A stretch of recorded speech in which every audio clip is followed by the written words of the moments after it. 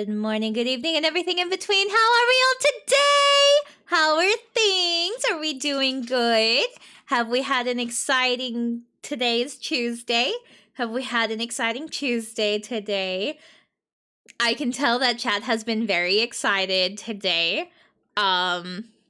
Pretty damn funny, if I do say so myself. I had a little giggle.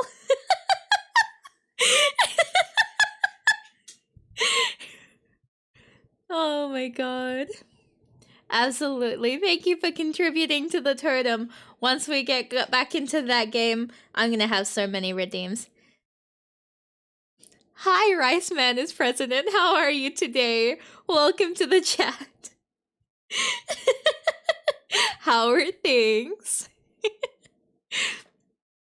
Man, oh boy, today is gonna be a day of all days. Honestly, we're gonna do some insane stuff. We're gonna romance some women. We're gonna do what we do best, and that is Riz. Y'all are gonna get to see the true Mari Riz win. I'm doing good. But you just came through on Twitter. Oh, you're sick. Man, you saw me on Twitter? That's crazy. Oh my goodness. Gay Panic. Oh yeah, Riz. I have the Riz game. Trust me. I'm like so good. They like wish they were me, you know? Like Tug's head behind ear. I'm like just so good at everything, you know? What do you mean, X? What? Look at me. Are you telling me that I am not pure perfection? Like, have you not seen anybody as perfect as me? Insane behavior, honestly.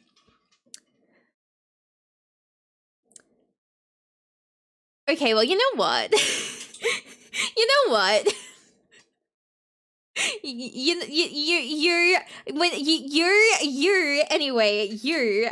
So we're gonna...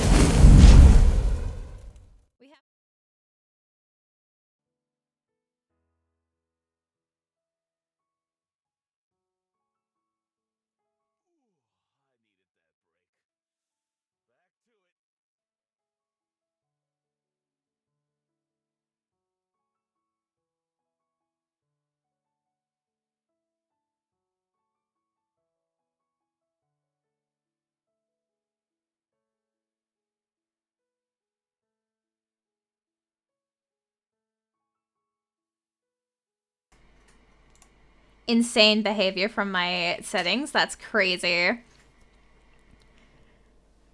What do you mean no game audio? The game audio's there. I just need to turn it up.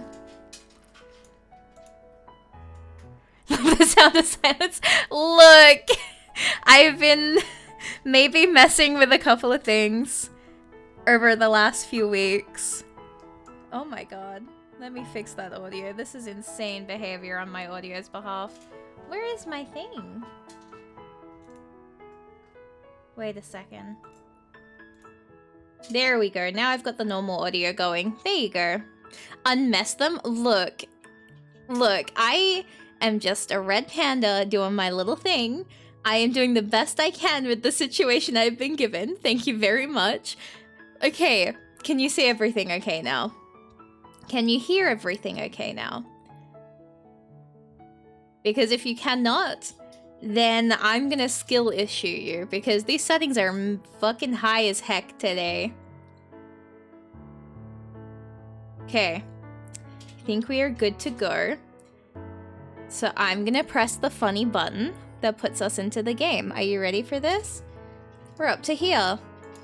I have coffee today, so I'm gonna have a sip of coffee while I redeem my scuff. Why does the screen look funny? Why does the screen look funny for you? Okay, you know what? I had been trying to ignore that until now, but yes. I can see it's quiet for you guys still. Far out. What is happening? I'm never touching audio again. There we go. Wait, what? What happens this weekend? This Friday is my birthday. No fucking A way. reminder that, like we just discussed, Time won't wait for me. Oh, I love funny buttons. I love funny buttons too. I love when we press the haha buttons. Whoa! Humans have parties for that, right? Are you gonna have a party? Wait, are we gonna have... Lucky, there's no fucking way. So I'm gonna turn up just a little bit more. We're not getting any wins with audio today, guys. There we go. No, I'm not turning 12. Oh, what the fuck? I wanted to have a party for her. How old are you turning? Not 12? Oh. Oh, no. Yeah, everything is lucky, Furbic. Deserved. I thought parties were a thing you got to do your whole life. Oh, she's so cute, actually. That's not fair that only 12-year-olds get to have them. Oh, you're so stupid. I want to punch It's you. not like that. They're just one of those things that you grow out of. She's Why? so good. Why what? Why do you grow out of them? Her brow gets some more creases. Like she's trying to explain this as much to herself as to me. It's just part of being an adult. You get older and older and you reach the real world and then you don't feel like having a party, I suppose. When you're young, it's exciting getting older because there's so much you can't do as a child. Hi, Shuva! Once you're an adult, you realize that what you thought adult life would be like isn't real. So instead of being excited that there's cake and ice cream, you start worrying about how many calories are in each. Oh my god, I didn't need this. Hello, Aspen, my beloved? What's a calorie? Oh my god, I'm gonna punt the fox. Never mind. She's like, you're so stupid, I want to kiss you. You know, Miho has a point. The fuck is calorie just eat? So true. She does? I mean, you don't worry that uranium has too many calories. Why worry about... True, good point. And uranium is delicious. I know. Damn. Even Miho doesn't believe her. You're never too old to have fun, as you both went out of your way to remind me. 25 can be just as much a reason to celebrate as 5. Oh, is she 25? I suppose you're right. For the record, Oh, okay. I'm only turning 24. Thank you very much. Oh, she's a baby. Still, I'm not the partying type. Plus, I told my Aw. parents I'd go visit them this weekend. We're gonna meet her parents. Just for a day, mind. I'll be back well before 24 hours have passed. Her commitment to being around her every day. That's wonderful. I'm sure they'll be overjoyed to see you. I'm sure they will be, at least for a little while. I still wouldn't want to stay for more than a weekend, even without Miho to keep in mind. Just get married. Yeah, literally at that Longer than point. that, Bring her and my with mum you. and I would probably go crazy.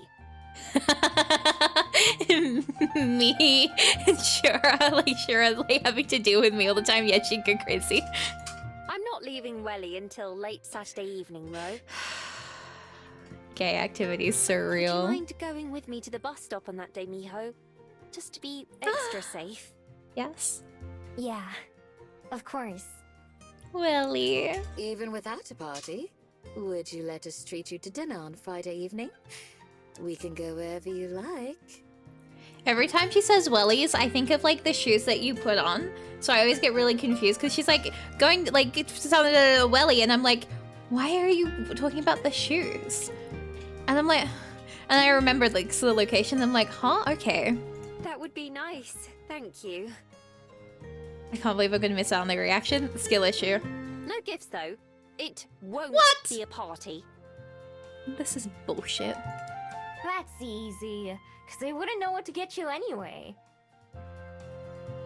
She's so... Where do you want to go? I'm not sure yet, but I'll let you two know. Maybe you can come over on Friday evening, and I don't we'll know. go from there. Wait. Okay, wait. Is wellies? Okay. So like wellies. WELLYS. It's the boots that you put on when it's raining, and they're like that, like plasticky kind, so that you don't like get the water like in your socks and everything. Do you know willies? Yeah. Come over? Where? Gumshoes, is that what they're called for you guys? To my apartment? I do have my own place to live, you know. And, well, it isn't anything special, but I felt I should at least let you two see it. Only if you want to. Guys, we're about to like go over to her place. Of course I want to! I mean it. It's the definition of average. I'm not even sure if it can fit 3 people. Gumshoes is what NZ calls it. Ah, yes, I the lived in a dirt Kiwis. hole for most of my life. I can handle anything. Okay, there is no gay excitement in Mari's voice. There is only Good point. regular excitement. You'll feel right at home then. Stop it. I'd love Leave to me come alone. visit as well. Stop it. Thank Stop you calling for me the out, Mama. invitation. Great. I'll clean up and make sure the cats are on their beds. She has It's cats! been quite a while since we've had company. I can't wait! Oh my god, I'm so excited. The 3 of us chit-chat for a little bit longer until it's time for all of us to split up for the day.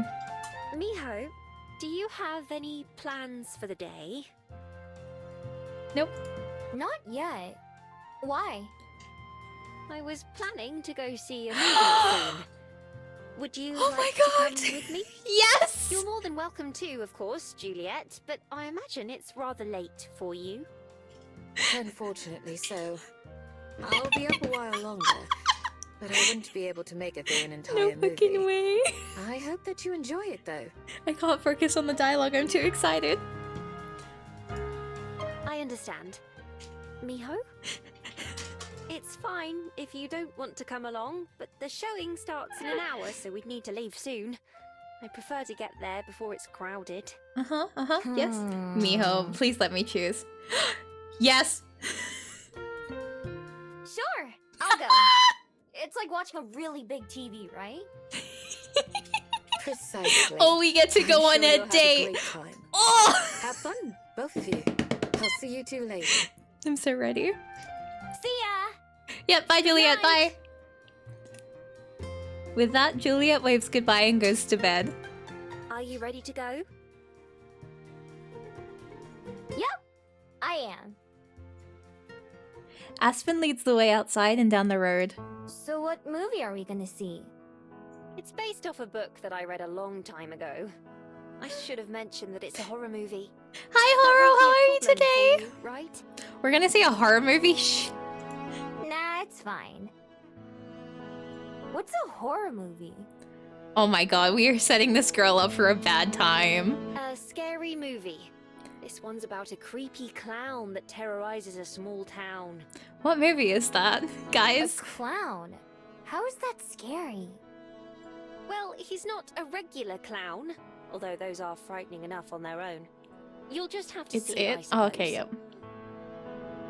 yep. Alright. I didn't know you liked scary things. I don't watch them that often, but like I said, I read the book a long time ago, so I already know what happens.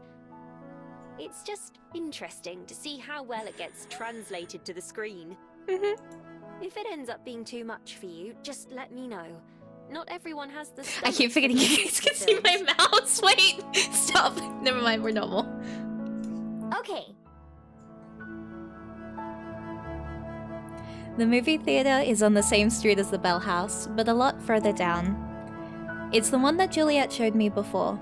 Back then, I told her that I didn't think I'd be interested in scary movies, but here I am anyway. It's not something I'd go see by myself, though. Thank you, Horo. Have a good rest of your evening. Aspen pays for both of our tickets, saying I can just pay her back later. We go inside through a pair of glass doors like the ones at the museum. Do you want any snacks? Oh, I'm so excited. Of course! What do they have? Oh, I'm so excited. Look at them. Well, traditionally you have popcorn at the movies. They also have candy and other things too. If you'd like, we can share some popcorn. Absolutely. Sounds good. I've never had popcorn from a machine like that before. Oh my god, she's so cute. Let's change that then. Aspen goes up to the counter and places our order while I wait nearby. A minute later, she approaches me carrying an enormous tub of popcorn. It's at least as big as my head, ears and all. Whoa, that's huge! Oh, I love her so much. Considering how much they charge for it, it's only fair. Come on, let's go sit down. I follow her down a hallway and through another door, where I finally get my first look at a movie screen. Whoa, that's huge too! Apparently, like, she's really splurging for us. It makes my TV look like a toy in comparison. In fact, it's probably bigger than my entire room. I need to stop pressing spacebar. We go up some stairs and then sit down in one of the back rows near the middle. Aspen holds the bucket of popcorn in her lap and grabs a handful right as something starts to play on the screen. Immediately, my ears are assaulted by blaring music and booming speech. With the sound coming from all around, I instinctively cover my ears at first. Is it supposed to be this Oh, loud? the baby! I have to yell just to make myself heard. Yes, but we're not. It's like the library. These are just previews for other movies that are She coming out looks so soon. grumpy. But once the real thing starts, we're not supposed to talk. Look at how mad she is. Look at that Although, face. it's not like there are many other people around that we'd be disturbing. She's right. We're the only people in the theater right now. This must be why she wanted to see the movie this early in the day. Eventually, I get used to the volume level. I grab a handful of popcorn from the bucket to munch on, and I'm surprised by how tasty it is. Whoa, this? I slap my other hand over my mouth to shut myself up, which makes Aspen laugh. She leans over to whisper, It's fine. We won't bother anyone. It's just good to know for the next time you see a movie. Oh, okay. This is really good. We sit through a few minutes worth of previews before our movie finally begins. Aspen and I, mostly me if I'm being honest, are almost halfway through the popcorn already. The movie gets right into the action. Within the first couple of minutes, the clown Aspen mentioned is already causing chaos. I thought clowns were supposed to be funny, but apparently this one didn't get the memo. I'm not bored, but I'm not exactly scared either. At one point, there's a loud bang as the evil clown jumps out of the darkness. Beside me, Aspen jumps in her seat, almost spilling the popcorn on the floor. Embarrassed, she wraps her arms tighter around it so it doesn't happen again. The movie lasts a lot longer than I expected. By the time we leave, it's almost lunchtime. Although I'm too full of popcorn to be hungry. Stepping out and into the sunlight, I notice Aspen's face is pale and she wipes her hands on her blouse. Haven't seen anyone play this through. How did you like it? Mio is so scrunky. Like, I love her so much. She's a baby. It was alright. I don't think I was ever very scared though. That's good. I thought I would be okay since I knew what was going to happen, but it startled me a few times. Oh, sweetie. Yeah, I noticed. At one point, she was even covering her eyes. Well, there's a reason I don't watch those types of movies very often. I'm glad you had a nice time, though. Yeah, thanks for inviting me. Maybe next time we can see something that's easier to watch. Miho, I need you to just kiss the girl. Finally, Aspen manages a smile. Yes, I'd like that. Miho, No! Why does it do this to me? Why? We were so close, and yet, come on, I'm tired of this. Give me them holding their hands or something. I need them to just... We're going to the waterfront. We're going fishing. Get in, we're fishing today. Feeling bored, I head down to the waterfront and Mr. Kim's fishing lessons. Ah! Riceman is president. Thank you so much for following. This will be the third time that I've gone. I was prepared to give up last time, but actually catching a fish was a lot more satisfying than I thought it would be. I'm sure I'll keep doing it in the future too. I guess that makes it one of my hobbies at this point. At the very least, it's been better than just wandering around town. When I get there, I'm surprised to find the fishing spot is empty. Other than Mr. Kim himself, he's sitting on a folding chair with a sandwich in one hand and a book in the other. I need to get that emotional support Mimo plushie as well, because I'm just gonna get her. I need two, because I feel like I'm gonna get really emotionally attached. So I need like one for storage and one to punt across the room because I adore her. He sets down both as he notices me arriving. Hey there, miss. Something I can help you with? He doesn't remember us. I keep forgetting that. Oh, I was here to go fishing. But it doesn't look like anyone else is here. This hurts me every If time. you're looking for a lesson, then I'm afraid the pool's closed. Which is to say, the next one doesn't start for a couple of hours. This is so upsetting. But if you just want to try your luck with the ocean, you're more than welcome to borrow a rod. Sure. Thanks. We're doing some fishing. Now that I know what to do, I don't really need Mr. Kim to walk me through it each time. I should be fine on my own. I attach a lure and then cast my line out into the water. I hope I don't catch the same fish as last time. Yeah, that would be embarrassing. Since there's not much else to do, I look out at the sea while I wait. It's been a long time since I've been on a ship, or even a boat. A long time ago, they were the best way to get around. But ever since there started being airships going all around the world, I sneak onto those instead. While I'm standing there reflecting, Mr. Kim comes up beside me. No bites yet? Nope. Nothing. She's so cute. Maybe the fish all went out to eat. Like usual, he takes a moment to laugh at his own joke. That's fine. I had to wait even longer than this last time. That's the right attitude to have. They can keep you waiting for a while. You've been waiting for a long time for a certain fish, right? Spot on. Who told you about that? Oh shit. I took one of your lessons a while ago. You told me about it then. Huh. Well, my memory sure isn't what it used to be. We're playing a hard game though. Anyway, you're absolutely right. Not just any fish. He's the king. Stole away me over. This girl has been all around the world, just never paying a single thing. This girl gets wherever she wants. King? The king? The way Mr. Kim says it sounds dramatic. Yes, the king of the ocean. Oh, he is so... God, I wish that was me. It's so He true. travels the waters of the world, all on his own. He takes his meals from a different fisher every night. Imagine just being able to go wherever the hell you wanted without ever having to spend anything. But then again, she had to steal. Like, she had to run and steal.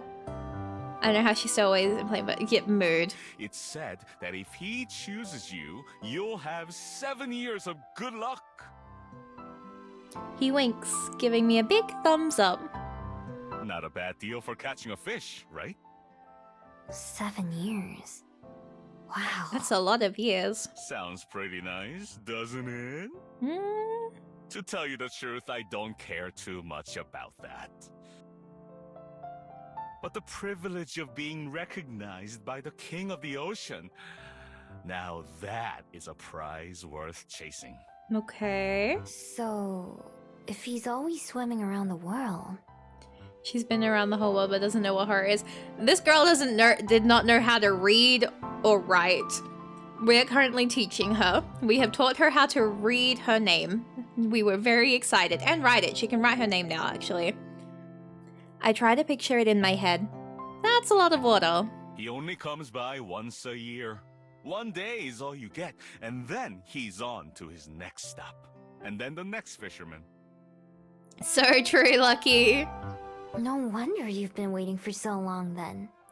How many years have you been after him? I'm sorry, oh yay, I love literacy. It just got me. What a mood.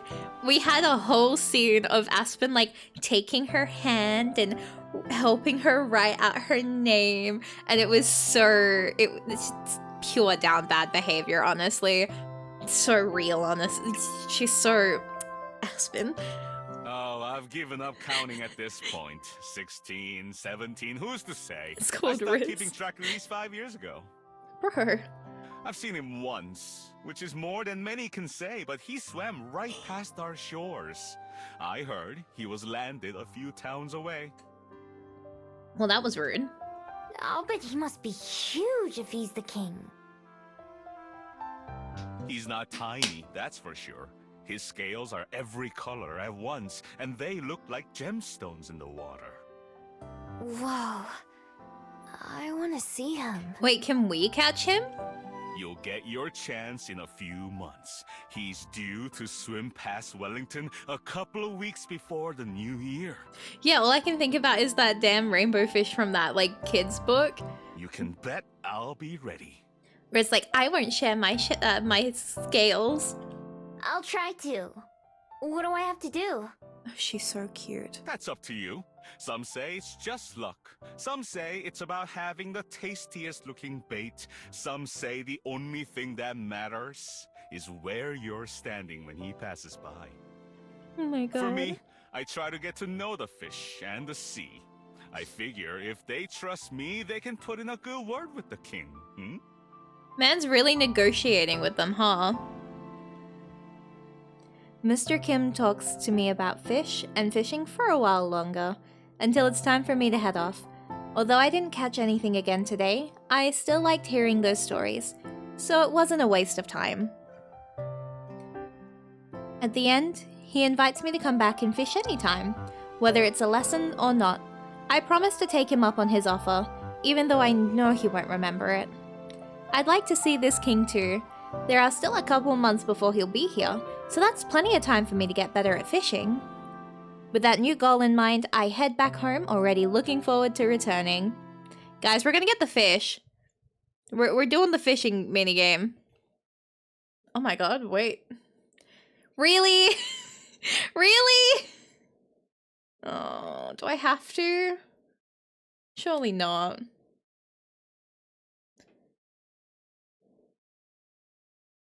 Imagine she eats the fish.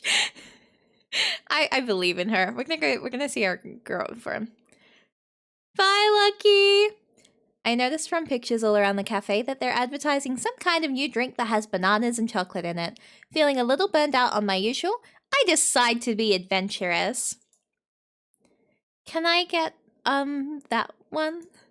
I point at one of the advertising pictures by the counter. Oh, the Banana Slammer.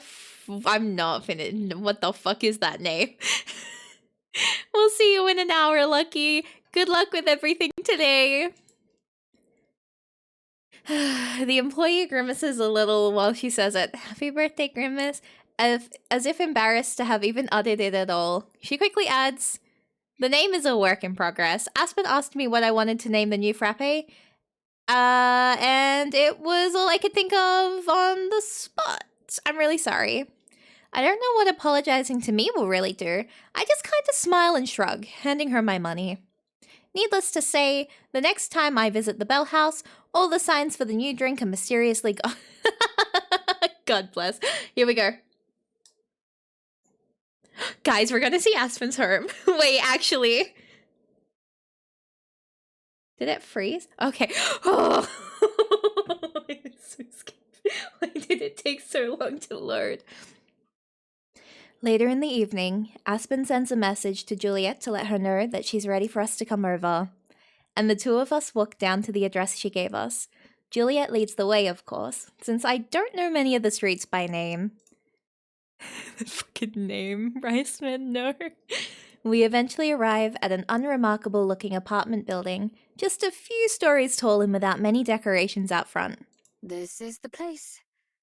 I believe she's on the ground floor. We're gonna see her cats. Not too far away, one of the doors swings open and Aspen pokes her head out to wave us over. Miho, Juliet, over here. Aspen! She holds the door open with one hand while pushing something away with her feet. No! Stay back, you two. Oh my god, I love her so much. I freeze halfway to where she is. What's wrong? Your girl Aspen? You mean our girl Aspen? I said, no, not you, Miho. I'm talking to the cats. Aspen gestures for us to come inside while keeping an eye on the floor. Juliet and I hurry in, and Aspen shuts the door behind us. Well, ta-da! Or something. Oh my god, she's so cute. I'm gonna scream. The entire place is just one room, except for a small bathroom. Right across from the door is a tiny kitchen area with a fridge, stove, and microwave. Her room is so cute! I'm too not woman for Aspen. She's basically your Aspen. Let's go! She's my Aspen! She's mine! Let's go! Her room is so cute! Wait, the fairy lights! She's like me! Oh my god, wait, okay, so... Oh, stretch. Oh man, that was a good big stretch, actually. Wait, okay, we're gonna dissect this room. We're gonna see how Mari coded she actually is. I have something similar to this, but they're actually light up ones. So I can flick a light and all of these light up with the Polaroids. I have the fairy lights, that's expected. I only have one plant. I have a board similar to this that I hang up, but I have a purple like velvet over the top, and it's where I stick all my keychains that I collect because I like collecting keychains. Just because of the fun. I love her lamp. Her bed is the perfect size for 2 people. Haha, crazy. Oh, that's a cute fit. I think she should wear that. Box with stuff in it, so true. Oh, look at her plushies. Wait, I want that one. I want that plushie. That's so cute. I need that in my collection. I really like that lamp though, actually. Like, that is a nice lamp. The little study desk, so real. Mine's not white though. Mine's, like a nice jarrah wood. And then the makeup, let's go. Oh, she's so real. Everything else is basically a bedroom. There's a dresser, a small desk with a computer, and Aspen's bed itself. Some luggage and boxes are scattered around, which I'm guessing were part of Aspen's cleanup. I hope that was the good kind of woe. Oh, baby, everything with you is the good kind of woe. It's lovely, Aspen. I adore the fairy lights and plants. They make it feel very welcoming. Thank you for having us. Juliet, what the fuck?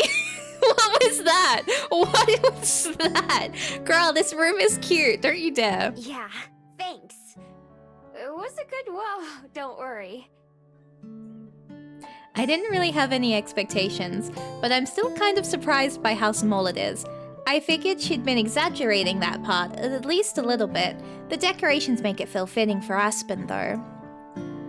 2 pairs of green eyes peek at us from around the corner, and both cats go dashing under the bed as we step further in.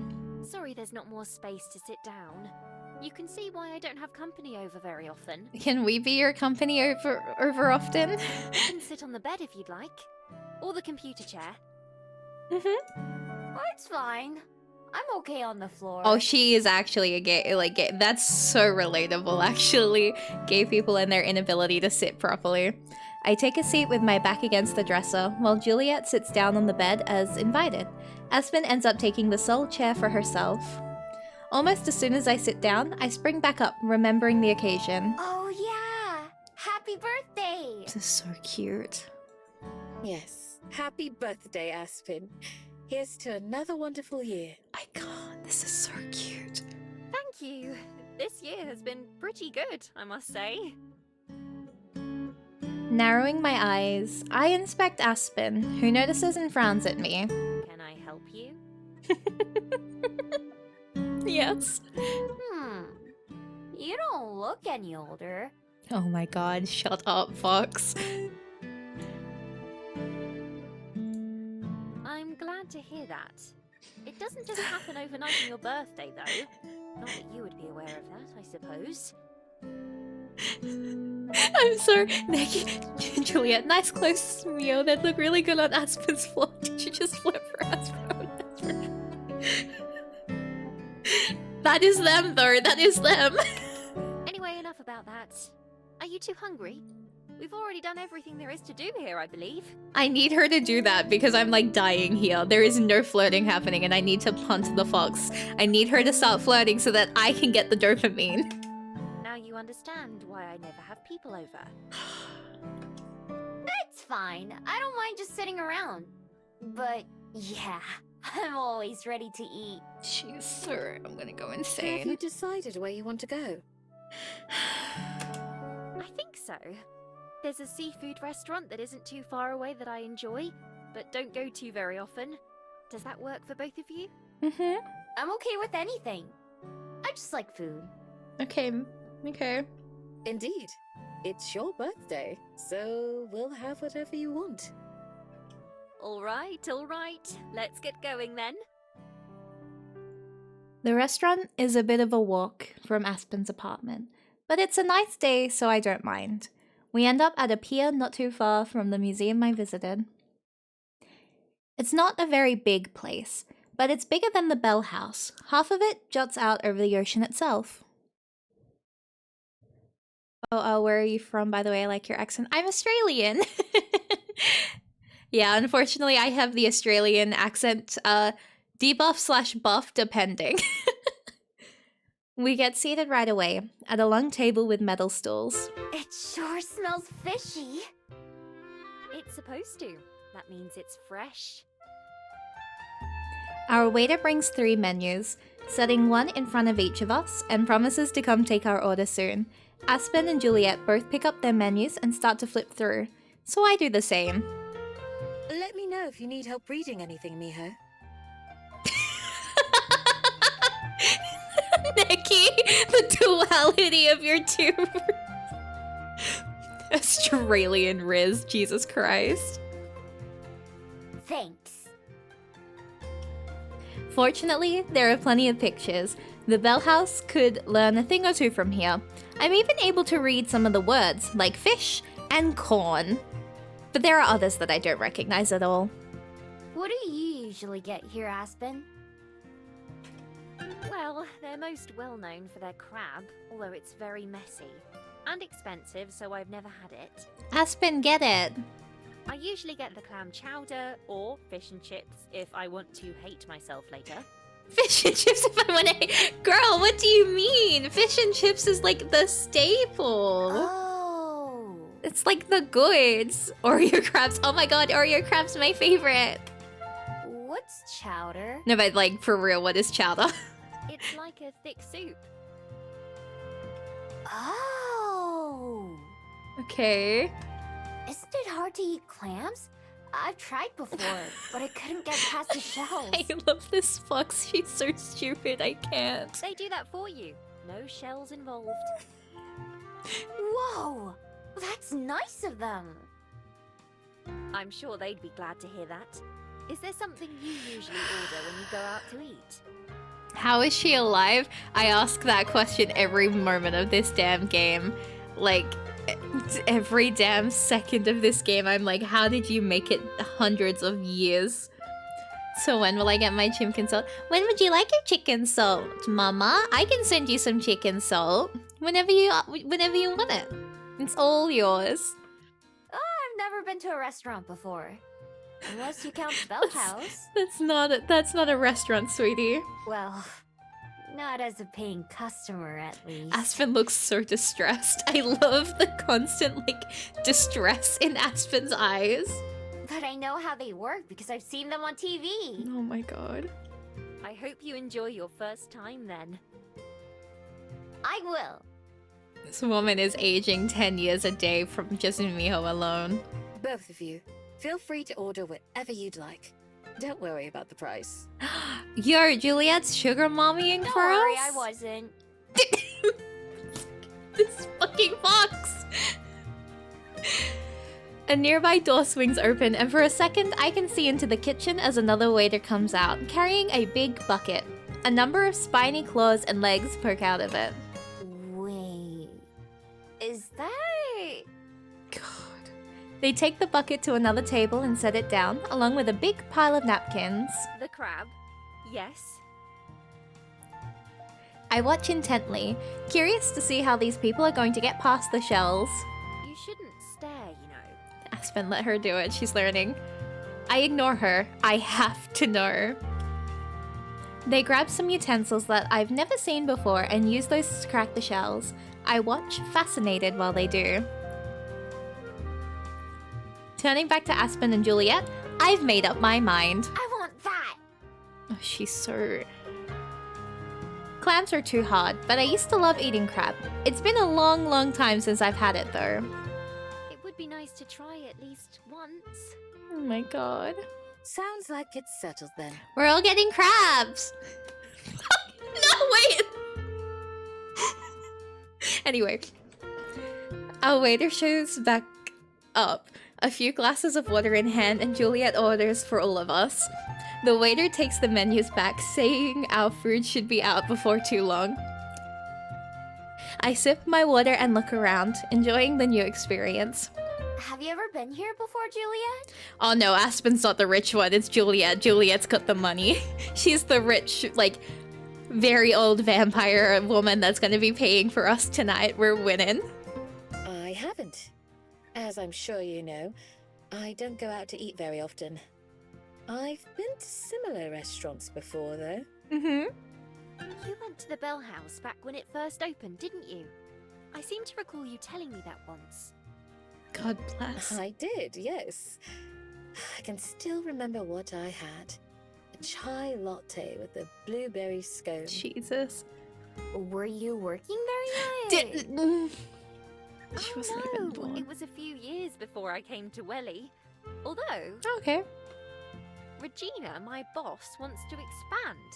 There's going to be a second location opening in a couple months. So who is the real sugar mommy? It's Juliet. Juliet's got the money. Aspen is a broke barista living in a tiny apartment. Juliet has a giant library. Multiple stories. She asked me if I would consider being store manager. Insane. Oh, congratulations! That's quite the honor. You'd get to run the whole place? God bless. I would still be working for her, but otherwise, yes. I haven't decided if I want to do it or not, though. Wait, how would we make that work if she has to go to a different It would area? be a lot more work and responsibility, obviously. It would take up much more of my time, too. If they have to move to a different area, I'm not sure if I want to put myself through that. like a second location, it's not going to be nearby. That's understandable. I do think you'd be well suited for it, though. And suddenly I heard a man. Huh? What were you hearing, Neki? Yeah, you already do a lot at the other Bell House. Thanks. Yes, it is tempting. Yeah, but girl, I have abandonment I issues. told You her can't I'll leave think me. about it and give her an answer by the end of next month. The building it'll be in is already a coffee shop, so it won't You accidentally take too long clicked a different convert. stream. Oh no. It all depends on some other things, really. Like what?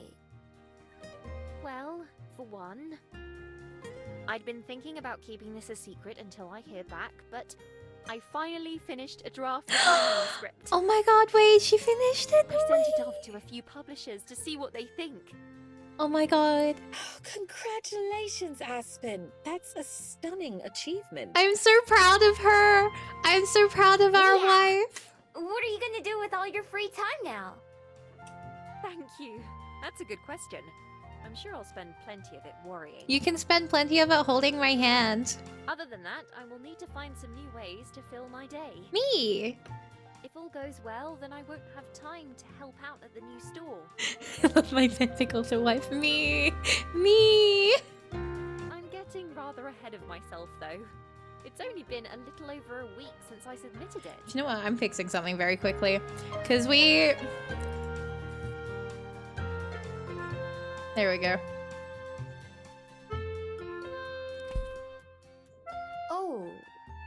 I hope it works out for you. Me too. That changed nothing. Wait, that didn't change at all. Hello?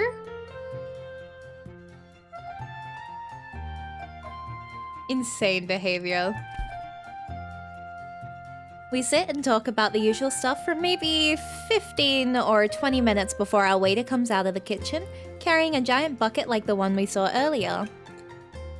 Aspen and I both gasp in awe as they place it on the table before us with a flourish, giving us a stack of napkins and tools like the other group. Why did you write it like that? Shura? Well, let's not just stare. Dig in. Oh, I love her dumb little face. Oh, I don't even know where to start. I grab one of the pieces closest to me. It's hot. So hot, I drop it on my plate. Aspen does the same with a thing with a yelp of pain. Juliet, on the other hand, seems totally unbothered as she calmly claims a portion for herself. Leaning in close, I blow on my food to try and cool it down. While I do, I watch Juliet to observe how she does it. 'Cause you say it like that. No, I don't! She smiles when she notices me watching, and turns her hands to give me a better view as she uses the tool to crack the shell and get to the meat. Aspen seems to know what she's doing too, once it's cool enough for her to handle. Now, I just need to give it a try. I try to mimic what I saw Juliet do, and after a moment of squeezing really hard, it finally works! That was a lot easier than trying to use my own claws. Oh, she's so cute. What do you mean, yes? No, I I don't! should hope so. I pile it onto my fork and take a big bite, finally getting to enjoy my prize. I feel my eyes go wide with how good it is. Enjoying it? I'm living, like, vicariously through this because I can't eat crab, so this is the closest I'm getting to it. Yeah. I quickly finish the piece I was eating and then rush to grab another one. It's a lot easier to crack now that I know what I'm doing. For a while, the only sounds coming from our table are those of us enjoying our food and the occasional sip of water. When our waiter comes by to give us refills, they look a little shocked at how much we've already gone through. When the bucket is finally empty, and I sadly toss the shell of my last piece into the waste bag, Juliet seems to pick up on it. Are you still hungry, Miho? Hungry? No. Do I want to eat more? Yes. That was delicious. Do you know what I've always wanted to eat? I want to try lobster, but like I can't eat most seafood, so I feel like if I did, I would have to be ready to like take like anti-allergen medication so fucking fast. Juliet glances at Aspen, who shrugs. I could eat more. The next time the waiter passes by, Juliet flags them down with a smile. Could we get a second order of this, please? It feels like it may as well be my birthday instead of Aspen's. Oh, that's so cute. By the time we get through the second bucket, even I can't eat it anymore. And we leave the restaurant in a bit of a daze. I don't know if I've ever been this full in my life. Every bite you take, I stab you with anti-allergy. Let's go, Neki, perfect team. Me too. I think I'm set on crab for a long time now. Thanks for dinner though, Juliet. It was wonderful. It's like if I ever want to eat prawns, I have to be so ready for like taking some kind of medication or just dealing with it. Thankfully, prawns won't murk my ass, but the last time I ate crab, I was so viciously sick that I was like, okay, we can't do this again. We're not taking that chance. Of course. It was my pleasure. I hope you've had a nice birthday. I certainly have. Now, if I can make it back home, I'll call it a success. Can we walk you home? I feel like I've put on several kilos just from that meal. Kilos? Would you like me to call you a taxi? No, I want to walk her home. Miho, let her... No, it's fine. Walking some of this off will be good for me. I still have to pack and get ready for tomorrow. Miho, please, I'm begging you. I suppose Miho and I will head home as well then. Does that sound okay, Miho? Juliet. Juliet. Yeah. Let's just... Why does this Walk game do this to slow. me? Please. Still, I manage a weak wave. Bye, Aspen. Happy birthday again. Julia is just making this so much harder for me, and I don't need this kind of Thank you negativity in my again. life. Good night to you both. I'll see you two tomorrow. No! Aspen trudges off, but Juliet somehow seems unfazed. Shall we be off? Juliet! No! Taking a deep breath, I steel myself for the long walk home. Yeah. Let's go. I hate it here. Can't live with love in these conditions to it. Me! Hi! The afternoon of Aspen's departure, she is unusually quiet. Although she shows up to breakfast like normal, she barely says a word throughout the whole meal, other than things like yes please and no thanks. You can't live love, lesbian either. Me! These are very trying times and I'm trying to be brave. I need being brave right now. From the way she keeps checking her phone and messing with her face and clothes, I can tell something must be on her mind. I figure she's just antsy about her trip, so I don't bring it up or try to talk to her. Instead, Juliet and I mostly chat until we're done eating and the dishes are cleaned up. Queen, what's bothering you? The moment we're finished, Aspen perks up a little bit. Miho, are you ready to go to the bus station? Yeah. This way, you have as much time as possible to get back. This is making me nervous. Precisely. Thank you. Like, I'm so scared. Like, I have separation anxiety now with Aspen.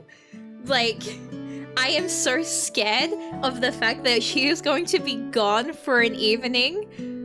And, like, I am scared. I am genuinely scared. Like, no wonder I wonder if she is also scared. Because, like, if something goes wrong and she can't get back to us in time, we're fucked. She's gonna forget us, and I think that is a terrifying thing. I am scared. I am terrified of what is coming up. Of course. Yep. Before departing, Juliet approaches Aspen and gives her a hug. From the outside, I realize that hugs look kinda weird. People have come up with the strangest ways to show they care about each other. Safe travels, Aspen. Let us know when you get there. I need to stop touching and fiddling with my mic because I'm getting anxious. Will do. We won't have reception while traveling, but I'll send a message as soon as I'm home. How long is your trip? If it was by car, only a couple hours.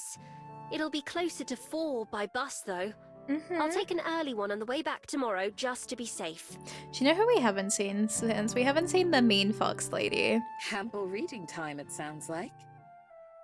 Oh, yes. She drums her fingers on a book tucked into her bag. Patricia and I have a lot of catching up to do. Although she's still fidgety, it seems like Aspen's remembered how to speak. After spending an unusually long amount of time adjusting her skirt and hair, she finally faces me brightly. Well, shall we be off, Miho?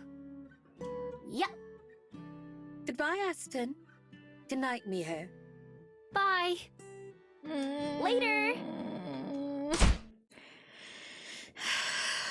Aspen holds the front door open for me as we exit the library. Where exactly is the bus station? I'm scared. Guys, someone hold my hand. I'm scared. Not too far from my apartment. We'll pass it by on the way there. Should we stop by and say hi to the cats? I'm sure they'd love to see me. They hid from you, baby. They're going to be angry enough at me for leaving for a day. I'm not sure I want to traumatize them right before I go. We're holding each other through this. We're scared. Oh, dang it. I've never gotten along with cats. Oh, kidder. Have you known many? Only a few.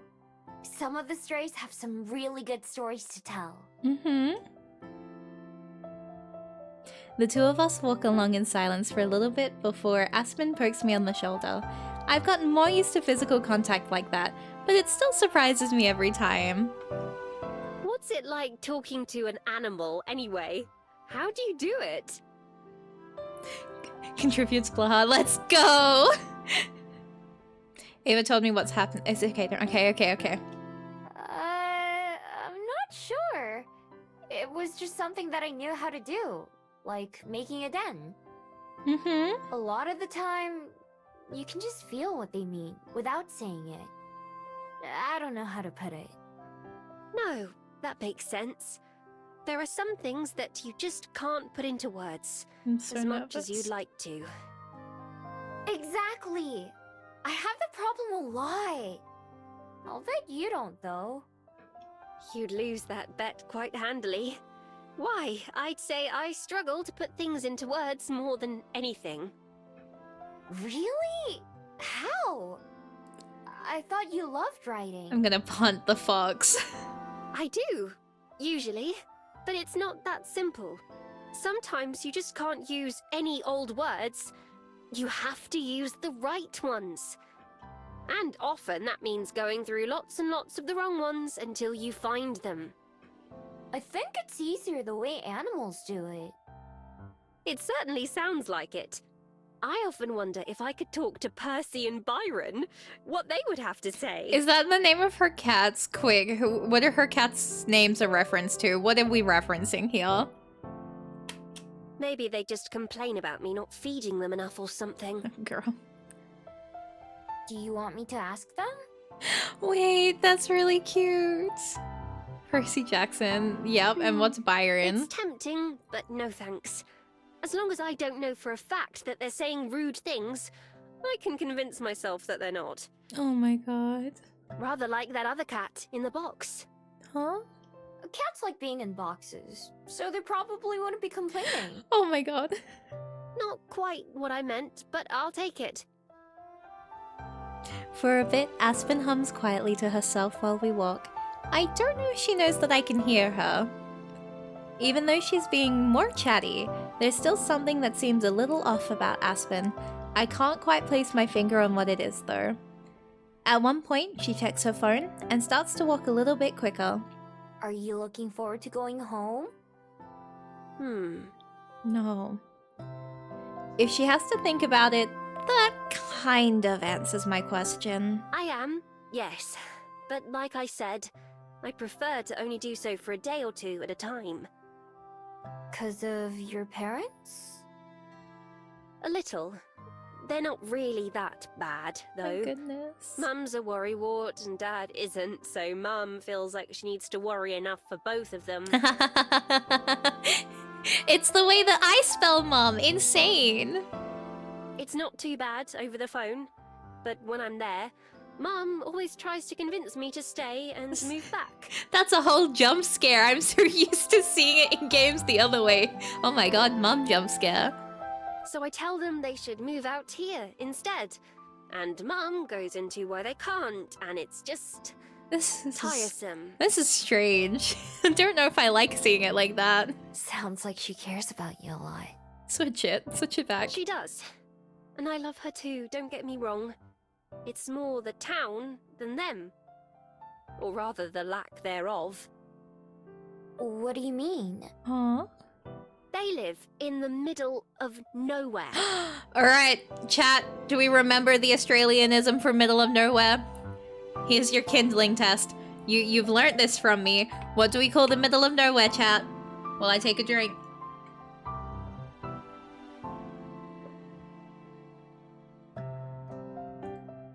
I love how you did the A. Middle of whoop whoop. You're right, Nikki. You're so correct. It's the middle of my screen.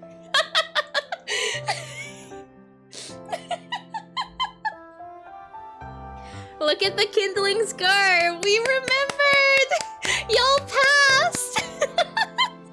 Yes. So we would say they live in the middle of whoop whoop.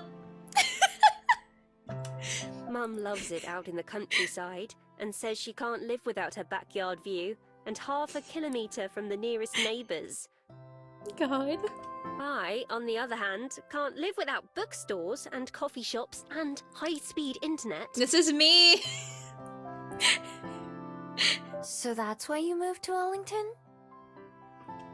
That's why I moved to Wellington. It seemed like a necessity to make it as an author. I try to put together the things she's been telling me into one big picture. Can you only find the right words here? Exactly.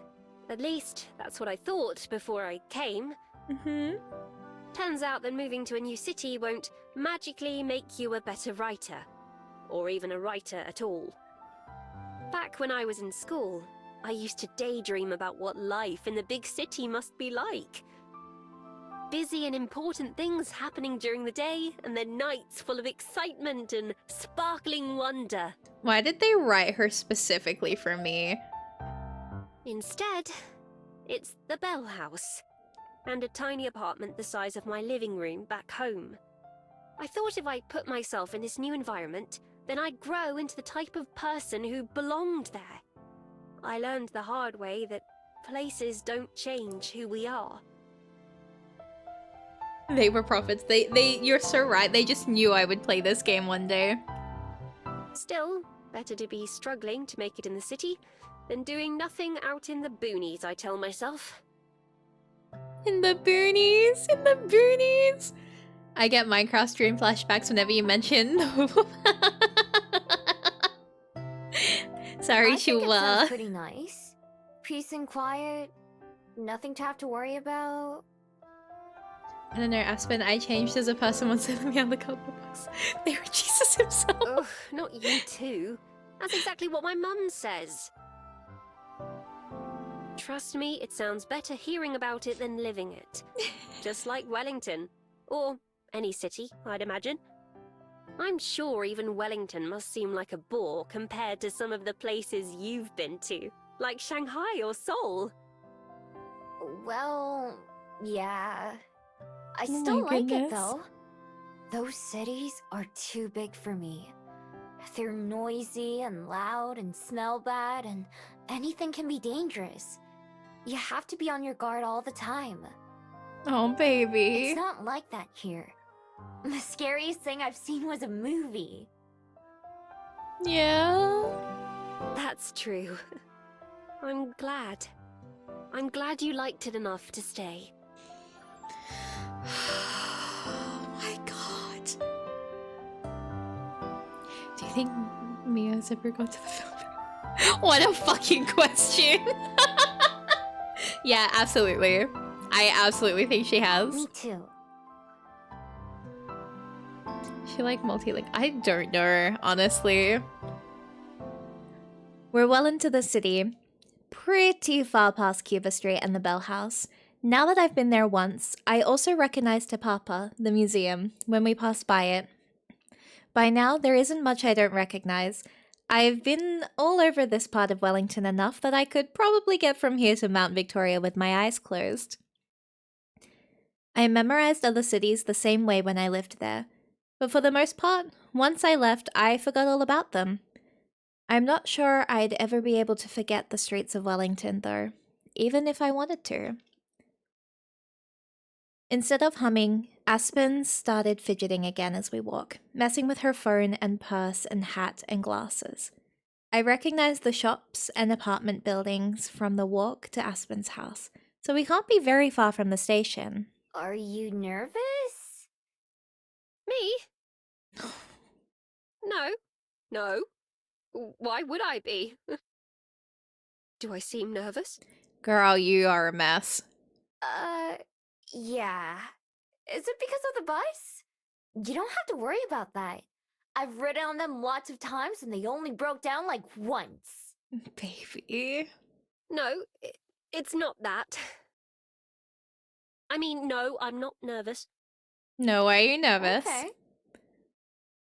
I've never seen Aspen more nervous, but I still don't push it. I can hear and smell the bus station before I see it, and then it comes into view. There are 2 or 3 buses parked or passing through. I wonder if one of them is Aspen's. We stop across the street and she checks her phone again, then puts it away. You're not late, are you? Oh, I could have walked faster. No, we're right on time. It'll be here any minute now. God bless. Cool. I'll wait with you till it arrives. Can you just kiss her already? I start to cross the road, but stop when I notice Aspen isn't following. Instead, she's still standing on the sidewalk, gripping the strap of her bag tightly. Aspen? I trot back to her, looking around to see if I'm missing something. But there's nothing, other than a couple of people waiting far away at the station. Are you alright? I trot back to her, looking around to see if I'm missing something. But there's nothing, other than a couple of people waiting far away at the station. She's beautiful. Oh my god. Oh my god, you are everything to me. Oh my god. Oh my god, she is beautiful. Don't do this to me. Oh my god,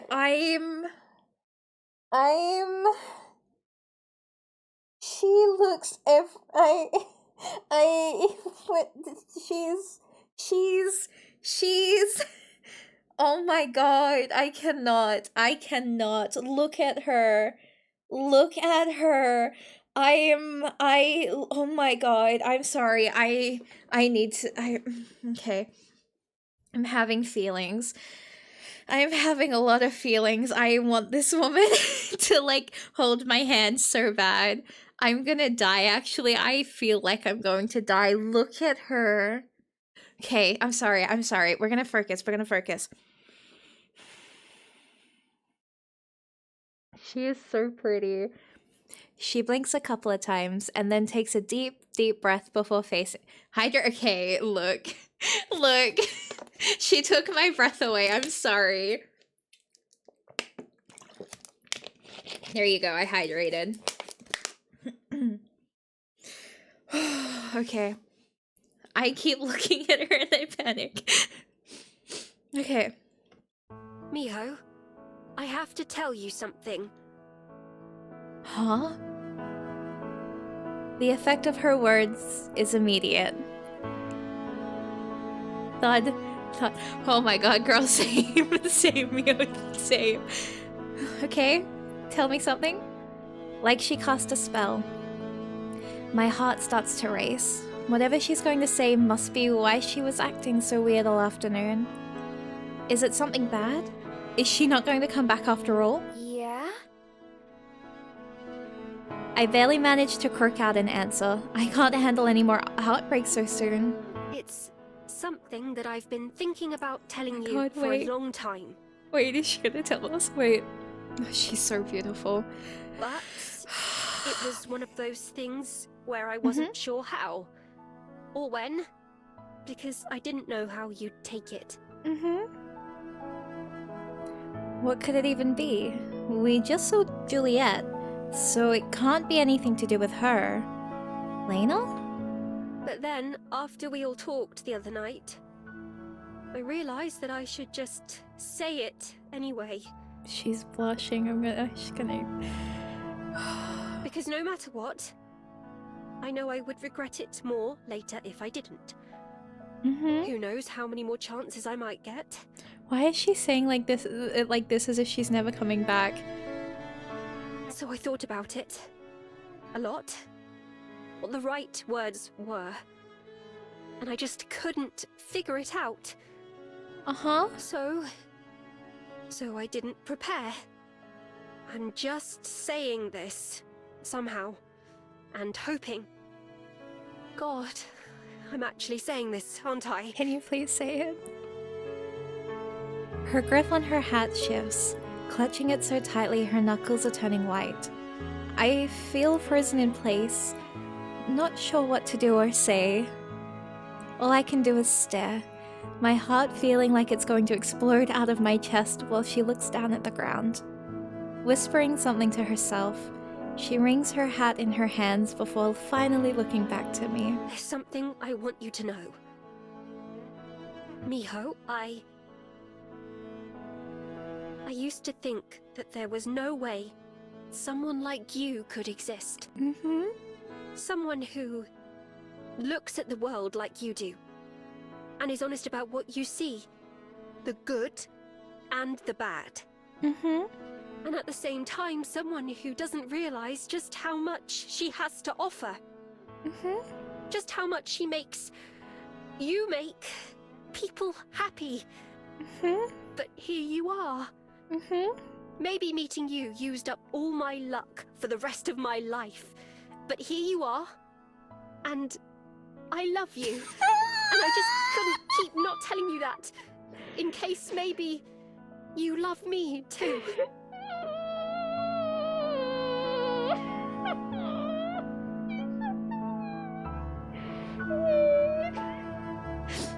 She said the words! She said it! Oh my god, wait, she said it! I can't!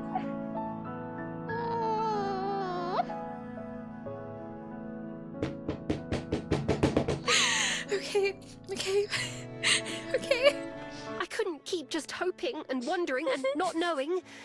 And now that I've said it, it feels so good to have out there. Okay. I love you, Miho. I love you.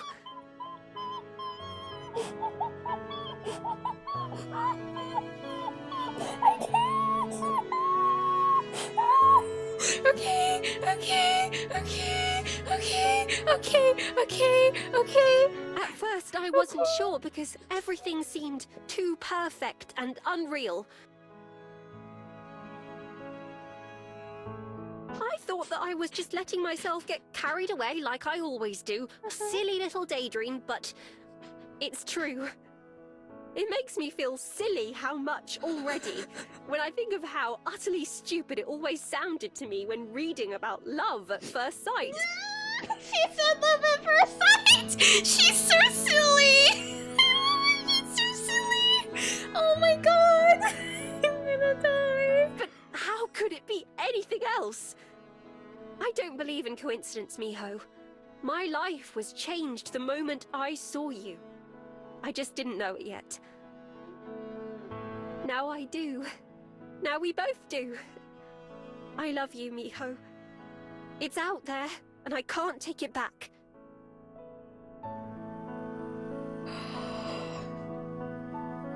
Her words drift away into the air as we look at each other in silence.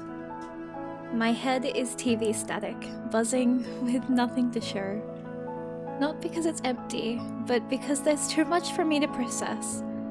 Aspen, in love with me?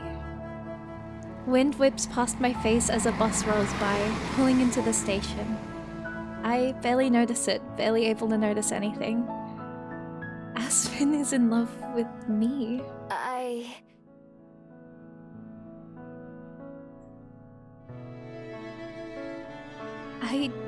I don't know what to say. But Aspen raises a finger to her lips. Shh. Don't tell me. I said it now before I leave for a reason. Because I thought you might say that. I'm gonna cry. Tomorrow. Whatever it is you feel, I'll hear it then. Shut the fuck up. I look at her face for some guide on how to respond, but she just gives a smile. A weak, fragile smile. Left dumbfounded, I nod. Aspen is in love with me? Returning her hat to her head, Aspen sighs, like she'd just finished a hard day's work. Well, that's it. All I have to say, I suppose. As if that wasn't one of the most important things I've ever said in my life. That's my bus. So, I'll see you tomorrow, Miho. And no matter what, it's okay. If we just carry on being friends like normal, I'm fine with that. More than fine. I'm just glad that I took the chance to tell you. For how nervous she was a few minutes ago, she does seem a lot calmer now. I may as well be a statue as Aspen starts to walk past me, but then she pauses. May I give you a goodbye hug? Can you give me a goodbye kiss? That much I can respond to at least. Yeah. We wrap our arms around each other, that weird human custom. Everything may have just changed, but she's still the same Aspen she was when we left the library. I try to listen for what she might be saying without words as she squeezes me tight. Finally, she steps away with a smile. It might be the most genuine one I've ever seen on her face. Bye, Miho. Bye.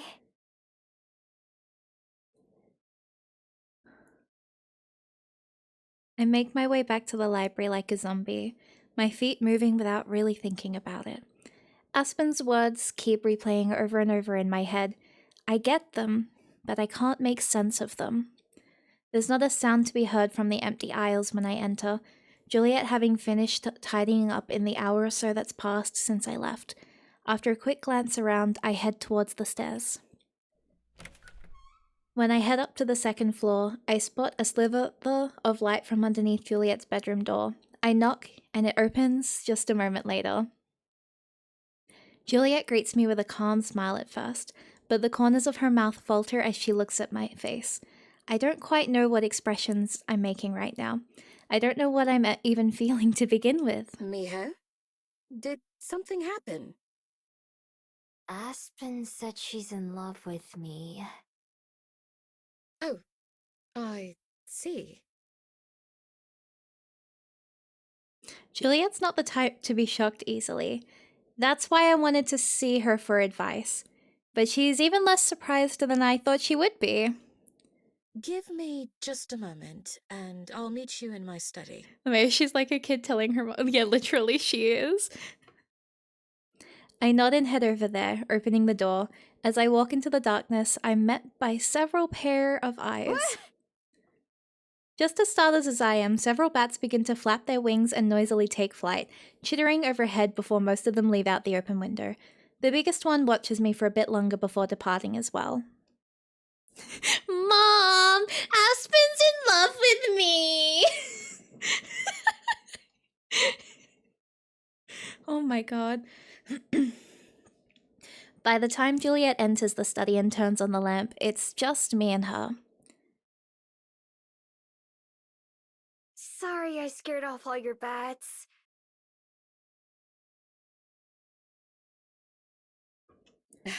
It's fine. Don't worry.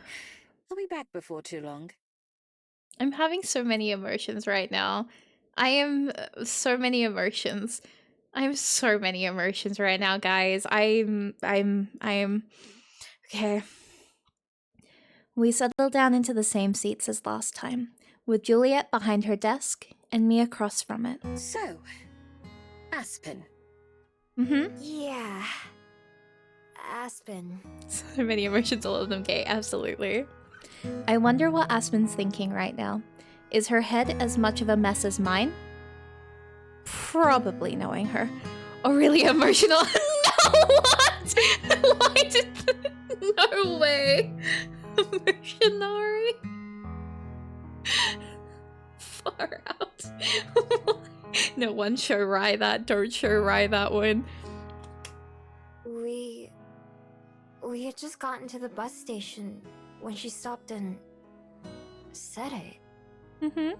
She said she waited until just before she left, so she didn't have to hear my feelings until tomorrow. Don't show Rye that one. When she gets home.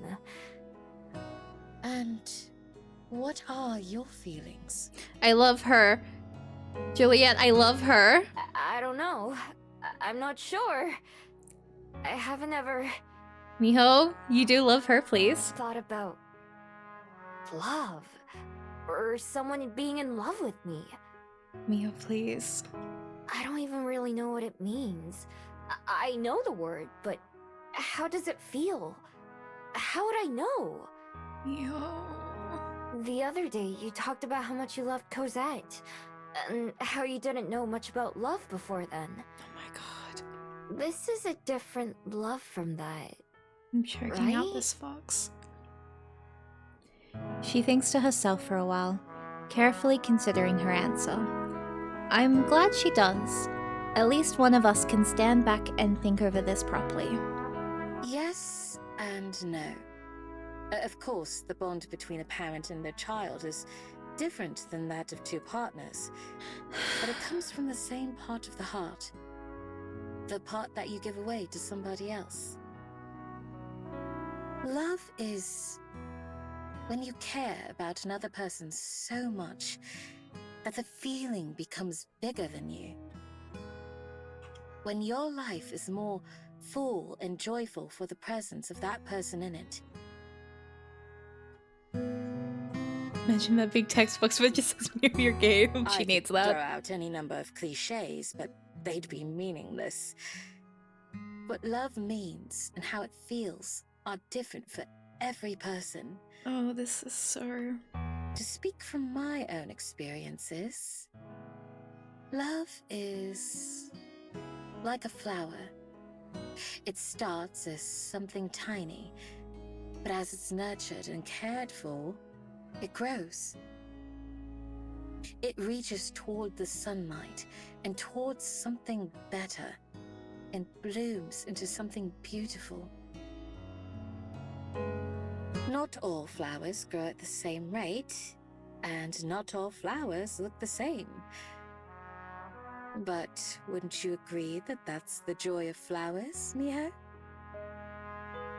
I look up from the floor towards Juliet, who's watching me warmly. I like flowers, but I've never grown one before. What's the Juliet doing with... Yeah, like, she's really going hard on this, and it's kind of making me emotional. Like, why is she making these words so pretty? The same can be said for everyone at some point. But as long as you're willing to give it the time and patience that it deserves, even the tiniest seed can become something wonderful. Oh my god. Juliet must see the confusion on my face, because she touches my hand gently. You should take some time to yourself, Miho. We can talk about it later tonight, if you're ready. If you needed even more time, I'm sure Aspen would understand. Yeah. I need to think about it. Why do I feel like we're about to walk into the most soul-crushing angst part of this story? And sorry for waking you up. Or keeping you up. Whichever. It's no trouble at all. I'm glad that you felt comfortable coming to me about this. It was the first thing I did. Thanks, by the way. You've helped me out a lot. Of course. It's my pleasure. It's what friends are for. Juliet returns to bed and I go to my room as well. I sit down on the floor, which is where I've done a lot of my best thinking lately. I lean against my bed and turn on the TV. There sure are a lot of shows and movies about love, aren't there? It's difficult to imagine that concept applying to me. I do know that I care about Aspen a lot. I like being around her. I like talking to her. I look forward to seeing her when she's not there. We're friends. But could we be more than that? I spend a few hours stewing in my thoughts and not coming to any conclusions. Love feels like something that couldn't and shouldn't apply to me. And yet, here I am. Hours pass as I consider the issue from every different angle. I end up with more questions than answers. Is it something I want? Is it something I could even do? What I choose to say to Aspen doesn't just affect me, but it affects her too. No matter what, both of our lives are about to change. And no matter what, I have to make a decision. I'm not sure I'll have some doubts either way, but I can't just ignore or run away from this. So after turning it over and over in my mind, I finally make a choice. Slowly, I stand up and head downstairs. My legs feel like jelly as they carry me towards another huge moment. My hands shake, but I hold on tightly to the banister as I head down to the kitchen, where Juliet's making tea. There's a second mug set on the table, full of steaming hot chocolate.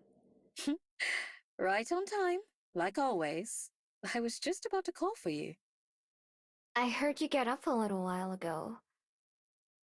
I was still doing some thinking, though. I see. So I take it that means you've made up your mind about Aspen, then? Yeah, I'm gonna romance her. Yeah, it wasn't easy, but I have. I swear to God, if this fox does not say I love you back, I'm throwing her in the trash. Matters of the heart are rarely easy. Shall we sit? Yeah. Girl, I will buy your marketable plushie and throw you. We take our usual seats, the third one conspicuously empty. I take a big gulp of my hot chocolate, while Juliet takes a small sip of tea. Wiping my mouth with the back of my hand, I lean back in my chair, take a deep breath, and nod. I've decided. Absolutely. I want to try things with Aspen. I know it'll be hard, but I want to try. Oh my heart. I will not throw the fox. I feel more sure of the words as I say them. Something about this decision feels right. I do want to try. Like Aspen said yesterday, it's out there now and I can't take it back. I know she's a human, and so someday it'll hurt. Damn it. Girl. No! I forgot about that! Shit. I forgot about that part. I'm tired of these Model X and models. I'm no longer happy. It was a lapse of judgment. Okay. Why do they have to really just go, oh, by the way, she's just fucking. Okay. But I can't just always run away from things that are painful. Because if it hurts, that means it was important, doesn't it? Mm-hmm. It certainly does. That's a wise way to think about it.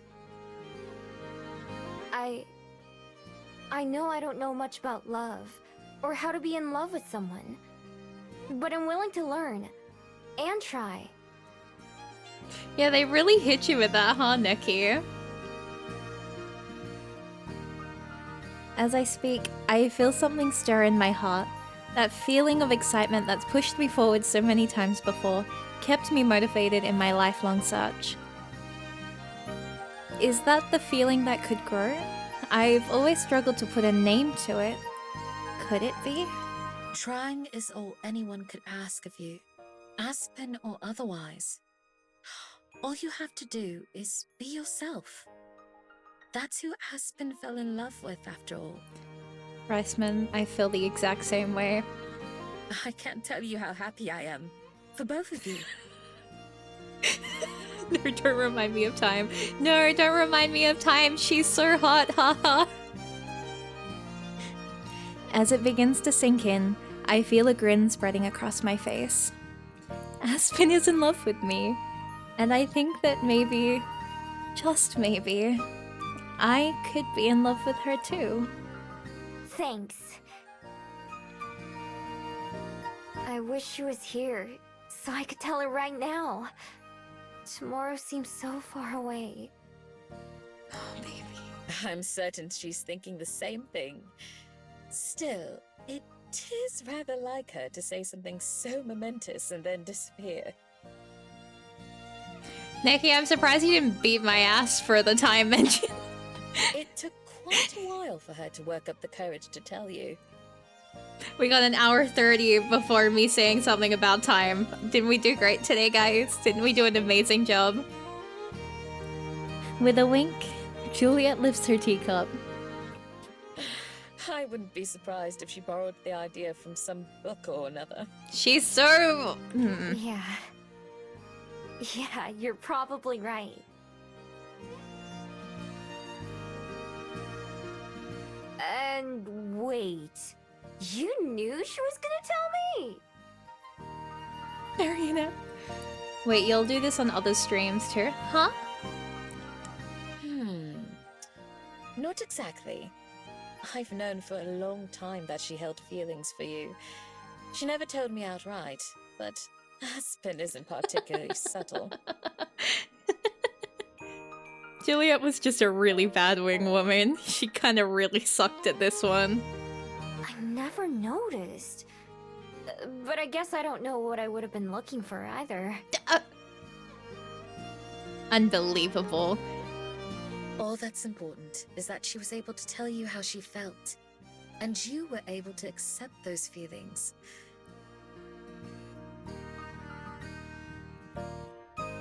Yeah, like if you knew why separate them. Yeah, exactly! Like what the hell? Why didn't she just be like, why don't you walk her home? Why don't you make sure she gets home safe? Come on, Juliet, come on. What the hell, dude? Come on. Anything along the way was but a means to the same end. Juliet's right. Not just about Aspen, but about my life in general, as she herself pointed out not that long ago. I thought it had all been for nothing, pointless ever since Yonyan died without my knowing it, and I had reached a dead end myself. But that was just the end of a chapter in my life, not the whole story, as Aspen would say. I had thought my life as I knew it was ending, and maybe that was true. On the other hand, I feel like a new life for myself is just beginning, one that isn't so solitary and lonesome. Nearly every day, I discover something new about myself, things I used to think were impossible. At least for someone like me. Maybe I'm not so different after all.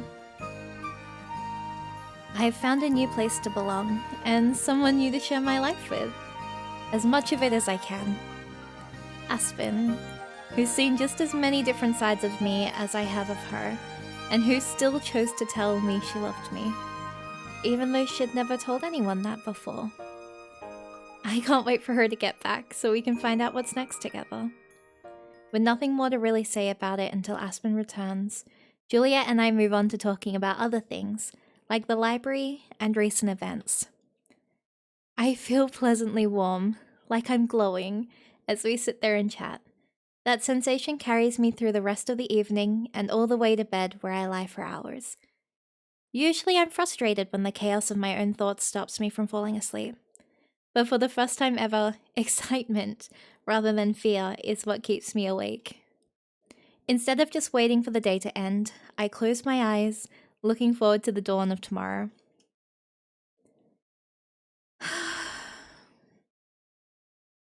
Guys, I'm scared.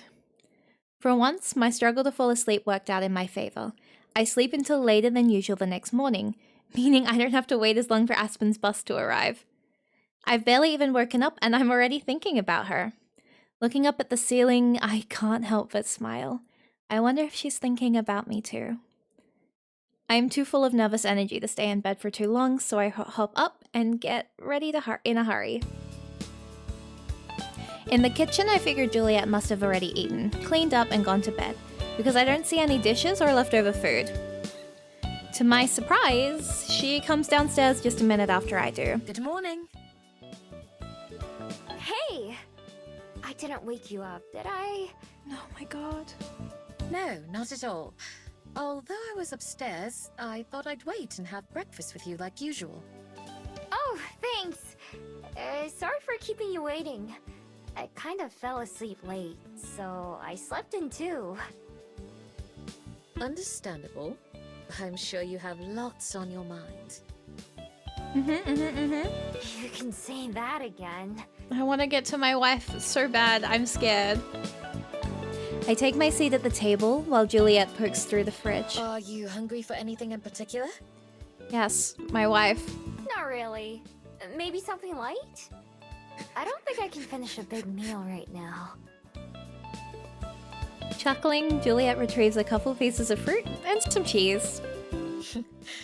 Butterflies in your tummy? No, I'm scared because she gave me flags and I'm scared. I haven't eaten anything. I'm just nervous. Girl. I'm sure I would be too, in your position. Although, Aspen did the difficult task of taking the first step. You have the luxury of being the one to respond. This is driving me insane. That's true. Juliet sets a platter with slices of apples and oranges, as well as a few blocks of cheese on the table between us, and I idly munch on some fruit.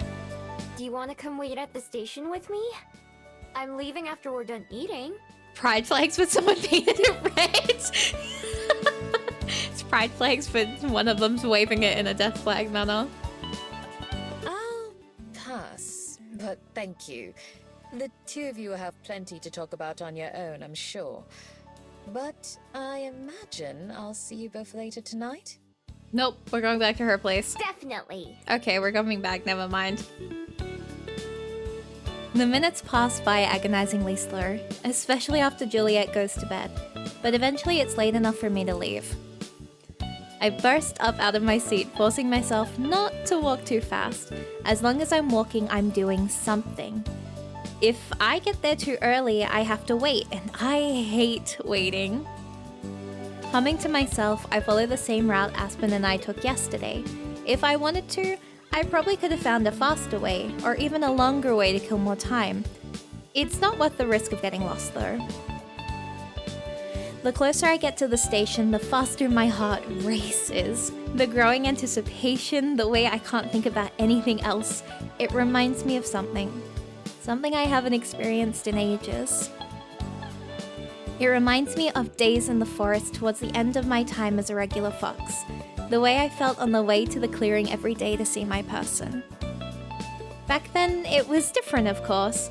More instinct, less thinking, but it still pushed me forwards. That was love, wasn't it? In my own way, just like Juliet said. Usually something like that would stop me in my tracks, but today it just makes me smile. My good mood carries me the rest of the way to the bus station. I pause at the intersection where we stood yesterday when Aspen said everything. This spot will be special to me forever. I already know. I hurry across to the other side.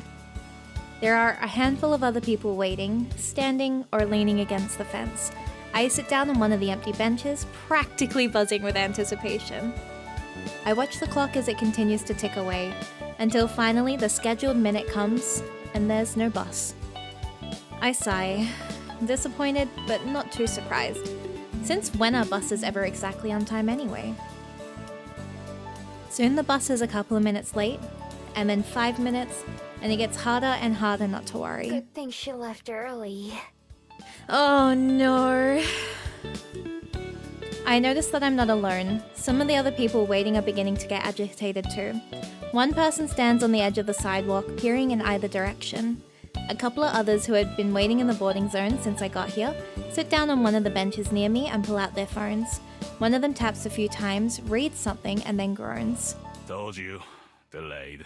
Says Oh, it right I knew this was gonna happen. Guess I owe you a tenner. It say how long? Nope. Just says delayed due to I knew this was gonna issues. happen. I knew this was gonna happen. Wait, I just recognized that voice again. Jump scare. Dread seizes me. With a shaky hand, I tap one of the travelers on the shoulder. Excuse me. Which bus is it that's delayed? Ah, there be Route 4. You waiting for it too? My friend's on it. I don't know which, but she was supposed to be here 10 minutes ago. Aye. Well, probably the same one then. Bad luck, but it does happen every now and then. I hope you weren't in a hurry. Why do I want to blame this on the other fox? Is that mean of me? I was, actually. Do you know what they'll do? What'll happen to the people on the bus? Please be hurry. Well, I imagine the city will have to send someone out, figure out what's wrong, fix it, or send a replacement. I'm sure your friend will get here one way or another, but it could be hours. No. You might want to give them a call and find out where they are. Might be quicker for them to find their own ride home. I vault off the bench before he's even finished speaking, dashing back the way I came. Hey, good luck. I barely hear him. Of all the buses to break down, of all the days for it to happen, as I run, I can't help but think about how unfair it is. For anyone else in the world, a couple-hour bus delay would be annoying, but that's it. But for me and Aspen, I don't even want to think about what it would be like if she forgot me. After getting back to the library in record time, I practically crash through the doors as I head upstairs. For the second day in the row, I knock on Juliet's bedroom door before heading to bend over to catch my breath. It's been ages since I've run that long, and it shows. Juliet answers the door quickly. Miho? What's wrong? Aspen's bus still isn't here. Someone at the station said one of them broke down on the way. What if it was hers? Wordlessly, Juliet hurries to retrieve her phone. It looks weirdly out of place in her hands as she navigates through several screens slower than Aspen would. Her face turns grim after only reading for a moment. It seems you're right. She doesn't have reception, you're right. The confirmation just tightens the knot in my chest, and I just barely manage to croak out a question. What do we do? How long do you have left? 2 hours. A little less. She shouldn't be too far away. I'll try calling her. It doesn't even ring, and instead goes straight to a voicemail. I look at Juliet helplessly, trying to ignore the panic that'll overrun me if I let it. She did say that she'd have poor reception en route. No. Here, Miho. Keep trying. No. I'll be back in a moment. She hands me the phone and shows me how to use it before hurrying into her bedroom. I hit the button again, staring at the small contact photo of Aspen that Juliet has saved. It's a picture of Aspen at the breakfast table smiling awkwardly. Her voicemail message starts again, so I cancel and try it again and again and again, but it's the same result every time. I end the call and start another one for what must be the 6th or 7th time. Juliet, is that... My thumb is on the end button out of habit, and I barely manage to stop myself from pressing it. Aspen! There's a loud burst of static. You? Aspen! It's me! Where are you? Juliet comes back out when she hears me, waiting anxiously by my side. Aspen says something again, but it's garbled by the connection. What? I can't hear you! Fucking reception. Let me... Everything goes quiet, and for a terrible moment, I'm afraid that the call is dropped. Can you hear me? Yeah. Instead, I nearly drop the phone when her voice comes through again, much clearer this time. Good. I can't move from this spot then. It's the only place I have service. Where are you? I need more Aspen swearing mood. God, we're so close. I can literally see the city in the distance. Something's wrong with the bus. I don't know what. They said there's another one coming to pick us up, but I'm not sure when it's supposed to be here. We only have 2 hours before. I know. Trust me, I know. I was hoping the replacement would be here sooner, but that's not going to happen. No. Aspen, you said you're close. Do you know where exactly? I don't, no, but there's just the one road into the city, and I can see it. That's what I'll do, actually. I'll start walking towards the city, and hopefully I'll see the other bus on the way. Will that work? No. I don't know. I'm going to do it anyway. So yeah, sure, just for context, if a person goes 24 hours without seeing Miho, they forget about her. Like, no recollection of her. Because of the fact that she's a Gumiho, it's like essentially this thing that all of them have, where if they don't physically see her for 24 hours, all recollection of her is gone. Which is why every day, every morning, we see the two girls all the time. And that's why I was getting really stressed out before as soon as she said that she had to go see her parents. So basically, we have to make sure we see her before that 2 hours is up, or else to her, she won't know we existed. So if Aspen were to sleep over a friend's house for a couple of days, she would completely forget like Miho ever existed. She would just not be a thing. All memories of her completely wiped. Anything they did together, gone. she would look at an item from Miho and be like, where did this come from? So like there are points in the story where they were explaining how like Miho could steal from people, and after that 24 hours they could acknowledge that something was taken from them, but they would never be able to know who it was. So right now we have 2 hours to get to her before she completely forgets about us. And I knew this was going to happen. I knew this would happen the second she said she had to go. This is why I was stressed. This is why I was so scared. And that's why they basically did it so that she was the last person she saw before she left, and that she would leave earlier to give that extra time allowance. All Mio has to do is raise up Aspen every time she forgets though. Yeah, true. Juliet and I look at each other. I wonder if she has the same thought that I do. Okay, I'm coming too. What? Coming where? Wherever you are. You said it's just one road, right? I'll meet you on it. You'll... Okay, I understand. I'll be there on time. I promise. The other fox is gonna fuck us up. From the other end of the line comes a very clear sound of Aspen sniffling. Okay, I'll see you soon. She's As crying. soon as I start walking, I'll probably lose reception again. I'll try to call you when I can. Oh my god. Okay. Okay, I'm on my way. The line clicks dead and I try to hand Juliet her phone back, but she shakes her head. Hold on to it. You can bring it back to me after you find her. I nod. There's no time to talk about anything else. How do I get there? Juliet pulls up a map and shows me, pointing out where the library I is. was going to try to find a taxi. Between traffic and everything else, I'm not sure it would be faster. It's so far away though, Miho. Are you sure you'll be alright? I will. I have to be. I immediately make for the stairs, pausing for just a second. Thanks. Thank me later. Together.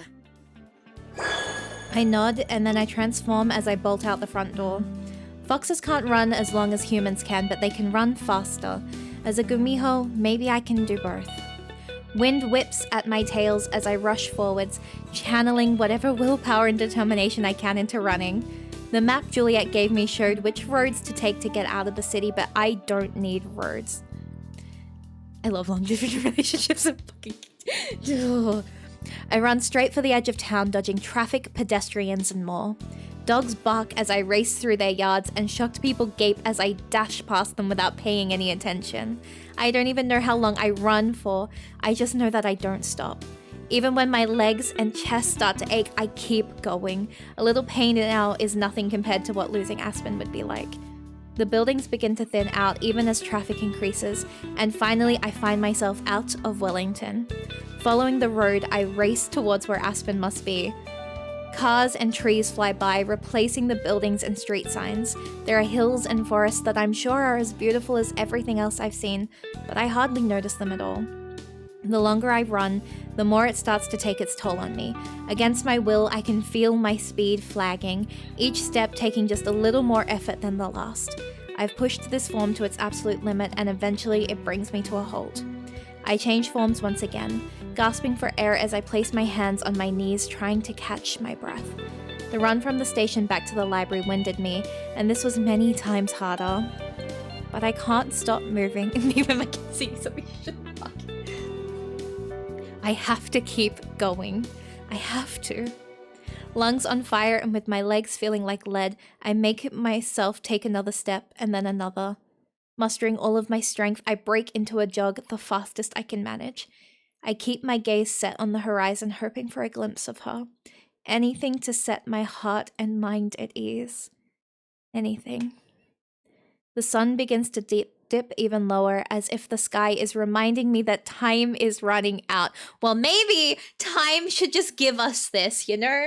Maybe time should be nice to me because I am a very brave girl and I think she should be nice to me this time. I think she should give me this one, you know? maybe time should do me a favor and just, you know, look the other way and pause for a bit. I've been a good red panda. She's kind and merciful sometimes, no? My steps are leaden and my mind abuzz with wordless fear and worry. At first, I don't believe my eyes when I finally spot someone walking in my direction far off in the distance. Please let it be her. It's gonna be the other fox lady. Maybe time should stop making out with the owl for once and literally, maybe time should just be nice to me. Please let it be her. A steady trot is all I can do by now, and I let even that slow to a normal walking pace. The other figure and I walk towards each other, but the sun shines in my face and obscures them. It's the other fox. It's the other Gumiho. She's gonna fuck us up. It's her. I'm betting my money on it. They're not giving it to us like this. We haven't seen her in a bit. It's her. Raising one hand to shield my eyes, I see a familiar hat. The glints of light on familiar glasses, I see Aspen running towards me. All I can do is stand there, overwhelmed with relief so intense that all I can do is shake. There's no way they actually did give it to us! Oh my god! My pessimism has been cured. I am no longer a pessimist. Gays are allowed to win. I made it. She's here. Miho! She is here! As she approaches, she also slows, and then comes to a stop. Miho! She is. I don't even know what to say. How can I respond? How can I put all the excitement, the worry, and the relief that she's made me feel in the past 24 hours into words? How do I say it? Happy Pride Month! Silently, I close the distance between us. I can see her eyes searching mine, looking for an answer to the unspoken question. Overhead, the sun dips behind a cloud, done watching us for the day, and throwing a handful of colors into the sky as it leaves. I struggled to find words before, but this is different. Like Aspen said yesterday, not just any words will do. I stop. Just an arm's length from Aspen, close enough to see the glint of tears hiding in her eyes. I was so worried. Her voice is barely a whisper, but I can't hear anything else. Looking up into her eyes, I'm surprised to find the answer to my own question. One that I didn't know I wanted to ask until just now. One that requires more than words. Or maybe less.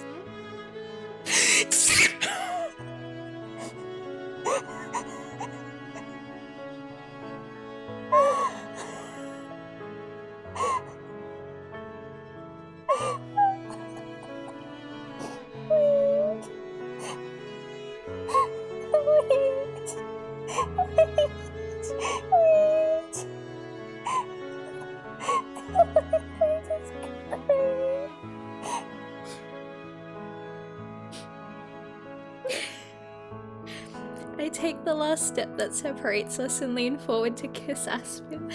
Wait, am I crying? Wait, gay people can win.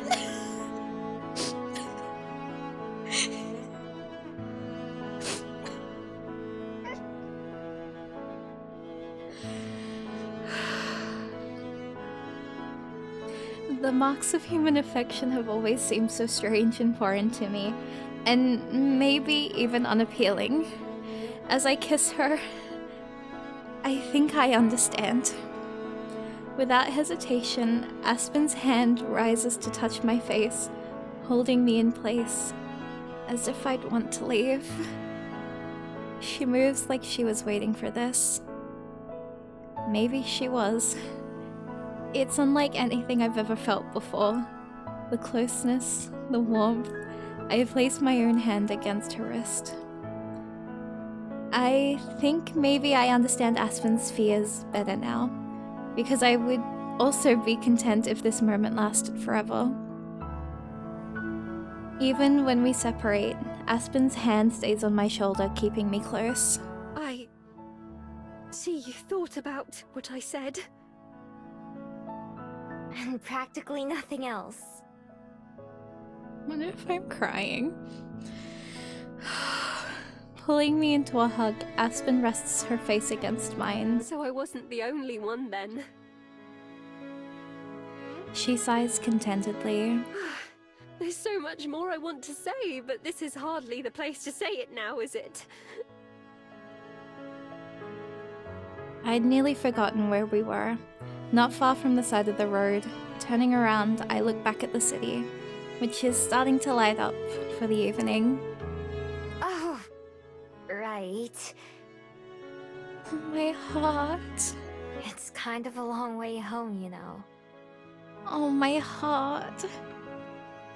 Aspen squeezes my hand. I have all the time in the world.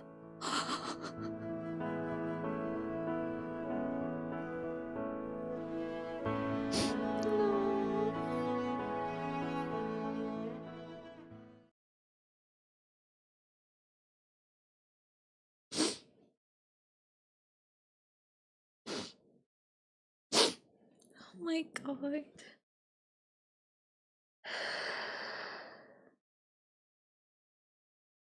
Hi, Ava. Hi. Hi, baby. How are you doing? Did you manage to sleep okay?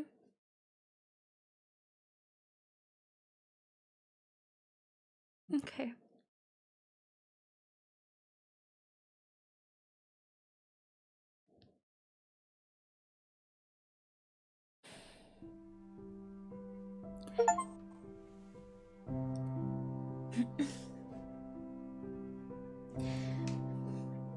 My paws carry me across wet leaves and mud. Fog has crept into the forest as stealthily as me. Glimpses of the sky are rare between the trees and the mist. The wild mountains and hills are hidden as well, out of sight but not mind. I run, filled with a sense of purpose. It lightens my steps and pulls me in the right direction. Did you just hi full stop me? Jesus Christ. Okay, got it. I'm going to see someone I care about very much, and who cares about me. Somehow, we found each other. My person. I see you're faring with Aspen as well as I did with Juliet. I started tearing up, I'm not gonna lie. There were tears in my eyes trying to read that. That was a struggle to not just start crying.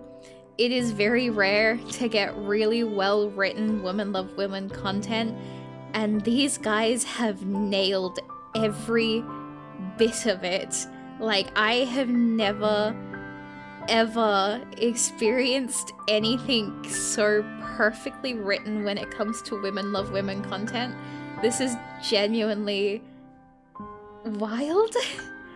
I'm in full stop high, genuinely. Okay, that's cool, that's fine. We're okay, you're back on baby terms then. I did not get to use the sleep, but I'm at my layover and now full of such fur. Take care, dude.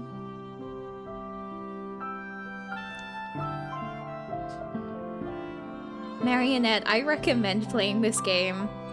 I didn't know how I would feel about this game because I am very, like, nervous when it comes to games that are, like, advertised as Women Love Women because they kind of miss the mark. This is the first time I have ever played a Women Love Women game where, like, they haven't missed. Like, this is genuinely amazing. This is, like,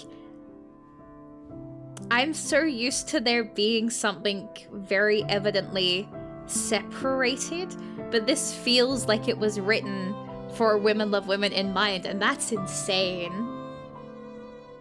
You just missed it, Lucky. I'm so sorry, you just missed it.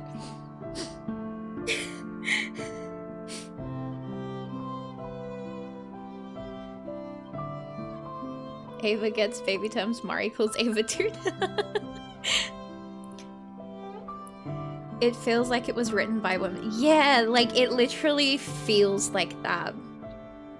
Trying, but I struggle to sleep on flights. Also, did you get any of the sad before the happy get? Yeah, so her bus broke down and we had to get to her within 2 hours or else she was obviously gonna forget. So we had to race to get to her. And it was very nerve-wracking, and my pessimist ass, who is so used to the angst in any kind of Women Love Women content, was just so prepared for that to get ripped away. Like, there are so many times in our kind of stories where that happens, where there's just unnecessary pain before the good, and the fact that there's been no big pain yet is kind of like a breath of fresh air, I'm not gonna lie. Like, that's kind of crazy. I'm so, why am I crying? Like, it's very rare to find stories where there's just like a bit of peace. Don't hit me with the about that. I'm living in my happiness right now. This is really great Women Love Women ref, and I'm kind of shocked because I didn't think it would. Like, I know there's still the mortal immortal, like, heartbreak, and, like, they will probably go through the terms of that, but, like, I'm so used to just going into Women Love Women content expecting the worst, and this game has done nothing but be really, really good. Like, that's kind of crazy. Please be happy, so true. Why am I crying? I'm not crying, it's fine. I'm not tearing up. We're being normal. This is a really good game. I think this might be one of my top 2 favorites. What, top 3 favorites? Like, that's insane. Like, 'cause my top 3 favorites are obviously Pokemon Crystal, Horizon, and honestly, I think this is kind of...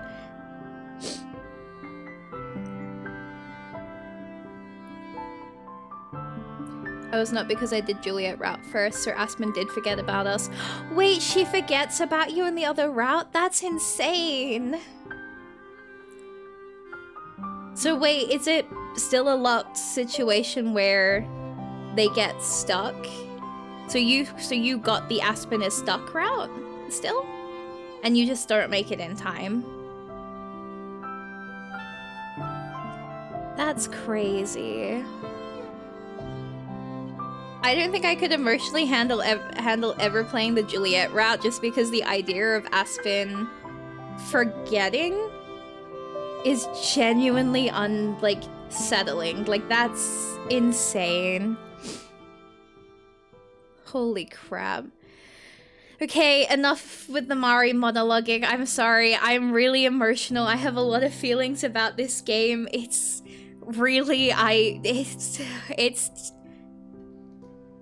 Miho's voice actor does incredible things, and she is such a good character, and the VA that plays Miho is insanely incredible at everything they do. And Aspen's VA deserves the entire world because her line delivery is incredible. Okay. I love Mio's VA. Same. Absolutely same. Everyone has to say same or else. Okay. The path to follow is engraved in my body and mind, almost instinctual. A warm smile, a gentle touch, a kind word.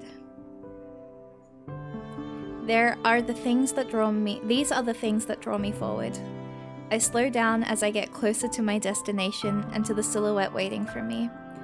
It's impossibly bright as I approach, my heart pounding in anticipation like the sun has descended to greet my person too. It matches the feeling in my chest, warming my soul and fur.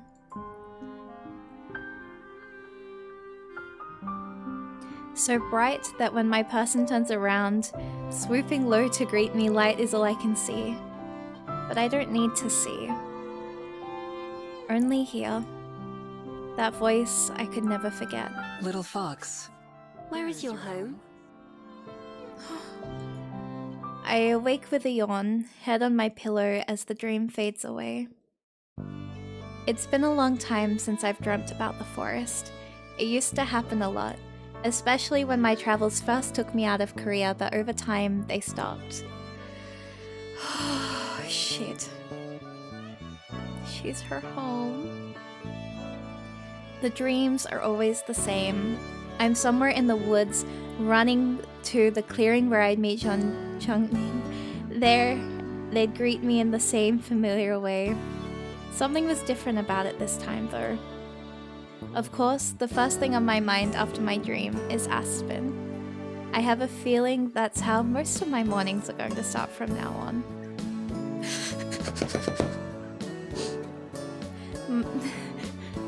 Fucking...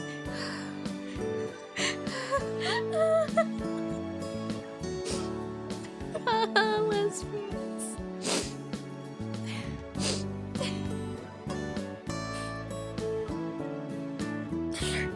I'm getting jump scared by games.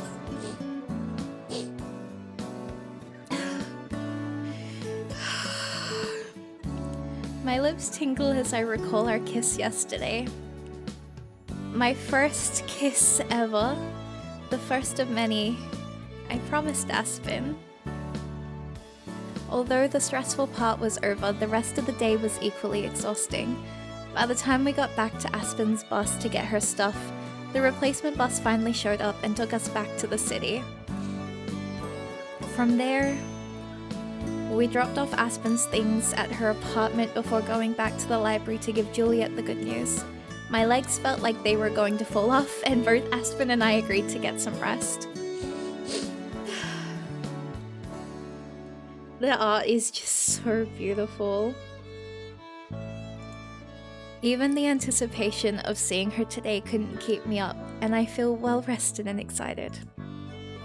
But as I roll onto my back, I start to notice something weird. It's like an itch, but in my mind. Something irritating and out of reach, and out of me.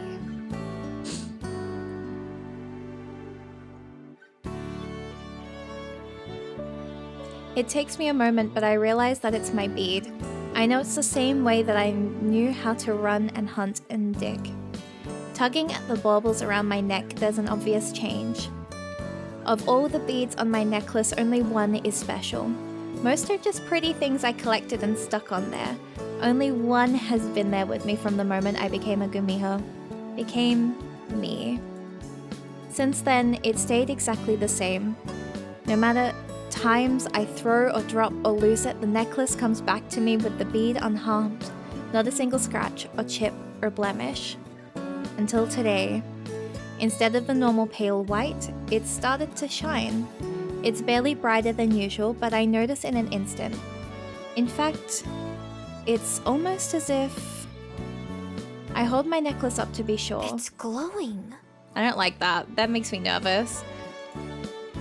Just barely, but it is. I rub my thumb over the familiar surface, but it doesn't feel any different on the outside. I'm not sure what it means, but it has to be related to yesterday. There's no other way it could pick up today. It could pick today of all days to change. It's the Yuri magic! So true, Riceman. Maybe Aspen was onto something when she said there's no such thing as coincidence.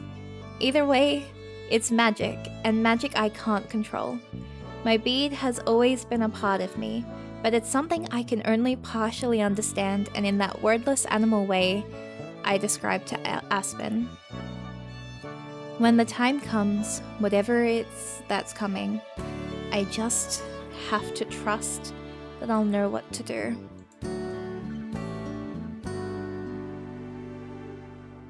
Right now, it doesn't matter, because something much more important is going to happen, and sooner, Aspen will be here. She's probably here already, so I need to get ready. Going through my quick morning routine, I feel more energized than ever. For once, I'm not nervous, just excited. How didn't you sleep with her? As soon as I open my bedroom door, I can hear the familiar murmur of conversation in the kitchen. Even the short walk downstairs is enough time to let my heart race. I assume Juliet's in the kitchen when I get there, but I only have eyes for Aspen. Oh no. She looks over from her seat at the table, and the instant she sees me, her face lights up. It nearly stops me in my tracks. I have seen Aspen smile 1,000 times by now, but never like this. Never for me, and me alone. I can't help but do the same. Good morning, Miho. Morning! It's our usual greeting, but it feels brand new. I wonder if all the little things will. Did you sleep well, Miho? Like a rock. I pull my chair closer to Aspen's than usual as I take my seat and fill my plate. We were just talking about how tired you must be. I wouldn't have been surprised if you slept until the afternoon. No way. Then I wouldn't get to see you at breakfast. Baby. Flustered, Aspen doesn't seem to know how to respond. Now that I know the feelings she was hiding, a lot of the other times where that's happened makes way more sense. I giggle as she looks torn between being pleased and embarrassed. That would be quite a shame. Yes. But understandable after you ran across half of Wellington yesterday. Was it really? It didn't feel like it. But maybe that's why I'm so hungry. Feel free to help yourself to what's left. Aspen and I have already eaten. We wanted to wait, but... It's fine. I don't mind. Around now is usually when Aspen would start to leave for work, but it's Juliet who stands up first. I must say, I'm rather sleepy myself. Would either of you mind if I retire a bit early today? You can go, bye. No. Thank you. Aspen and I can clean up, right? Oh, yes, right. That... I mean, not at all. Oh my god. I'll wish you both good night then. Good night. Yeah. Bye. Make a shadow puppet.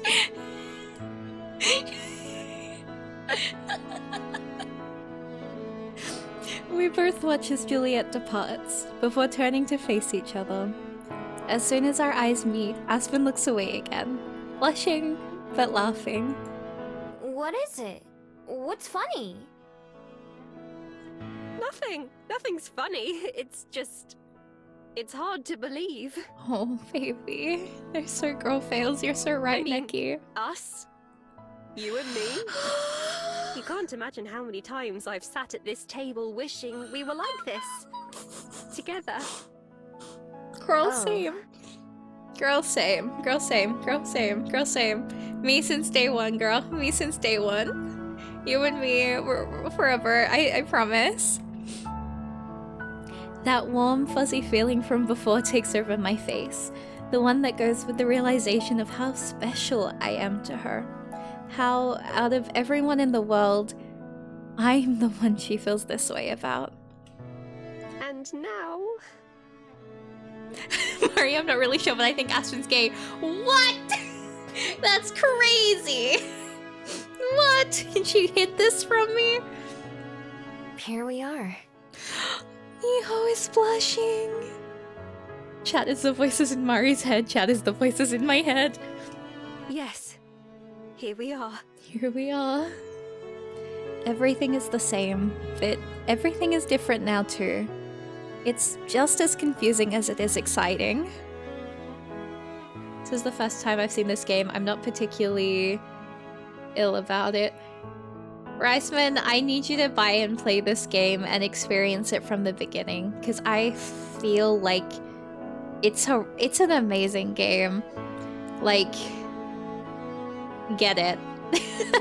It's on sale if I remember correctly too. And plus, can you really say no when I am particularly ill about it? Okay, good. You need to get the game, be ill about it. Can you say no? Look at that little fox right there. You want to punt her, but she's perfect. Her VA is incredible as well, and if you buy from the company, it helps support them, and that way they can do more like this, because I know they're currently working on another game. Because I'm now that invested after playing this. They got me good. They got me good. They got me with the VA, and that's it. Problem is, I'm not sure what to say. I'm not sure how I should talk to her differently now, or if I even should. Or anything, really. With just the two of us, I'm suddenly super aware of how out of depth I am. But I can't let the silence stretch on too long. I have to say something. So hey! Oh my god, she's so girl-fail. I think... Both of us start and stop talking at the same time. I pause, waiting for her to keep going. And she does the same thing for me. We both laugh together a moment later, and somehow that breaks the ice. It feels like a reassurance before I can even ask for one. You go. Oh my god. No, you first. Oh my god, girls, and they were both bottoms. One of you, please, just make a decision. If that's what it takes. I was going to say that, you know, I don't really know much about this whole dating thing. So if there's... Aspen shakes her head and puts a finger to my lips to shush me. That's exactly what I was going to say, Miho. It's all so new to me as well. She removes her hand, looking at it as if she's just now realized what she did. Not that I mind. So, perhaps we can figure it out together. Together. Together. I try out the word for myself. Aspen and me together. Yeah, I like that. They look like nice friends. Historians would call them close friends, besties, roommates, colleagues. We can both just do what feels right. Oh my god. I like the sound of that too.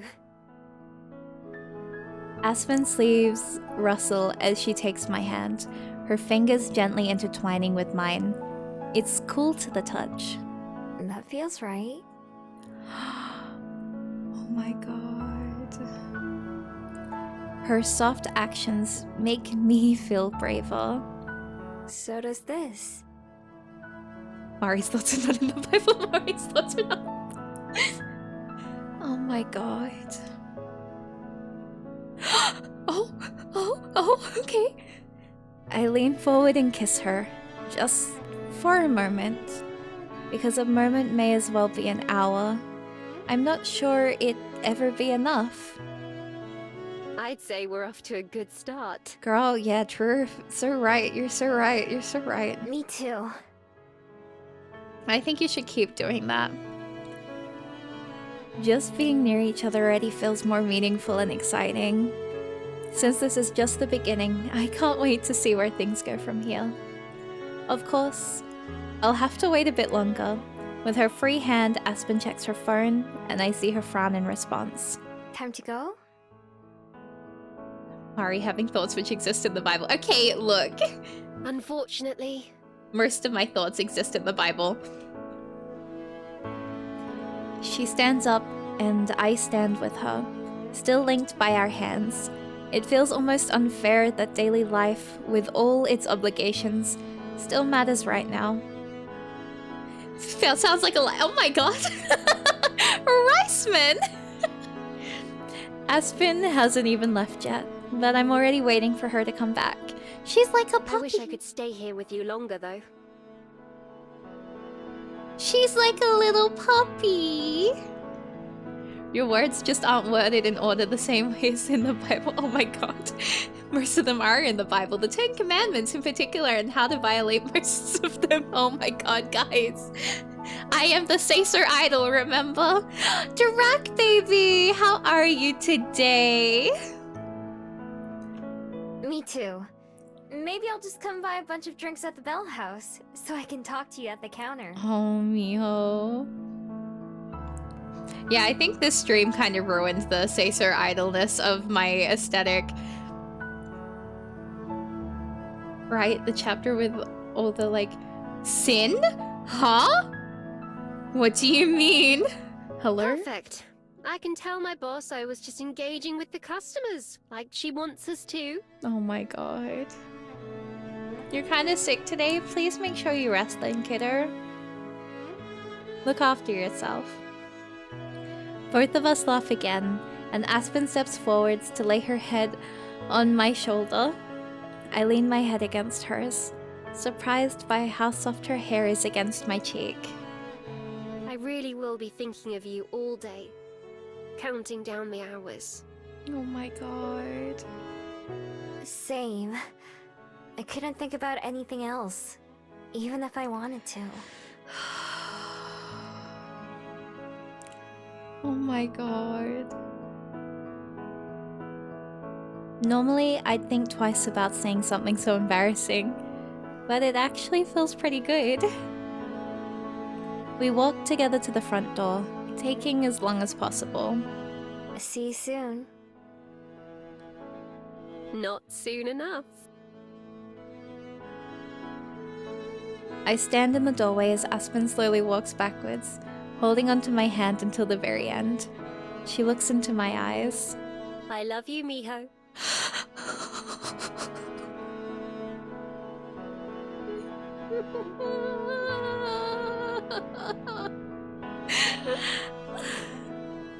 It's so soft. The tip of her fingers linger against mine, and where they touch, it feels electric. I think of the spratling that Juliet used to describe love, and the way it grows. Maybe that word means different things to Aspen and me right now, but I know without a doubt that I want to learn all of them. I want to take a chance with her. I want to try. I love you too.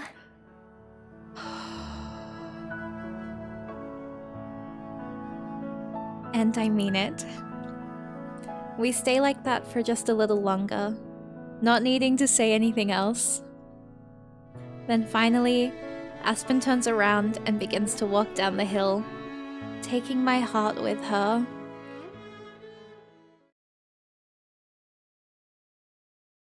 Oh my god. That was so soft. This is the truly domestic route. Oh my god. Just like Aspen, I end up counting down the hours until her shift will be over. Too impatient to make it to the end, I leave early and reach the Bell House around the time that they'll be closing for the night. It's not dark out yet, but even from a distance, the inside of the Bell House looks warm and inviting. As I pass by the front window on my way to the door, I spot Aspen, who doesn't notice me. She's helping one of her co-workers stack the chairs up on the tables, and when they finish with that, she goes to organize the sweetener section. While she's doing that, a different co-worker comes over and shows her 2 different loaves of bread, and she thinks for a moment before pointing at one. In the time it takes the other staff to complete a task, Aspen finishes 3, even with people coming up to ask her questions too. Of course, I have no idea what they're talking about, but even from here on the outside of the store, I can see why they want her to run the new Bell House. Leaning against the wall of the cafe, I wait.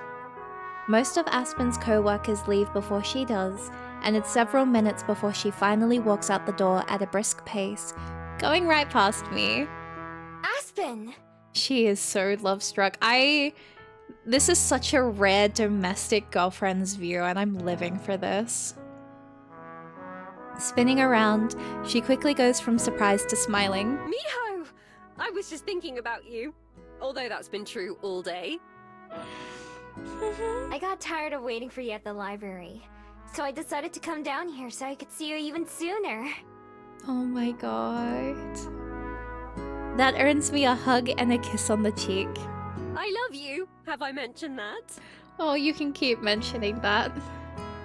Once or twice, but I don't think I'll get tired of hearing it. This is so soft. Good, because I don't get tired of saying it. Oh my god. I'm fucking melting when they say I don't know what they put into those voice lines, but their VAs are like their VAs had the rent due and they need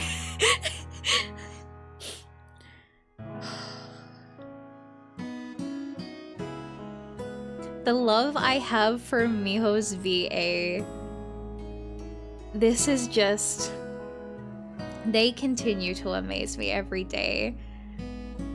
Please be a pussy into those I love yous, Jesus Christ, Mickey.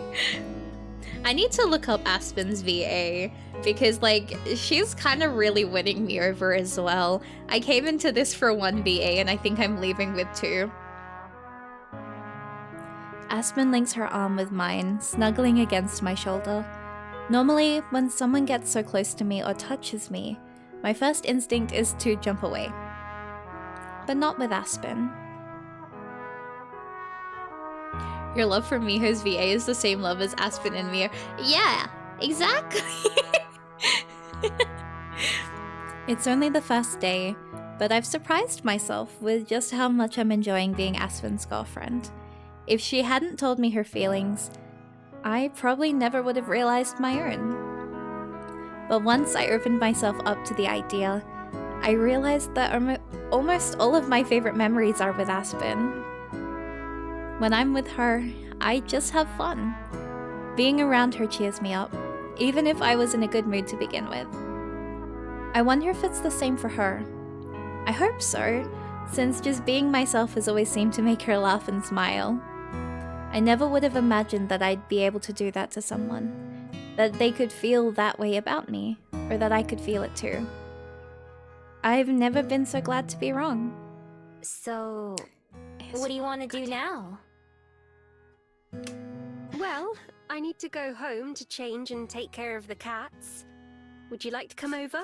Oh my god, we're gonna meet the cats. I can make us dinner later too, if you haven't eaten yet.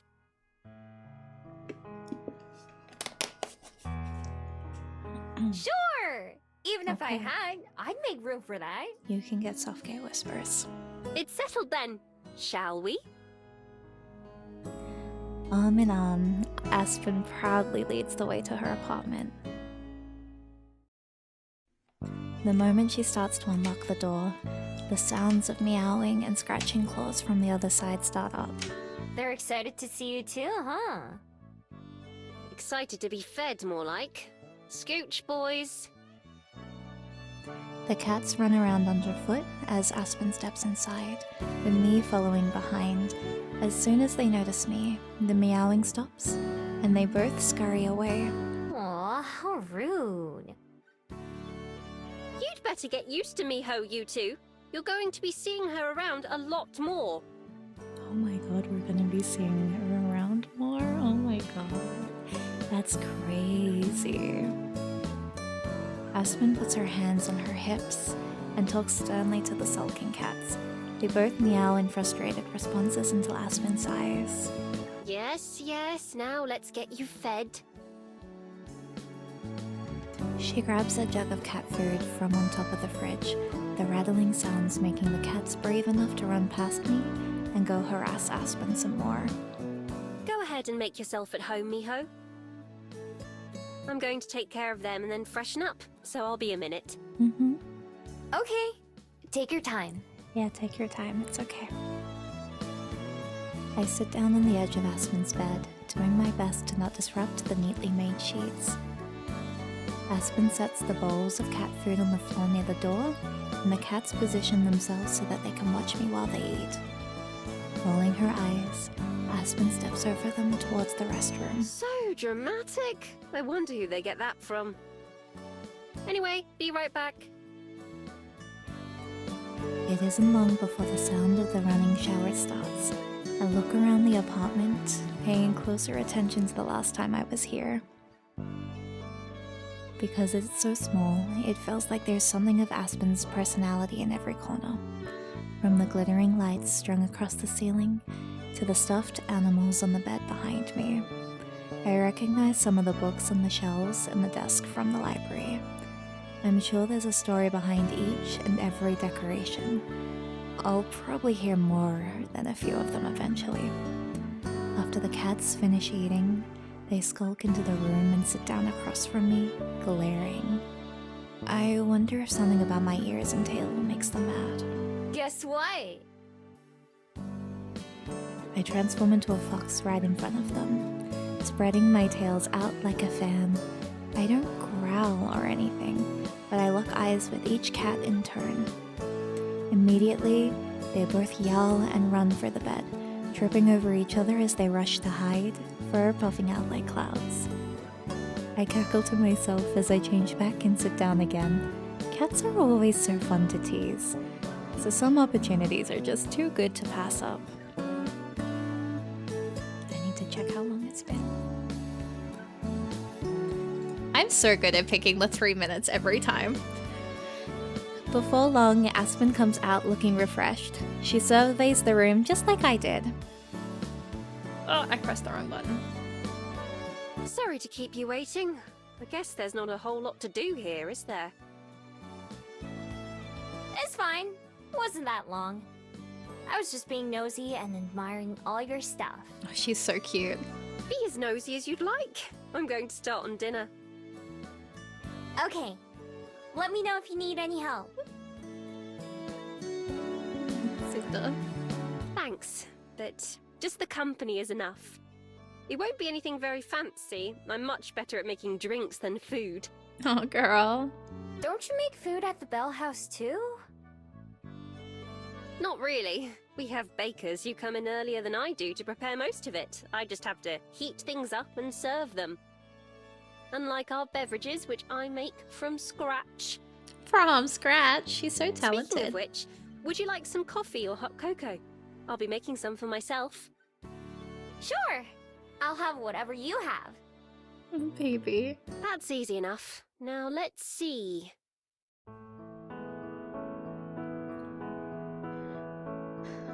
Aspen moves around the tiny cooking area. Calling it a kitchen would be a stretch, with the same kind of graceful confidence that I've seen her use when working at the Bell House. I guess some of the tasks are the same. She starts to fill a pitcher with water from the sink, while scooping coffee grounds into the machine at the same time. When the pitcher's ready, she swaps it out with another pot, this one for cooking. That fills up while she finishes getting the coffee set up and brewing. Then she starts pulling ingredients from out of the few cabinets that line the cooking area. What are you gonna make? I'm not really sure what it's called. It's a dish Mum used to make. It was one of the first things I learned how to cook, because it's always reminded me of home. And it's easy to make. I love her so much. Is there anything like that for you? A meal that tastes like home? Oh, you're gonna make her homesick again. Nah, not really. Julie Okay. asked me that before too. I don't know if I ever had a full meal while I was in Korea, since I just stole what I needed to survive. Baby. Oh, right. I should have remembered that you... She has a new home, so true. It's like right behind them with the plushies on top of it. Aspen bites her lip, looking unsure of how to phrase whatever she was going to say. Lived like that? It's fine. I don't mind talking about it. Especially not with Oh you. my goodness. If you're sure, I don't want to bring up anything that's difficult for you to talk about. Don't worry. You won't. There's nothing like that, honestly. Most of it just blurred together over time, so... be as nosy as you want. She's so... I'll be sure to keep that in mind. The pile of ingredients Aspen stacks up has pasta, a few different kinds of vegetables, and a few different cans. Would you mind giving me a hand, actually? Do you think you could chop up these vegetables for me? Damn, girl, you live like that one. Live in a better house with me. When does Aspen say this line? Oh my goodness. Sure! Just show me how. They're gonna cook together. They are domestic. Oh my god. Oh my god. Aspen demonstrates how to hold the knife and then, covering my hand with hers, guides me through the motion to cut the veggies. Don't worry too much about making them all the same size. Close enough is fine. We are really getting a domestic girlfriend visual novel, and I think that is beautiful. That's good. Because I think same size might be impossible. Oh, sweetheart, I'm gonna punch you. In the time it takes me to chop up a couple of zucchini and onions, Aspen takes care of everything else. Are these ready? So true! So true, Riceman! Do not say domestic girlfriend. Wait, why? What's bad about domestic girlfriend? Wait, what's wrong with saying domestic girlfriend? There's an anime called Domestic Girlfriend? Huh?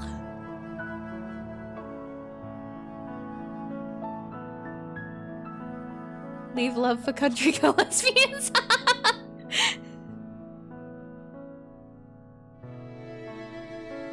What? That one anime where he marries his stepsister instead of the other steps. What? What? That's an anime? That's insane! What is this? Oh my god. Holy shit. That is an insane plot. What the hell? Y'all are insane. Domestic lesbians from now on. Yep, domestic lesbians. Domestic lesbians it is. As they'll ever be. Oh my god, that's a line from a song. I passed the cutting board to Aspen, being careful not to spill. In the end, most of the chunks didn't even turn out the same shape, much less size, but Aspen tosses them into the hot pan anyway, and long before, a delicious aroma fills the room. That smells amazing. Marrying his impregnated stepsister, he marries the other stepsister because she... What a goddamn plot! Jesus Christ! Some anime has some really insane plots, honestly. Hopefully it'll taste good too. Baby, anything you cook will be amazing. Trust me, I know. 10 out of 10.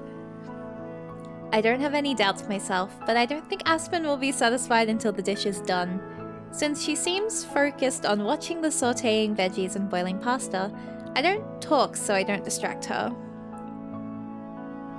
A few minutes later, Aspen combines everything into one pan, mixing it all together with a wooden spoon. She dishes out a couple spoonfuls onto a pair of plastic plates and hands me one along with a fork. Well, bon appetit. I wish there was a table we could sit at.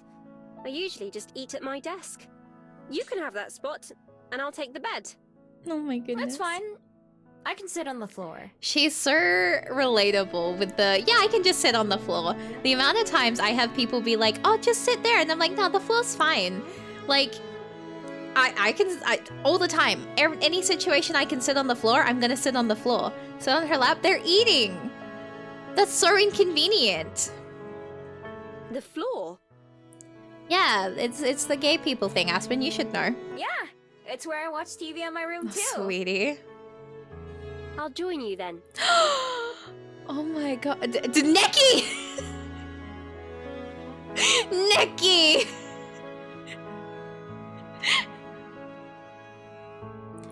We both settle down on the ground, setting our plates in our laps. Noticing something, Aspen leads to the side. Percy?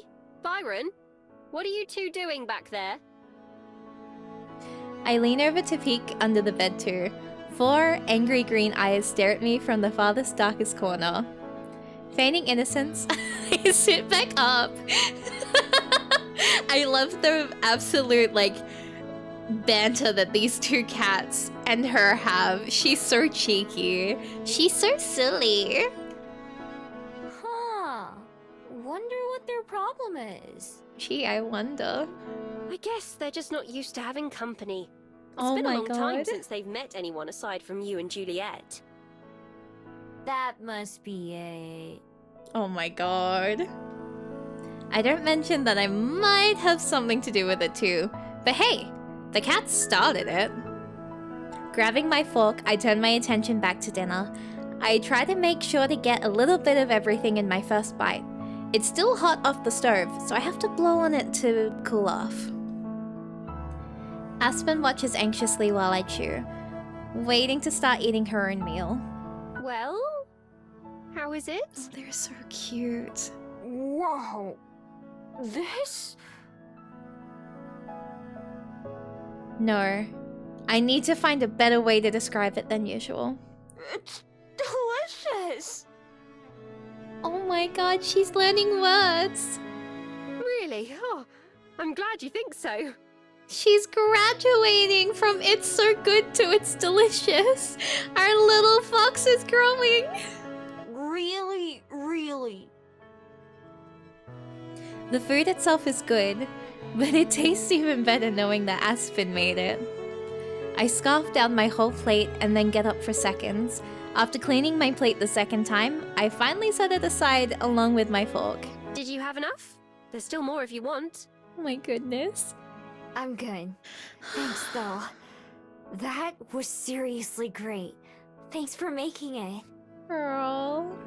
I'm just happy to hear you enjoyed it.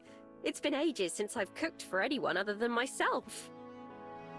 It's one of the best meals I've ever had. That just means you need to have more good meals. There are lots of restaurants here in Welly that I've wanted to try, but didn't want to go alone. Welly. Maybe we can visit some of those together. Another date? Oh my god. Aspen. Sure. Whatever you say, Aspen. I'm so down for another date. I think it would be absolutely great to go on another date with you. Date night sounds incredible, actually. And just, you know, tucks hair behind ear. Anything for you, Aspen. Sure. I'm not sure if I'd like any of them as much as this, though. Yeah, Juliet's thriving that she finally gets a moment to herself. Laughing, Aspen puts her plate aside and scoots closer to me, laying her head on my shoulder again. Her hand finds mine on the floor and she loosely wraps her fingers around mine. Wow, they are so in love. I keep thinking I'm getting used to you flattering me, but I still love it every time. Flattering. It's true. I'm just saying what I think. I know. That's one of the things I love about you. One of many, many things. Oh my goodness. I've never felt anything but ordinary, as much as I'd like to, and as much as I'd like to pretend I wasn't. But you really do make me feel otherwise. I'm so happy I met you, Miho. I hope you don't get tired of hearing that. I could never get tired of hearing that. Never.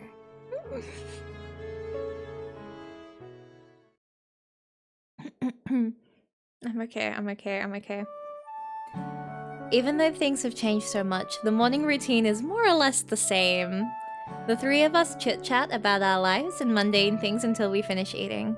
After pushing her empty plate away, Aspen leans in. So, Miho, there's something I've been thinking about.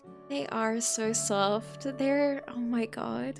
And I understand if this is something you wouldn't even want to consider. Neki, take it back. We don't want sadness right now. We just want domestic. We just want domestic lesbians right now. But have you ever thought about finding a way to stop your magic? Oh no. Juliet also turns to look at me, putting me on the spot. Not that I can remember. That's like asking if you've thought about finding a way to stop your nose from working. I see. I thought that might be the case. I'm not sure if I've ever heard of such a thing either. But that doesn't mean it doesn't exist. I was just thinking about the other day and about how dreadful it all was to go through. Of course, I don't want to speak for Miho. I know it's much more complicated than just that. But I thought I might bring up the idea, at least. Girl, you can block your nose. See, I'm just curious, because if her confessing... Because this... So this chapter is where it branches into a different story, right? So does that mean in the Juliet route, she still confesses her love, but you don't reciprocate it, and then she forgets so that you never have to address it? Like, is that how it goes, I wonder? Because that's kind of insane. Because, like, if she forgets, I will conduct the research. Good, good, good. Because, like, that's the only thing I can think of it being, because it is set story at that point. It's set in her birthday. You take her there. I couldn't imagine the not confessing feelings thing being, like, an optional part. Like, that felt story-coded. So then, all of this part now, she just wouldn't remember everything? That's kind of crazy.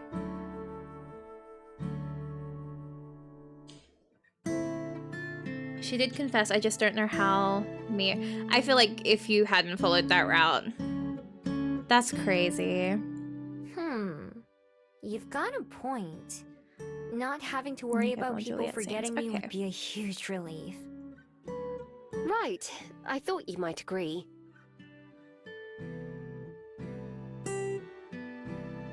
I look at Juliet, expecting her to give an opinion, but she doesn't offer one.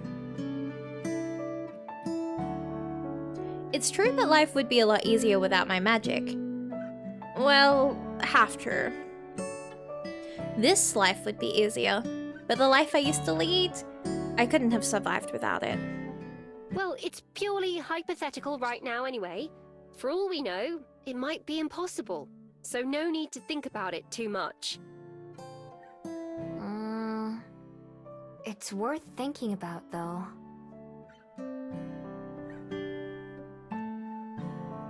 Cinder. Did she not speak again? Cinderquill.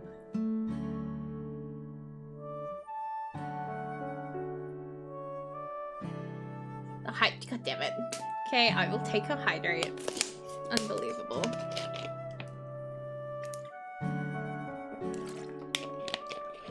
She's been so fussy lately. I don't know what's going on with my cat. Let me see if I can...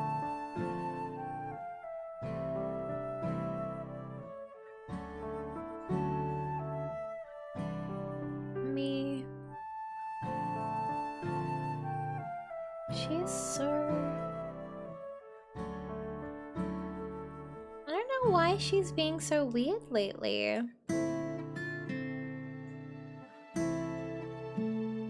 Oh, that was the wrong button to press. You're not gonna let me fix that? Come on. Okay, she's just being fussy today. Girl, what the hell? Alright, we'll have to get her fixed again. I don't know what she's been doing lately. Let me just double check one quick thing.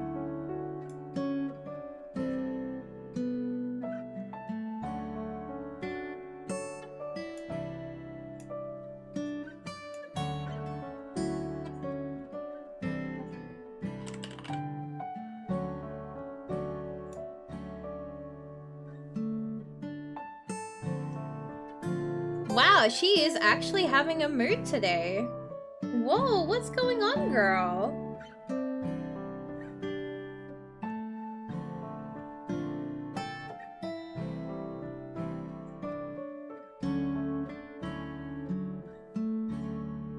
Excuse me, cat?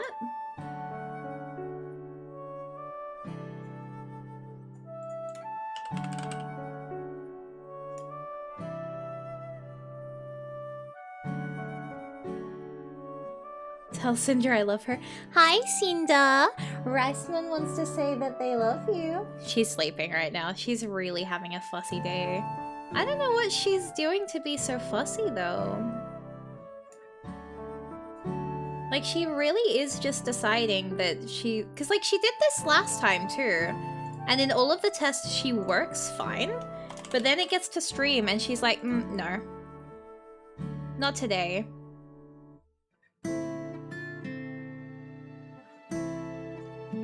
Like, I don't know why she's being so... Then again, she's a cat, so I guess that makes sense that she would, you know, have a mind of her own. Cinderquill.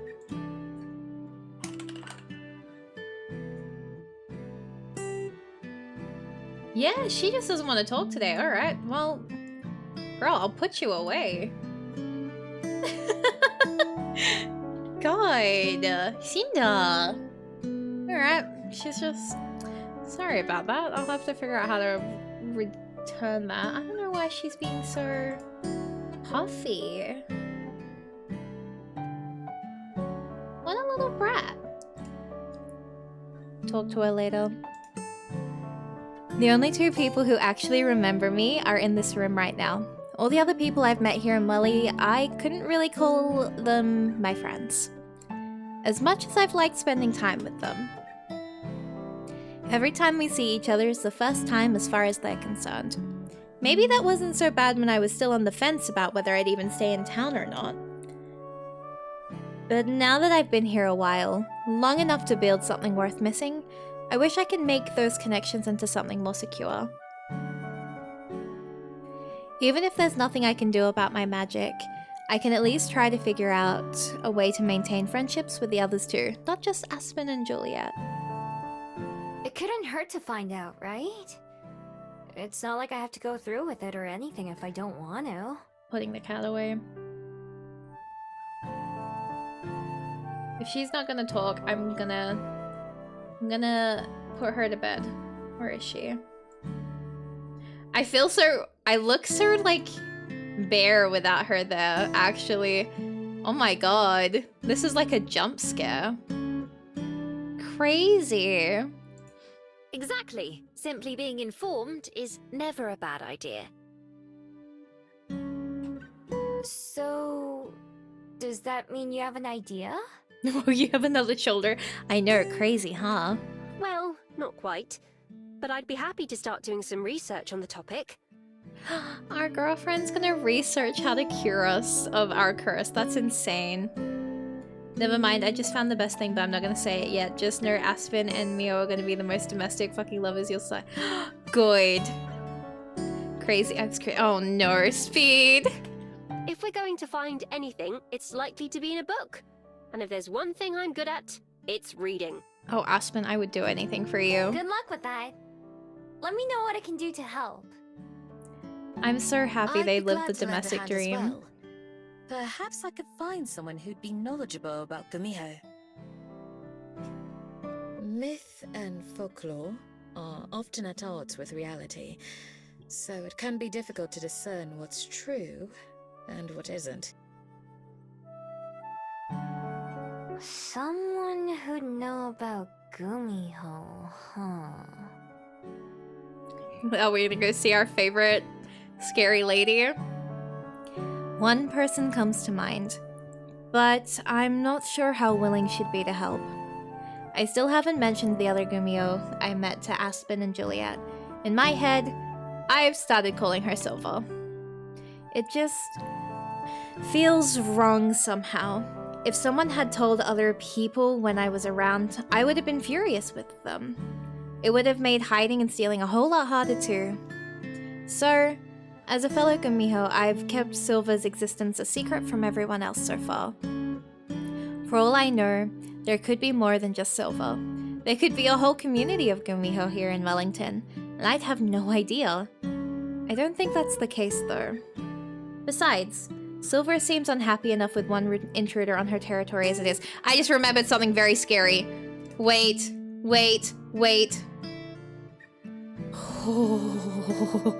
I haven't saved once in the nearly 3 hours.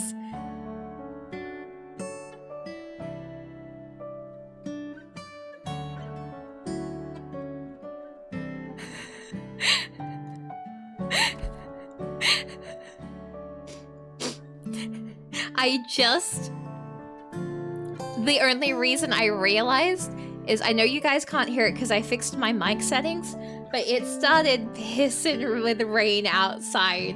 Like, it is bucketing the heck down because I think we're getting a storm. So I was like, oh, if something goes wrong and this crashes. So I have saved just in case. Holy crap. Yeah, it's been 3 hours. Isn't that insane? And we've got so much longer to go. Maybe that's something else I can ask her. I don't know when or where, but somehow I know I haven't seen the last of her. Wait, it's 10? Wait, you're the same time as me! Wait, nice! Oh my god! Wait, we're same! It's 10 p.m. for me. That's crazy.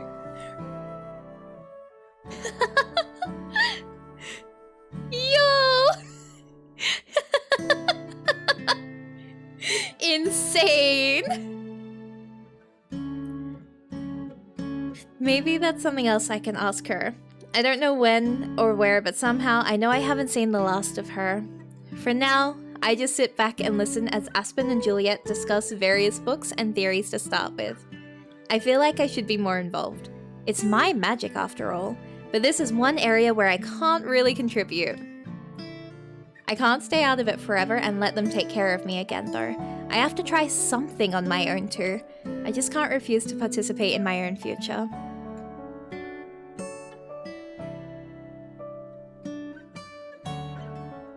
Is the guitar background I hear from the game? Yes it is. Yes it is.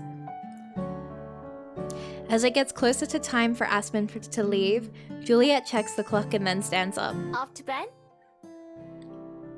Not yet, actually. Would you mind staying just a moment longer, Aspen? I have something I'd like to give Miho. It's somewhat related to what we were just talking about.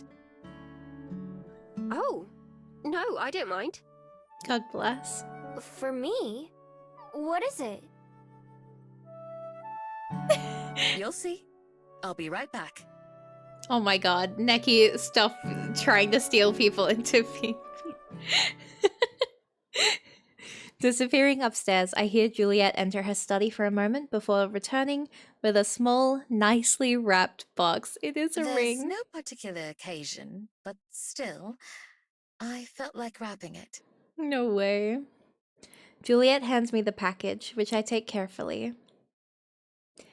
It's not heavy, but it's not light either. I turn it over and over, examining. I've never had a gift before. Clearing her throat, Aspen seems a bit impatient. Don't just keep us in suspense. Baby. Okay. This is so cute. Lucky! I tear off the paper that Juliet so beautifully wrapped the package with, revealing... Oh. Wow. What is it? It's a phone! One that I recognize. It's the same as Aspen's. They have matching phones. What a coincidence, right? I consulted Aspen to make sure I got the same one. I thought it Oh would my be best if she can help show you how God. to use it. Time to get matching phones with you and your GF. Couple goals, TM. I'm a little behind the times on things like devices. That's actually really cute. As gently as I can, I open the box and take out the phone itself. It's sleek and shiny and cold to the touch. I hold it in both hands to make sure that I don't drop it. Thank you. Really. This is the nicest thing I've ever owned. I take back the horrible wing woman title. She's redeeming herself. She's slowly redeeming herself. Think nothing of it. As you have more loved ones and responsibilities, it's important that you be able to stay in touch. Okay. In fact, that was what gave me the idea in the first place. Like Aspen, I'd also been thinking about your magic and the ways that it might work. So I wonder, would seeing someone in a video call serve to refresh someone's memory of you? Or is it necessary to see each other in person? That's a good question. I don't know. Drag. I can't believe I never thought to ask that before. Neither Aspen nor I would want to gamble our memories of Miho, in case it turns out not to work. So we need to find someone else to participate in our little experiment. We're really gonna be testing this on strangers? With that in mind, I'm not sure who to ask. Fisherman! It's a harmless trial, but still a bit much to ask of a total stranger. Fisherman guy! Fisherman guy! Someone willing to try something weird without hesitation. Aw, it's Lena. I'll text Lena. God damn it. While Aspen does that, I stare at the device in my hands. Could something so small really solve so many of my problems? It wouldn't be a perfect solution, but it would be a lot better than nothing if it works. Even if not, I won't let that change my earlier decision to find some way to be remembered by the people I've met. Just like researching my magic, I can't leave everything to someone else or hope for an easy way out. All right, Lena says she's willing to give it a go. I told her I'd explain more when I saw her. I nearly typed on my email kiss instead of kindly. It's understandable. Usually you'd think those would happen in the other order, but this is Lena we're talking about. God bless Lena. Miho, would you like to come down to the Bell House to see her with me now? Sure. Sure. As long as Juliet doesn't mind me leaving the library. She doesn't mind. Goodbye. By all means. I'm eager Oh, to see sweet. if this works as well. So it's settled then. Shall we be off, Miho? We shall.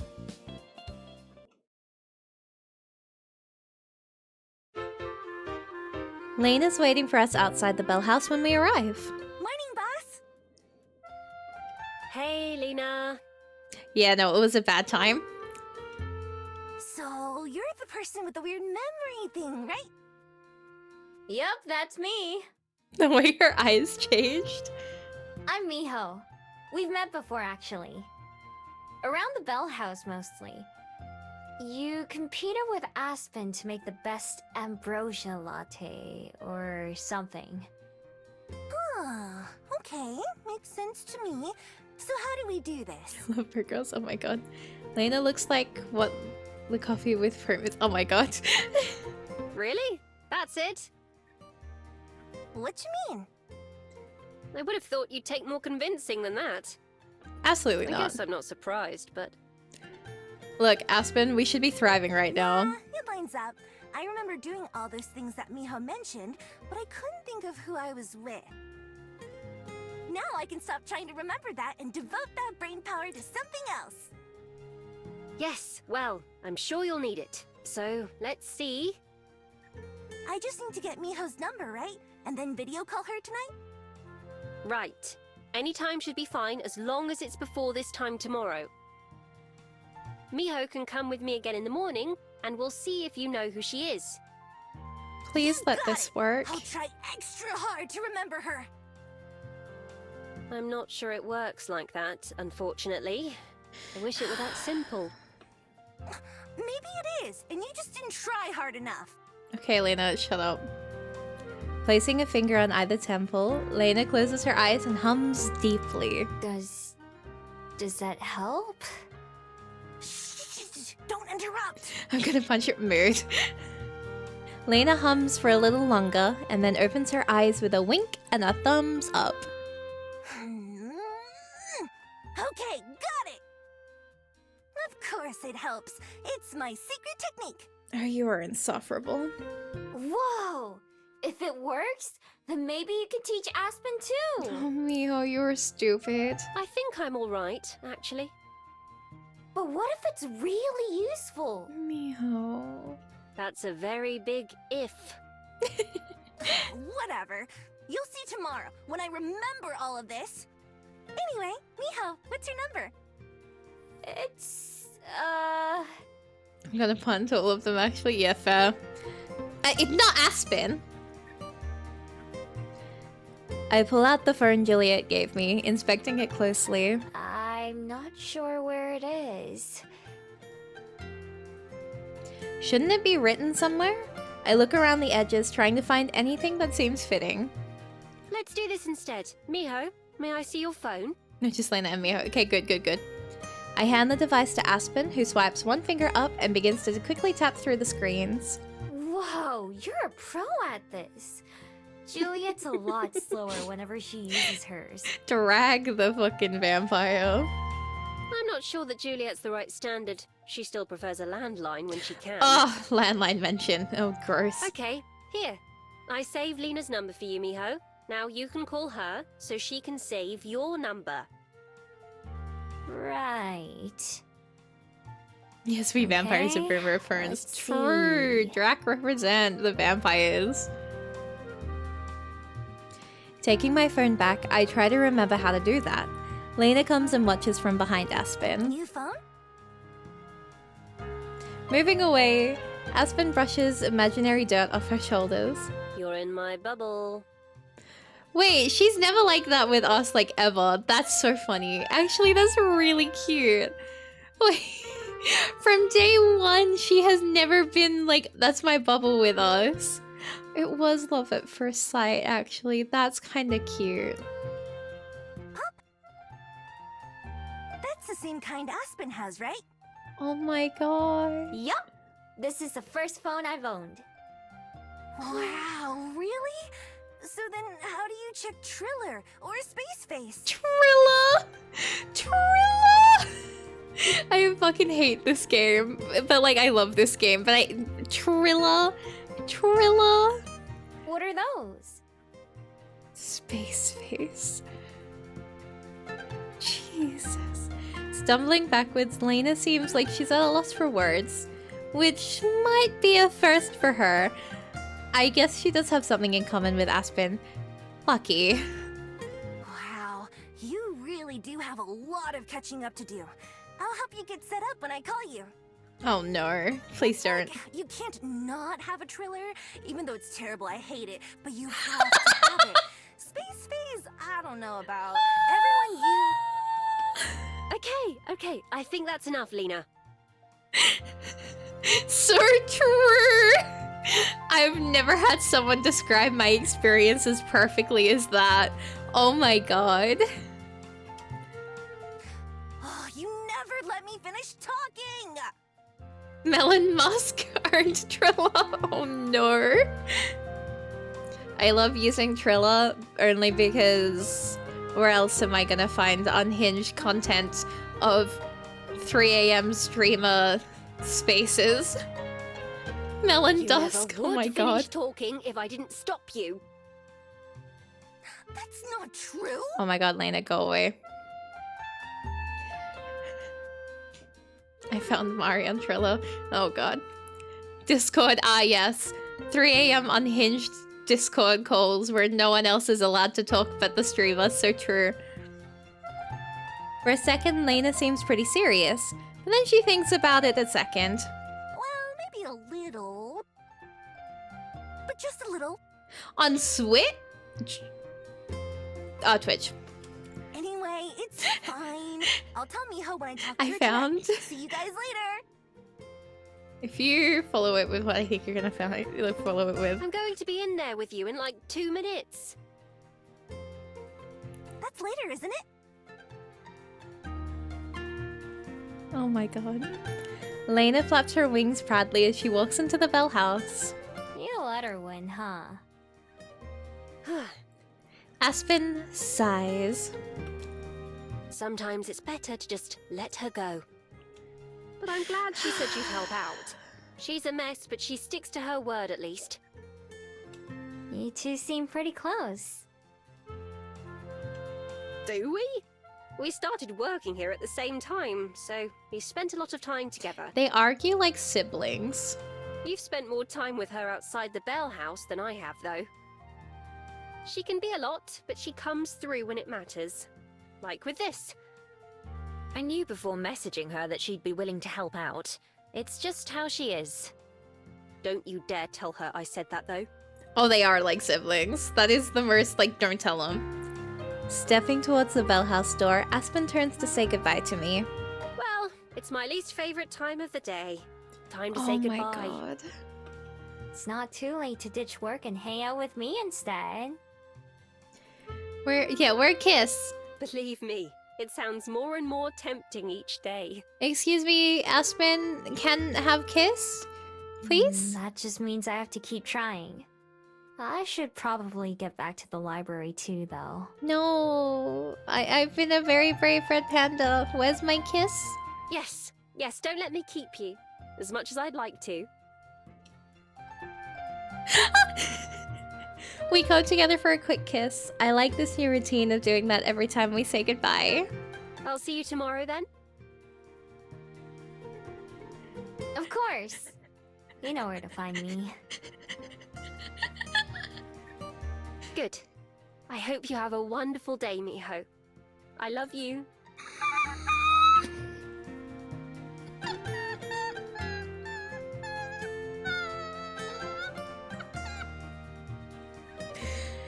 Why is it so soft?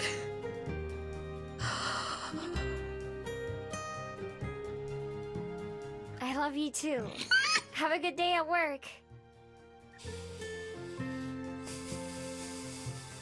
I need a drink. I need a drink. I need a drink. I need a drink.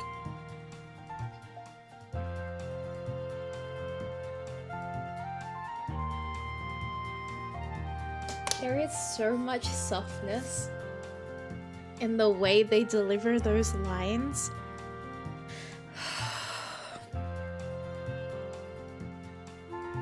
I am so...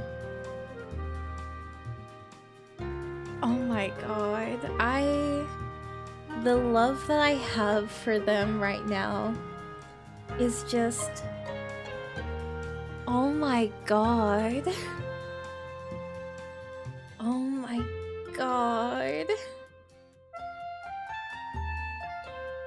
I'll do my best. Aspen walks inside and the bells over the door chime like they're happy to see her. I wait until the door fully closes behind her and she disappears from sight before I head out on my way.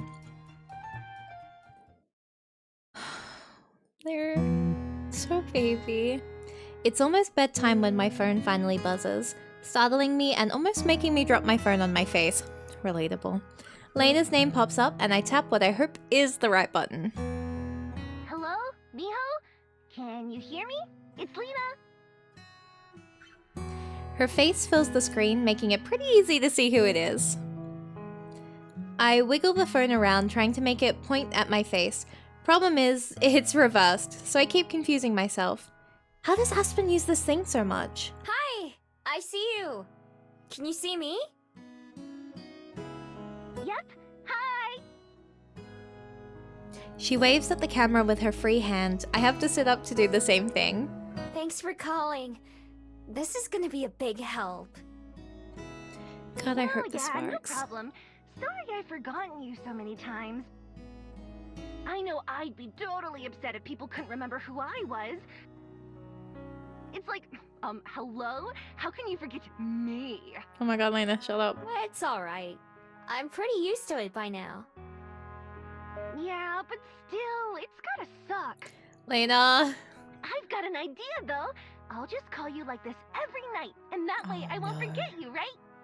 Oh no. If this works out, I mean. Yeah. If it works. Oh my god. I really hope it does.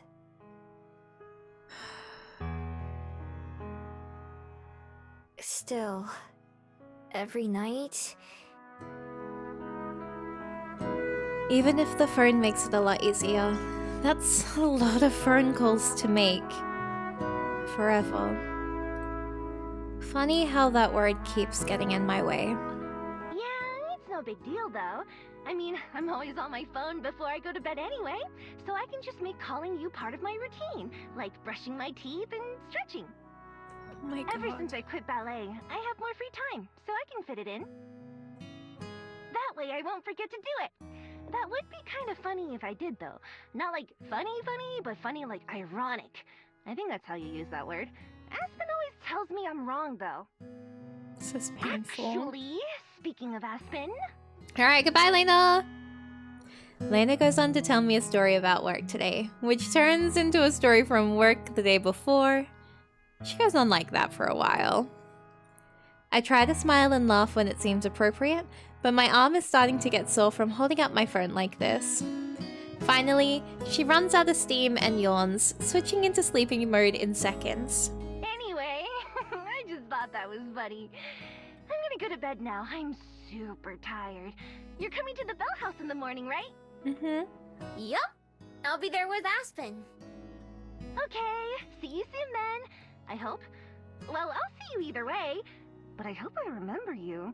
Sorry if I don't. That's fine. Thanks for trying. Good night. I try to figure out how to hang up, my finger hovering over the screen like I'm about to squish a bug. Fortunately, Lena does it first, and that ends the call for both of us. I lie back down in bed with my phone in my hand. It isn't heavy, but it's definitely a big deal. If this works out with Lena tomorrow, it could change everything for me. Again. I'm not sure if Lena really thought about what she was getting into when she said she'd call me every day. Same goes for Aspen and Juliet, of course. I'm sure all of them mean it when they promise, but... those are really hard promises to keep, no matter who's making them. Even though they're all willing to go through so much trouble for me. Odds are, at some point, at least one of them will eventually miss a day, and that'll be that. No second chances. Even if we started over, it would never be exactly the same. With my other hand, the one that isn't holding the phone, I reach up and grab my necklace, feeling the warmth of my bead.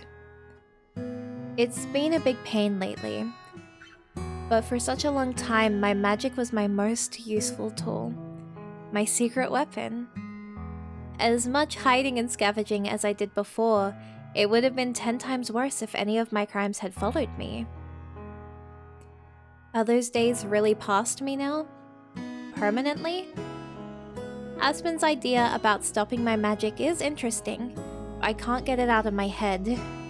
Being able to be remembered by everyone I care about is the #1 thing I could ask for right now. But will it always be that way? Say there was a way that I could change things and make it so people didn't forget me. What if it wasn't possible for me to change my mind later?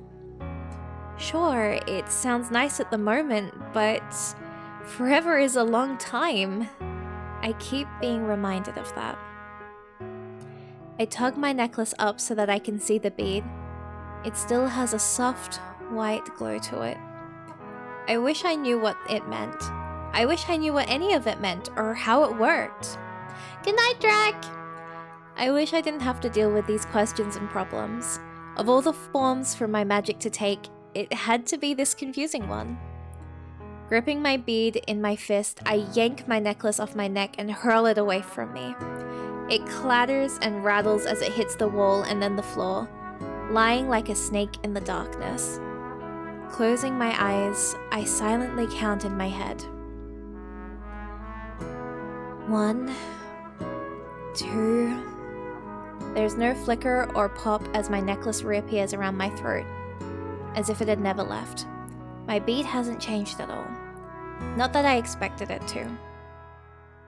Sighing, I roll over onto my side, not tired enough to sleep, but not feeling like doing much else either.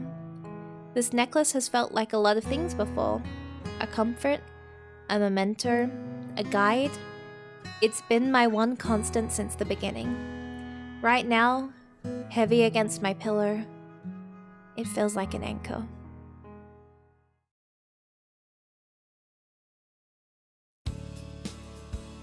The mood shift.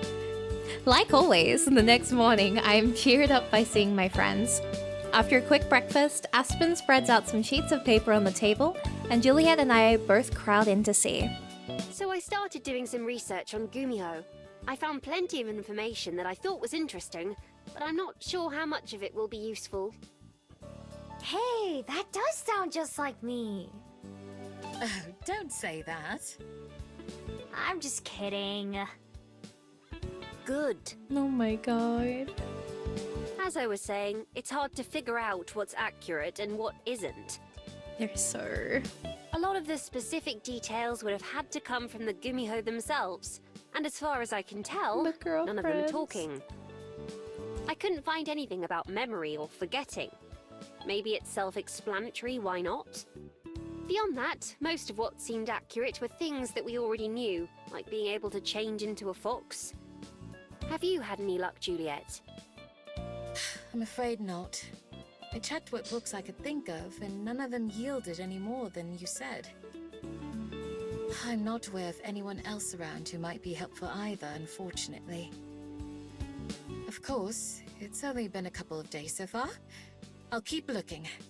We're bound to learn. I'll keep looking too. There was one other thing that came up I thought might be worth mentioning.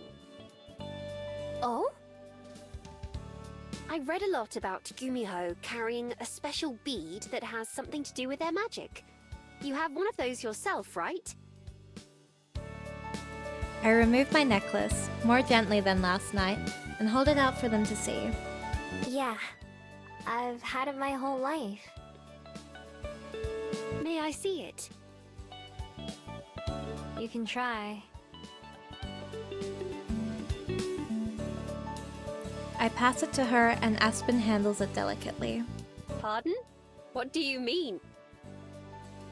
Just Google search it, I can't believe this. It poofs out of her hand and back around my neck. Oh, I see. Yeah, I couldn't get rid of it, even if I wanted to.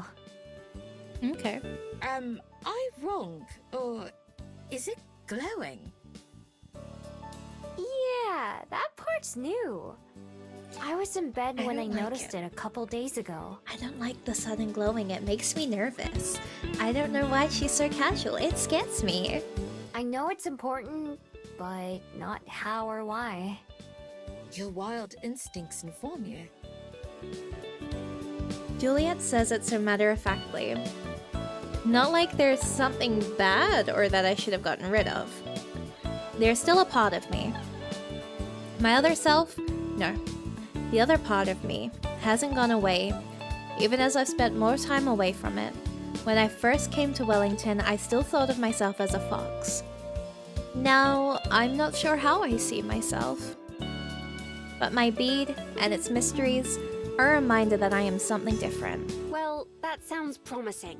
It means something is happening, even if we're not sure what. Let us know if you notice it changing in any other ways, Miho. The more knowledge we have, the better.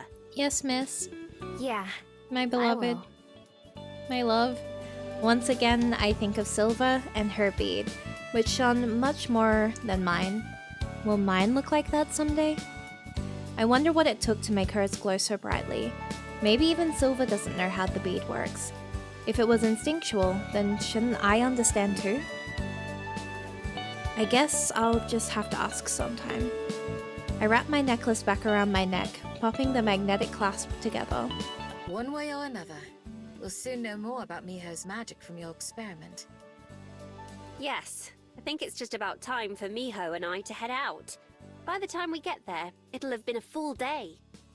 Let's go. I'm ready to go if you are. You know I hate sitting around waiting. Please let this work. Another thing we have in common. All right then, let's be off.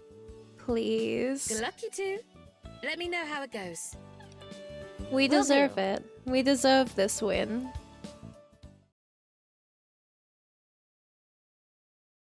This time, when we get to the Bell House, Lena isn't waiting outside. There's always a chance she just forgot in the regular way. I should have texted her first. Guess we'll find out. I'm so nervous. Is the glow from forming permanent bond with someone? Did Silver have that many? Oh god, I would cry if that was the case. For what feels like the 1000th time in the last few weeks, I'm shaky with nervous energy. At least there's not any risks here. In the worst case scenario, nothing changes. I take the lead and open the door for Aspen, then follow her in. Lane is behind the counter. Hey, boss! She looks at me. Who's your friend? No! No! No! No! I try to hide the disappointment from my face. Well, it was worth a shot. It's too bad, but at least I was prepared. Miho, I'm... You bitch. Messing with you. You fucking bitch. I hate her. I hate I her. remember everything. Told you my secret I technique. fucking hate her. I'll call you again tonight. You bitch.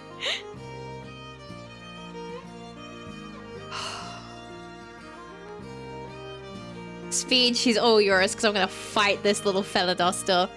Aspen leans against me in relief. Collapses might be a better way to put it. I can tell she's thinking the same thing I am. Dealing with events like her trip home just got a lot easier to deal with. God, Lena, you nearly gave me a heart attack. But I'm so glad to hear it that I don't even care. Yo, is there a Lena route? No, nah, she's in love with a guy. Speed, you better defend Lena with your life. Me! Speed, you're gonna protect her from us too. We're ready to throw hands. Me too. A huge weight feels like it's been lifted off my shoulders. Not all of my problems are solved, but at least some of them are. Still at my side, Aspen holds my hand, and Lena's eyes bug out in shock. Wait, are you two? Yes. After giving me a quick kiss on the cheek, Aspen nods. Why, yes, we are. Yes, we are. Lena looks like she's seen a ghost. Oh, no way! You seriously started dating someone before I did? I thought I had that one in the bag! They are like sisters. Like usual, I wasn't aware we were competing, but I certainly did win in this case. Jeez. Well, I guess just this once it's fine, since you two are pretty cute together. They But are. I'll win next time! They are very cute together. It's not even else. Speed, I'm praying for you. And what exactly is next time? Not sure yet, but I'll figure that out soon. I guess I'll leave you two lovebirds alone for a bit. Talk to you tonight, Miho. Oh my god. Bye. Bye! Putting her headphones in, Lena disappears into the back of the cafe, leaving the lobby to Aspen and me. I do only have a bit, unfortunately. Probably better that no customers walk in like this. But I'm really, really glad this worked. They are really... I'm getting emotional again. I keep expecting the same formula. I need to stop expecting the same formula with these guys because they are showing me over and over again that they are just not doing what all Women Love Women media does. Like, they keep giving us these good things and I'm going insane. Me too. Now we don't have to worry anymore. Not nearly as much, at least. I'll be busy this evening, but I'll call you later. And I'll see you tomorrow, okay? This is the most wholesome thing. I could write a whole ass video essay about how this has just like changed the game of Women Love Women media. Like,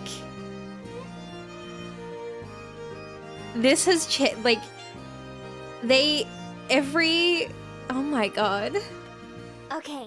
My god. I should go tell Juliet that our idea worked too. I'm sure she'll be overjoyed as well. Have a good day at work, and I'll try to message you if I can, alright? Okay. Yeah. I'll try to figure out how to send a response. I'll do that too, Aspen. Just you wait. I'm kidding. Don't worry, I'm sure you'll have lots of practice. Talk to you again soon. But not soon enough. but not soon enough. Bye. We give each other a quick hug, and then I head back to the library to deliver the good news. Oh, you got my hopes up. I mean, AO3 exists, am I right? Like we expected, Juliet's also relieved. She gives me a quick lesson in how to send messages, although she's almost as slow as I am. I spend most of my shift working, texting Aspen when I can, and looking forward to tomorrow. Hi. Yes, I want to say hi to you. Excuse me. Now that I can be remembered, I decide to go introduce myself to Mr. Kim for what should be the last time. Before the day ends, I head to the waterfront and wait for him to not be busy with someone else. Hello, miss. Here to fish? Hi, I want you to remember me. Hi. Actually... I give him an explanation of my magic, as well as a run through the things he's shown me and told me. When I'm done, he rubs his chin, then laughs. You know, that all makes perfect sense. I could remember some of those things, but not who I was with. I've been thinking it was my memory starting to fail on me. Glad to hear it's just magic. And as for us, Miho, well, I suppose that makes you my new old friend then. Oh man, Mr. Kim. The emotional attachment I have received towards Mr. Kim when I thought I wouldn't care about him at all is insane. He sticks out his hand and it takes a second for me to realize I'm supposed to shake it. But I do. We exchange phone numbers and he promises to keep in touch so he won't forget about me again. This is my new dad, guys. Talk to you later. Good night. I press the button to end the call on my phone and then gently set the device on my windowsill. Getting through the phone calls needed to make sure I'm not forgotten is more work than I expected. I'm glad that the people I've befriended are willing to put in the effort to see me every day. It's still such an inconvenience though and such a risk. For their sake, as much as my own, I need to try and find a better solution. Yo, there's 15 in total for Please Be Happy. Maybe there should be a 16. Whether that means getting rid of my magic entirely or not, I have to at least know what my options are. I can't leave it all for Aspen and Juliet to figure out either. I need to put my own effort into. While I'm not nearly as good at reading and researching as they are, there's still that one idea that comes to mind a few times. It's time to finally put it into action. Leaving my phone in my room, I get dressed and slip silently out the front door, making my way to Mount Victoria. At the very edge of the path, I transform. Nose close to the ground, I head for the tree line and to the wild part of the mountain. I'm rusty when it comes to tracking, and the sheer number of scents that assault my nose is overwhelming. I have to sift between them in my head while I run, disregarding the ones that I can tell are human, or other fabled, or just parts of nature. It isn't until I'm far from any roads or homes that I finally catch what I'm looking for. That familiar but unrecognizable presence. Honing in on what I can detect of Silver's trail, I follow it as closely as I can. Sometimes the lead goes cold, but I pick it up again a few meters away, in a different direction. The path is windy and hard to follow. How does anyone live like this? It doesn't feel as if the path is leading anywhere in particular, but I stay on it, keeping my eyes and ears peeled for any sign of her. Finally, after picking up the trail yet again near the river, I follow it until I reach a familiar spot and transform yet again. No way. It's been weeks, but traces of my den are still there.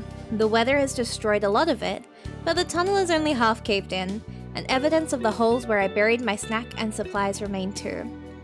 Has Silver been staying here? There aren't any signs of life more recent than mine. Still, her scent ends here, as if she just disappeared. Something rustles from over near the collapsed den. Even with the moonlight, it's hard for me to see. So I change back into a fox, straining all my senses to detect anything. I don't. Nothing but me and the wind. Changing forms yet again, I still get the feeling that I'm not alone. Hello? Guys, Wait, I need to save.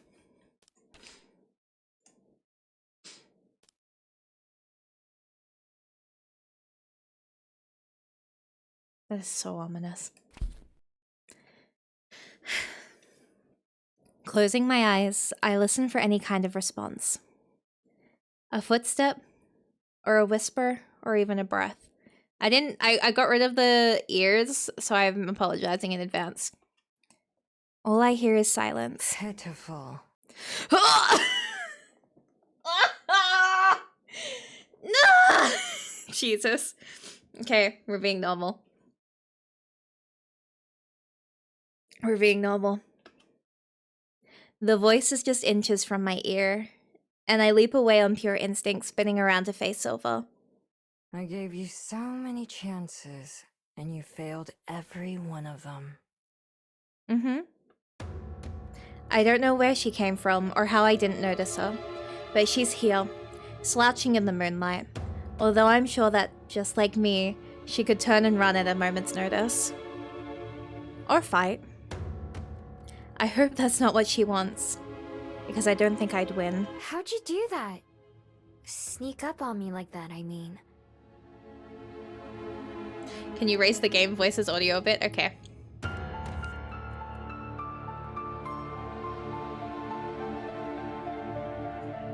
I think my...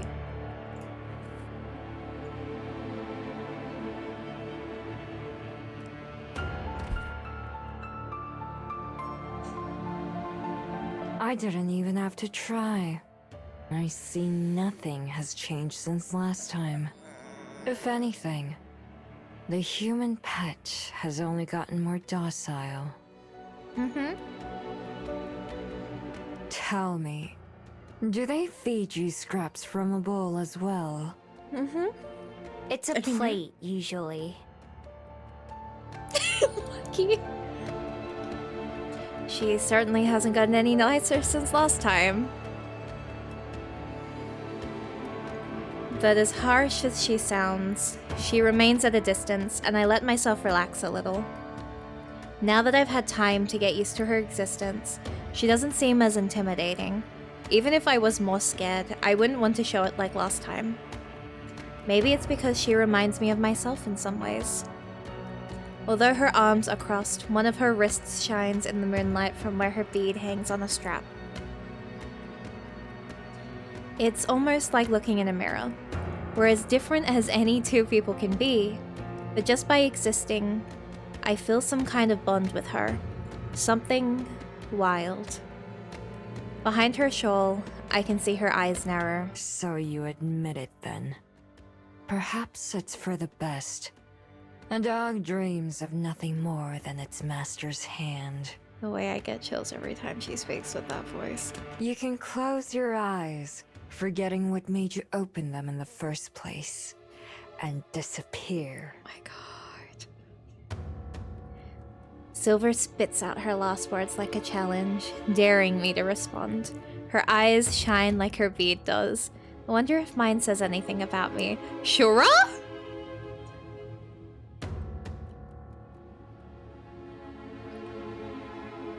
I don't respond. Unsure how. Not because she made me question myself, but because I don't think she'd believe what I have to say. Oh my god, Shura! We're seeing a different side to Shura today. It feels like it's been ages, but really, it's only been a few months that I've been here in New Zealand. Not even a year ago. Didn't I feel the same way she does? Telling myself that I wasn't missing out on anything by being alone, chasing some dream for decades without even stopping to think about it. Just dreaming my way through life. How could I tell her that? What could I say that would change her mind? I already know the answer. There isn't anything. Sometimes there are no right words. I see you've forgotten how to speak as well. Mm-hmm. But tell me, if you can, what was it you hoped to achieve by coming here? I could have left you chasing your tail in the dark if I'd wanted to, but you've somehow made me curious. I fail to imagine the desires of a hound. I unhook my necklace and hold it in one hand. The pearls make a soft sound as they bang against each other, but my bead clatters loudly against its neighbor. It's still glowing, same as this morning. Because I wanted to ask you something.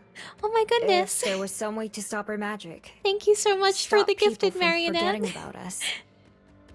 Thank you. I really appreciate it. Oh my goodness. My fingers curl over the bead. I don't even have to see her face to know her reaction. She laughs just once, and it sounds like a bark. You managed to surprise me again. I didn't think even you would be so shameless as to try and rid yourself of your gifts. Are they really gifts? Ignore them, perhaps, but to abandon them. You have outdone yourself, dog. Fitting that you wear it around your neck like a collar. Okay, damn, chill. As for forgetting, I can only guess at what you must mean. Don't think yourself the same as me. My magic is nothing like yours. It takes a different form in every one of our sisters. Oh, okay. My sisters, I should say. Our sisters, thank you very much. Then what does yours do instead? I don't see why I should tell you that. A dog need not concern itself with affairs above its head. Girl, keep calling me a dog and I'm gonna start fucking biting. This dog thing is getting pretty old, you know. So true. Then leave. I only chose to acknowledge you to satiate my own curiosity. It won't happen a second time. Goodbye, dog. Lucky. Riceman! I'm not barking for this woman. Quick as a flash, Silver transforms, the glow from her bead lingering for a moment in the air. Before her paws have all touched the ground, she's already running away. Soon, even her shining fur disappears into the night. I don't give chase. I never really expected her to answer my question in the first place. Still, I don't think this visit was a waste of time. Before I leave, I take a final look around at my den. When I left here with Juliet months ago, I expected to be back soon.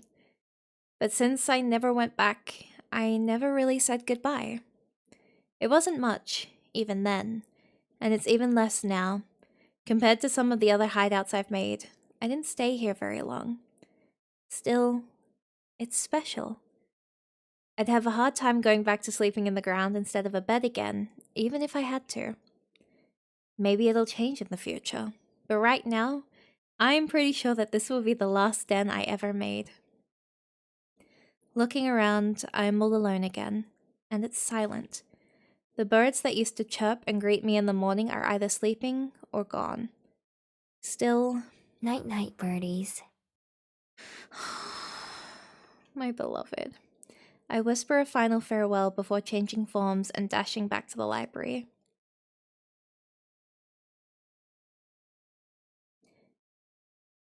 The next morning, I once again keep my visit with Silver to myself.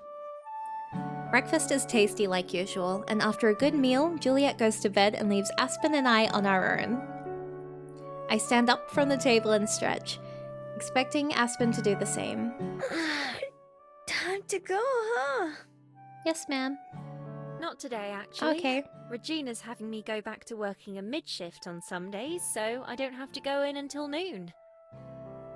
Meaning, I can spend the whole morning with you, if you want. Let's go. We're taking wins. Let's go. Of course I do. Why wouldn't I? I can make out the entire morning. Oh, no, I didn't mean it like that. Just that... Well, never mind. Sorry, just ignore Excuse me. I'm a little out of it. Girl, get your ass back into it. It's fine. Don't worry. But I can't just ignore you either. What's wrong? Aspen sighs and then shrugs. Let's go sit up front and I'll tell you. You need to open the library soon, right? Yeah? Wanna help? Yeah. I'd love to. Most of the preparation's already done, but we find things to do. I organize the front desk, taking care of some of the clutter, while Aspen does a quick once-over of the shelves and fixes a few out-of-place books. It reminds me a little of my first day working here, when Aspen helped out. She's a lot quieter this time, although she keeps herself busy. I wait for her to bring up whatever it is that's on her mind, rather than try to nudge it out of her. After a while, we sit down behind the desk, where Aspen looks right at home. She casually unpacks her bag, setting aside a small hand mirror and a new notebook. Then she removes an envelope. It has a fancy logo at the top, but not one that I recognize. This was waiting for me in the mail yesterday. The plastic part of the envelope crackles as Aspen removes the piece of paper from inside, frowning as she unfolds it. I watch her eyes move as she reads through it silently before sighing. No. It says, "Dear Ms. Benoit, we appreciate your manuscript Oh, submission no. and commend you for your success in completing a novel. She doesn't sound happy. Unfortunately, No! we do not find that it fits the criteria we're currently searching for, and as such must respectfully decline. Aspen.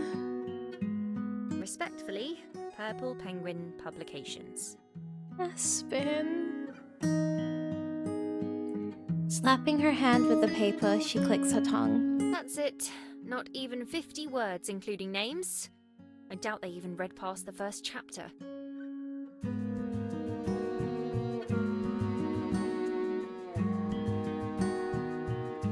It took me a second to understand what you meant by that, Neki. I was like, wait, what? It was... Damn it, I can't believe Gontai would do this to Aspen. How could they? Wait, they said no? Why? As it says, it's not what they're looking for.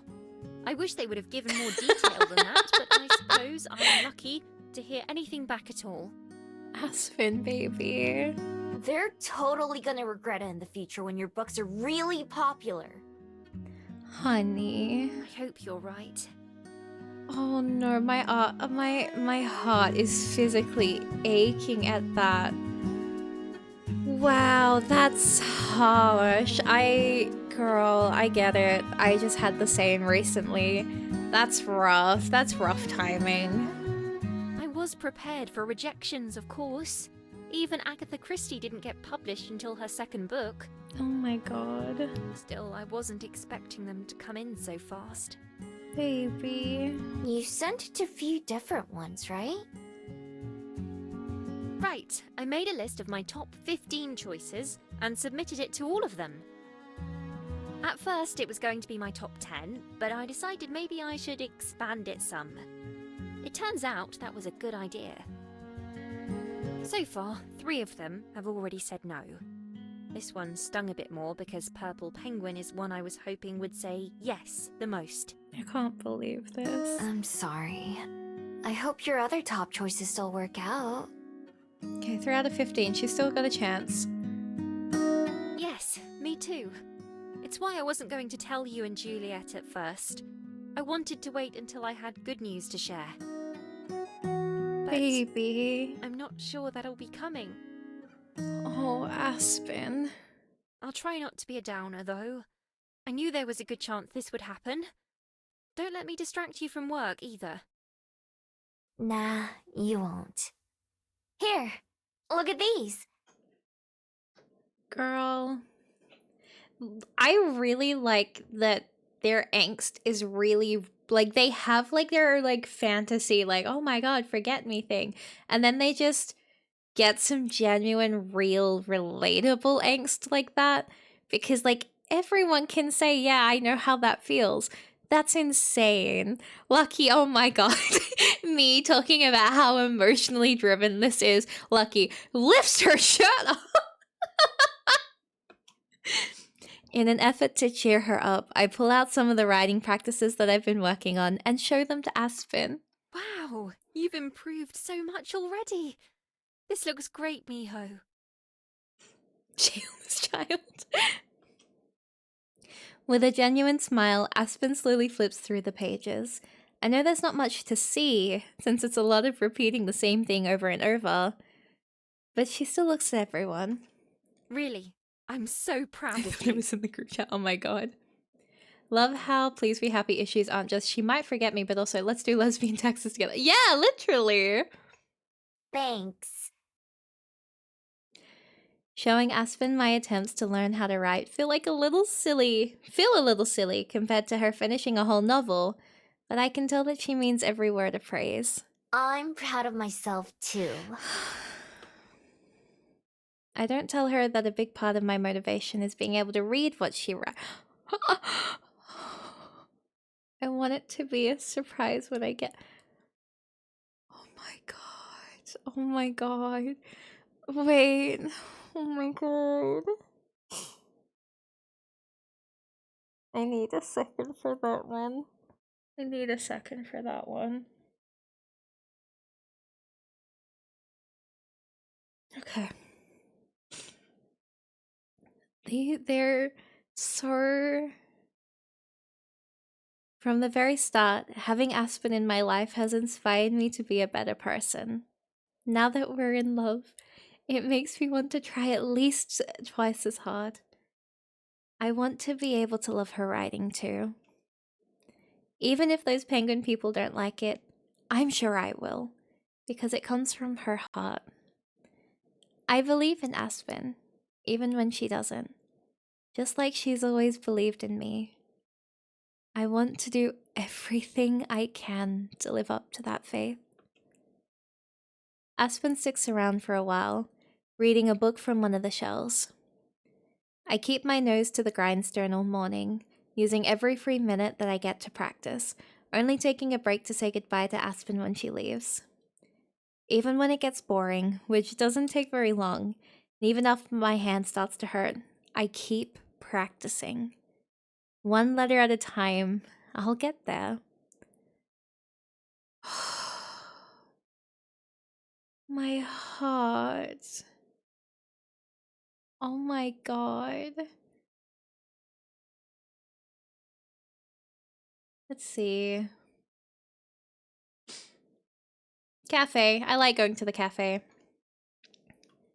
Something feels weird in the Bell House today, but I can't quite put my finger on it. What could it be? Did they redecorate? Is there someone watching me? Is there... Get save checkpoint. Good point. Oh, look at her face. I'm gonna cry. How many save slots have I used? Oh, I have used a decent amount so far. Oopsies. Hee hee. Uh-huh. Is there a gas leak? Wait. I think I got it. All the other patrons are reading books. Like proper paper books, not just fake books on their computers. The covers are all the same style, so it occurs to me that maybe these are all students doing assigned readings or cramming for a test. Phew. I'm so glad I don't have to go to school. Still, though, being the only person without a book is making me feel kind of left out. Maybe I'll go hold a book for a while at the library to feel better. Not long after the sun went down, it started to get pretty cold. Clouds came in out of nowhere, and so did the wind. God, I wish I didn't have to go to school. I find myself sitting in the windowsill looking out before I go to sleep for the night. It's cozy in here, and I have plenty of extra blankets if I need them. My breath fogs up the window, but the cold stays on the other side. Up on Mount Victoria, though, in the trees and valleys, it must be miserable out there. I wonder where Silver is, and how she deals with the rain. Does she make a hole and burrow underneath like I used to?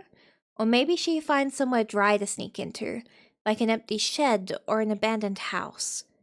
She's rude and abrasive, and hasn't said a single nice thing to me. I hope she's safe anyway. As the only other Gumio I've met, I can't help but care about her. Just a little. I doubt she feels the same way about me, but that's okay. I wouldn't either in her shoes. Still, I know how bad it feels to be stuck out in the cold, with everything turning into mud around you, or shivering under a tree that blocks most but not all of the rain. Wherever she is, I hope she's warm and dry. I wonder if that's the first time someone's wished that for her.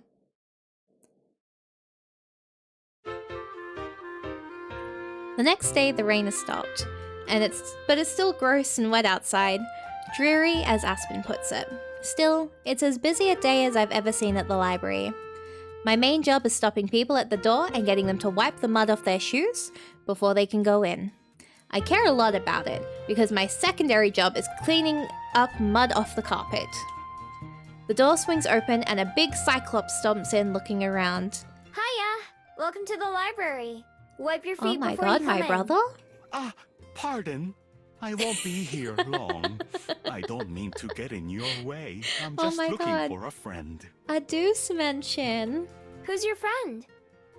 Oh, no one. I'm sure he'd said he'll be here, but I don't see him. I'll try again later. I can't believe Deuce didn't tell me that they were in here. Oh, okay. Good luck. Thank you. Thank you. And I do apologize if I got any dirt on your floor. Good night, Riceman. Thank you so much for joining us today. Make sure you stay safe, make good choices, keep hydrated, and have a wonderful rest of your evening, dude. Good dreams only. Apologizing all the way back out the door, the Cyclops leaves as quickly as he came. The door stays shut, which gives me a minute to find some fresh towels and rags. I'm glad you enjoyed the stream. Once the entryway is as tidy as I can get it, I sit down behind the desk to work on my reading and writing. It isn't long before the door swings open again, but it shuts before anyone enters, and I can hear grumbling from outside. Come on, Pippa. At least hold the door. I'm protecting the notebook. You get the door. Who the heck? Let me. Oh my god, look at her ears! Oh my god, look at her ears! Oh my god, look at her ears! Oh my god, her ears! The poor door pops open one more time and 3 kids in matching uniforms trudge in. 2 of them, including one carrying a notebook, who must be Pippa, look around in awe, while the other girl approaches me. Hello there, Is miss. Pippa the rabbit in name's this? Cello. Because that's gonna be funny if it is. If Pippa is the rabbit, I'm gonna laugh so damn hard. Why is Aqua in this? This is an Aqua cameo. Wait. Cello. My friends and I are here in New Zealand for a class trip, and we're supposed to research and put together a project on a special place in Wellington. Oh my god, why is Aqua in here? We were hoping you might have some suggestions for where to start. Hey, I'm Miho. But, I'm This is not so the best funny. person to ask, really. I've only lived here for a couple months. But I know a couple people who might be able to help. Yeah? One of them's at work right now. The other one also lives here at the library, but she's asleep right now. Did you say she lives here? And did you say also? Armand, Pippa, please. Pippa is the rabbit. Sorry, my No two way. friends don't know how to not be so nosy. Not the blonde rabbit being named Pippa. Hello? The... Pippa mention? Insane. What's wrong with it? Do you not know about the Pippa rabbit streamer? This is funny. Pippa Pipkin? Wait. Yeah, there is a streamer called Pippa. Yeah. So let me. Let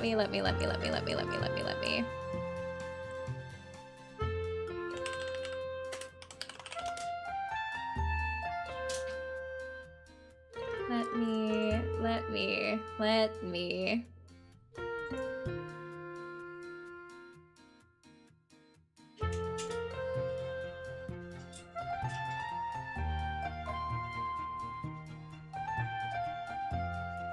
Yeah! Oh my god, my It's game fine, is it's glitching fine. out really weirdly. Julie, oh god. she's the one who owns this place. And I both live here. I have a room upstairs. Yeah, she's from Phase Connect, yeah. That's why I'm laughing. As soon as they were saying Pippa, I was like, there's no way. That sounds like it would be too good to be true. Think about it. You'd have all kinds of books around for inspiration. Or just for reading. It'd be impossible to get bored in a place like this. You'd be surprised. But you guys aren't the first ones to say that. Is it alright if we look around? Absolutely, child. It is a library, you know. Pippa. They're meant for looking around. It's still polite to ask. Yep, it's fine. Let me know if you need help finding anything. Yeah, we can help now. We will. Thank you. Yeah, thanks. Thanks. The noisy pair head off to browse the books. Although they seem like carefree kids, I can tell that they're handling the books with respect, as Juliet would say. Girl, not gonna lie, I'd be bored in a library. Yeah, no, that's a mood. I couldn't. The third girl, Aqua, stays by the desk. Ms. Miho? Miss Since Miho. you're new here, would it be alright if I asked you a few questions about your experiences? She also has a notebook with her. Although it's smaller than Pippa's, it reminds me of the one Aspen always carries with her. Sure, I don't mind. But like I said, I don't know much about Wellington or New Zealand at all. She's gonna forget her the next day. That's okay. It's why I wanted to ask. I also haven't lived in Amarina for very long. I'm not even from the underworld. Is she adopting a fucking child? Can she? Can they have a kid? I think that would be kind of cute. I think they should have a little mermaid child. My family and I just moved there, so I don't know it the same way Armand and Pippa do. I hope that didn't sound weird. No, you're out now. I know what you mean. Don't worry. I'm not from the underworld either. Go ahead, ask away. Thank you. She takes a seat in one of the chairs near me, tail curling around one of the legs. Is there anything you wish you'd known before you came here? Looking out the window, I can see my answer.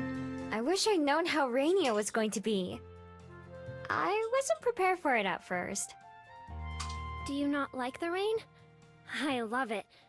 It reminds me of being home in the ocean. Oh my goodness. She flaps her tail enthusiastically. I wish it would rain every day. That was one of the hardest things to get used to when my family moved on shore to Amarina. Oh my god. It's so dry, even with the canals. Is there anything that makes this city different from others you've been to? Or anything you miss? It's hard to say. I've made more friends than I have anywhere else. Maybe it's something about the people. Everyone I've met has been really friendly. So, there's not too much that I don't have here. Oh, that's good to know.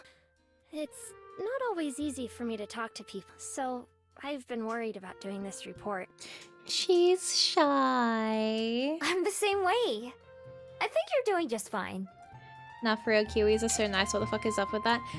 It's mostly just because small islands, like, they're just very carefree for a lot of things. There's still a lot of nasty people there, though. But, like, I guess it's really just, like, the small, like... How to explain it? They have a lot of really good things going on for them over there. It would make sense that they would be a lot more carefree. Thanks, Ms. Miho. Did you ever have a project like this when you were in school?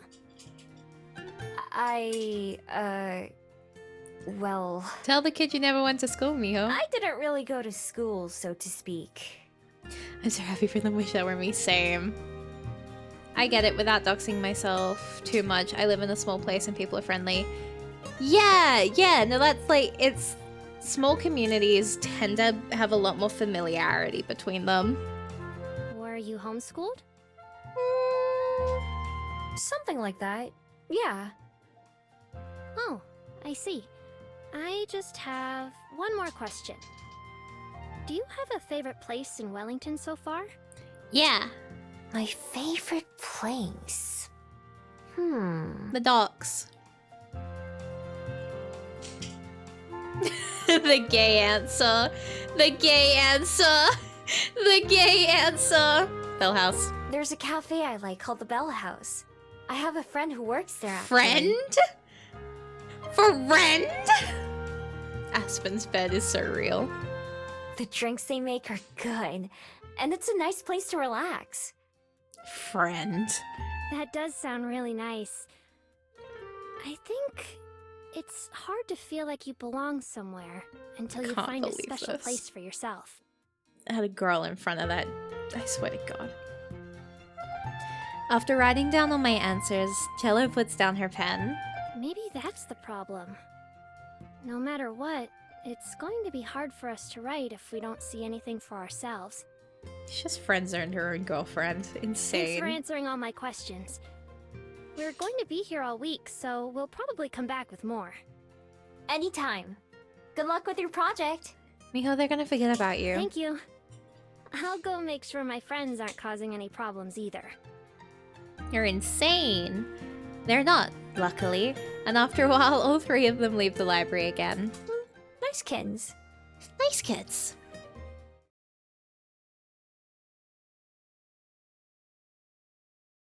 I feel like if I had done more at the start, there would be more happening here. But because I kept skipping it, going to the cafe, there's like no plot lines. Because I never went to the kid. I never did all of the stuff with Lena. I just did fishing. And even then, it's not giving me more fishing. And I think that is the funniest thing. And I hope that is the case. The view from the waterfront is really just the best on a clear day. I take a long, refreshing sit and enjoy the seemingly endless expanse of water. Sometimes it's nice to just enjoy the sight of nature without any expectations. But my patience is rewarded with the sight of dolphins passing by. They're far away, just the smallest glimpses of dorsal fins moving in a group, but they're unmistakably dolphins. I whip my head around, and it doesn't seem like anyone near me has noticed them. But I guess nobody else is really staring out into the horizon either. What a nice surprise! They're... Whole day Okay. to ourselves, finally! No This way. has been one of the busiest weeks of my life. Guys, be cool. State. Mine too. But in a good way. Guys, be cool. Of course. The best way. Alone with just each other in the library, Aspen slides her chair closer so she can kiss my cheek. What do you want to do today? The world is our oyster. Oysters. Miho, I'm gonna fucking Wanna kick get your lunch? ass. We just finished breakfast. It's never too early to start thinking about lunch. Miho, I'm gonna kick your ass. Laughing, Aspen stands up and offers me her hand. It's a little early for that, but I could do with some fresh air. Care to join me for a walk? Nikki. Sure. Nikki. I'll Nikki. go anywhere you want. Oh my god. Her hand squeezes mine as we step outside into the daylight. Everything feels different and new when I'm with Aspen now. Something as simple as walking down the hill from the library, something I've done almost every day for months now, feels more special with her next to me. I've been expecting falling in love to be harder, or something I have to push myself to do. I've been surprised by how easy it is. Like a dam that had been holding back a river since I let myself open up to the possibility of being in love. The rest has come naturally. Simply existing around her feels nice. I meant it when I said I'd go anywhere she wanted. It's been a while since I've seen the ocean. How about a walk to the waterfront? Sounds good. That's where the oysters are, after all. Miho, I'm gonna Not throttle quite you. what I was thinking, but close enough. Let's see if I can remember how to get there. Miho, I'm gonna throttle you. Oh, I know the way. Want me to lead? By all means. I take us towards Mount Victoria and the beach. Other people smile or nod or wave as we pass them by, sometimes with a word of greeting too. I can't believe you've only been here a fraction of the time I have, but you already know your way around so wants much to better than I leave. do. I used a lot of that time to learn. Besides, navigating is second nature for me. I can do it without trying. I feel this feeling in my chest that it's just like, oh my god. I'm glad, because I'm not sure if I've ever mentioned, but I'm terrible with directions fail. myself. Fucking girl fail. It's a good thing you offered to lead, because I was about to take us in the other direction. Oh, you are the love of my life. That would have been fun too. Would have been a surprise for both of us. Wait, Mari, your full name is Marielle? What do you mean? What do you mean my full name is Marielle? No shit, it is Marielle. Hey Mari, the devs like the clip for last— oh, what? What? What? What do you mean? What do you mean? What do you mean? Magpie, what do you mean? Magpie? Magpie? Magpie? What do you mean? What do you mean, Magpie? There is no way.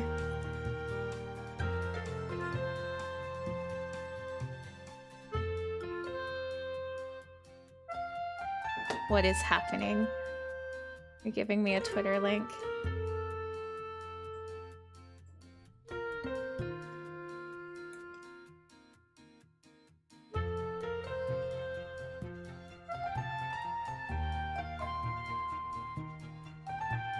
What?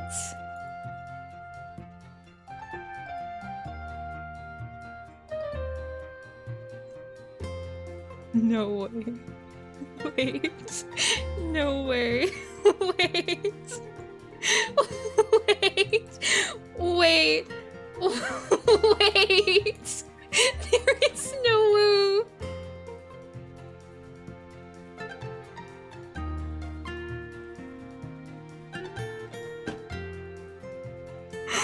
You're joking. You're joking.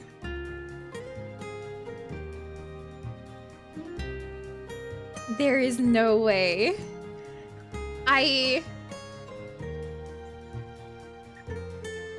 Oh my god. Oh my god? Oh my god? What do you mean? Wait.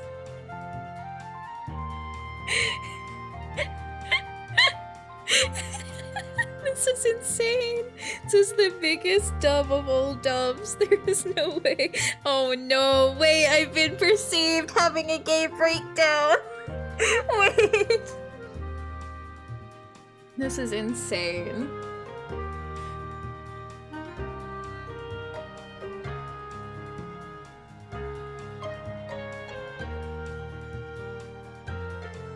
I'm losing my mind right now. There is no way.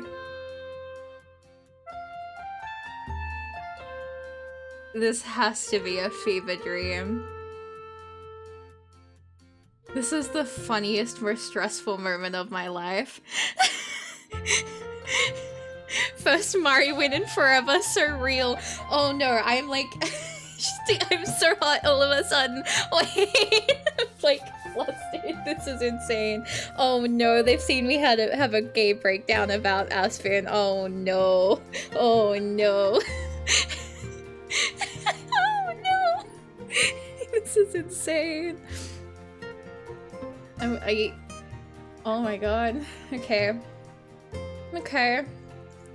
Insane. Okay. Well, at least they didn't see today's gay breakdowns. Jesus Christ. Oh yes, my god. And for whatever poor person whose yard we wander into. Okay. Okay. Not Don't yet. worry. No. That's something else Not I'm yet. good at. Oh, no. Not getting caught in people's yards. Oh mijo, my beloved. Aspen laughs. Maybe I'd be better at it than navigating, at least. Do you ever miss it? That life, I mean. Nah. Miho. She glances at me in surprise. That was awfully quick. You didn't even have to think about it. I've thought about it a lot, actually. Almost all the time for a You're while. gonna get caught in Aspen's arms. Oh, if only. The dream.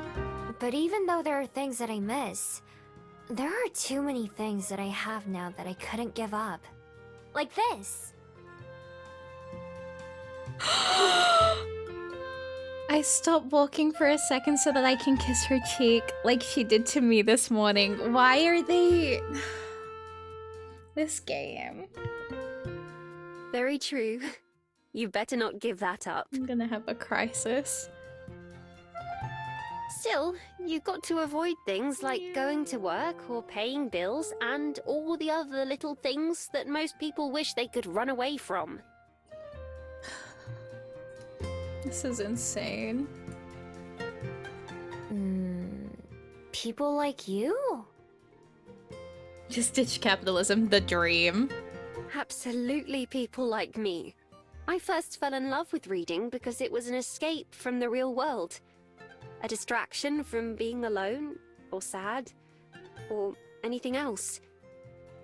Even if I couldn't live an exciting life, at least I could experience one through someone else's eyes and words. In those stories, there were often characters who remind me of you. Going wherever they please, doing whatever their hearts tell them to. Oh my god, me? Crazy. Having wished so desperately to go from my normal, boring life to one of adventure, I would certainly understand if you ever wanted to go back to it. Me but fanfics, oh my god. I shake my head. You've got it all wrong. What you just said about going where I want or following my heart, I'm doing both of those things right now. Please. Where did your Riz come from all of a sudden? You've done nothing but fumble and fail, and now you get a girlfriend and suddenly you're like, here I am.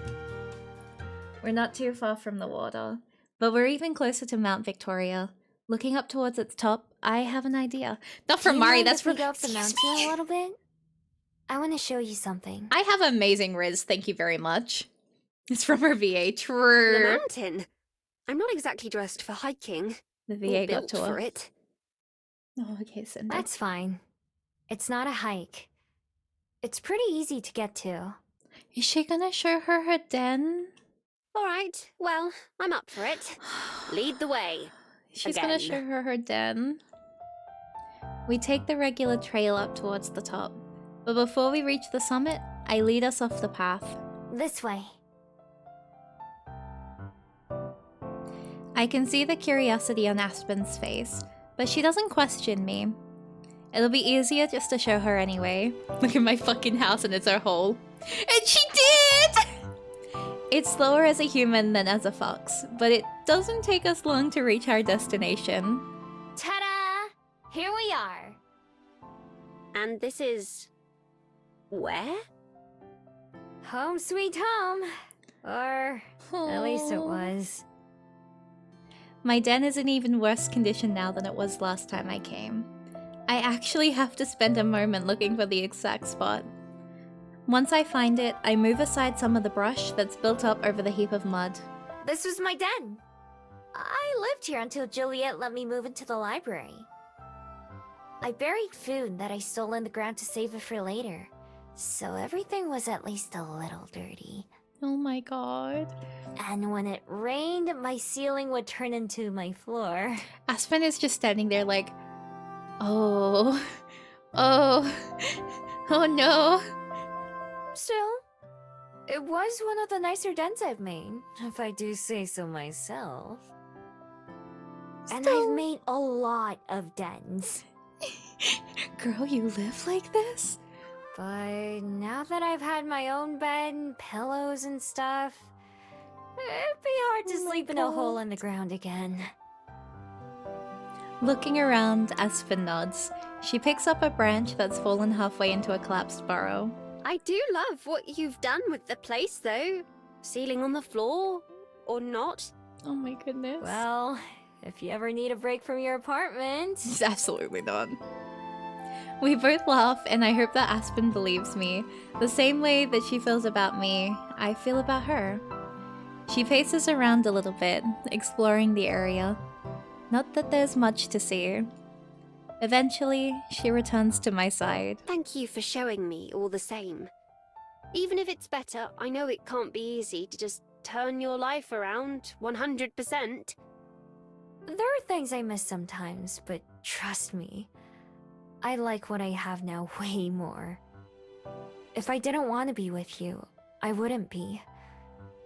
I'm really good at running away from things I don't like. Oh my god. I'm not going anywhere. She's not going anywhere. I have seen that for myself. It's true. True. Exactly. So I mean everything I say to you. Nikki. Everything. I don't mind at all. But standing with her next to what used to be my den, it feels like a strange collision of my past and present. It's taken some getting used to, and there are still things that surprise me or that are tough to deal with in my everyday life. When I dug this hole, I never would have guessed it would be the last time. Before Aspen and before Wellington, I never had anything else to go back to. But being here and seeing what I did leave behind, I don't regret that life, but I don't miss it. Every day is better with Aspen in it, and Juliet as well. I just have to do my best to make sure that's true for them too. Judging by the way Aspen holds my hands as we go back down the mountain and the way she laughs at my dumb jokes, I feel like I'm doing an okay job so far.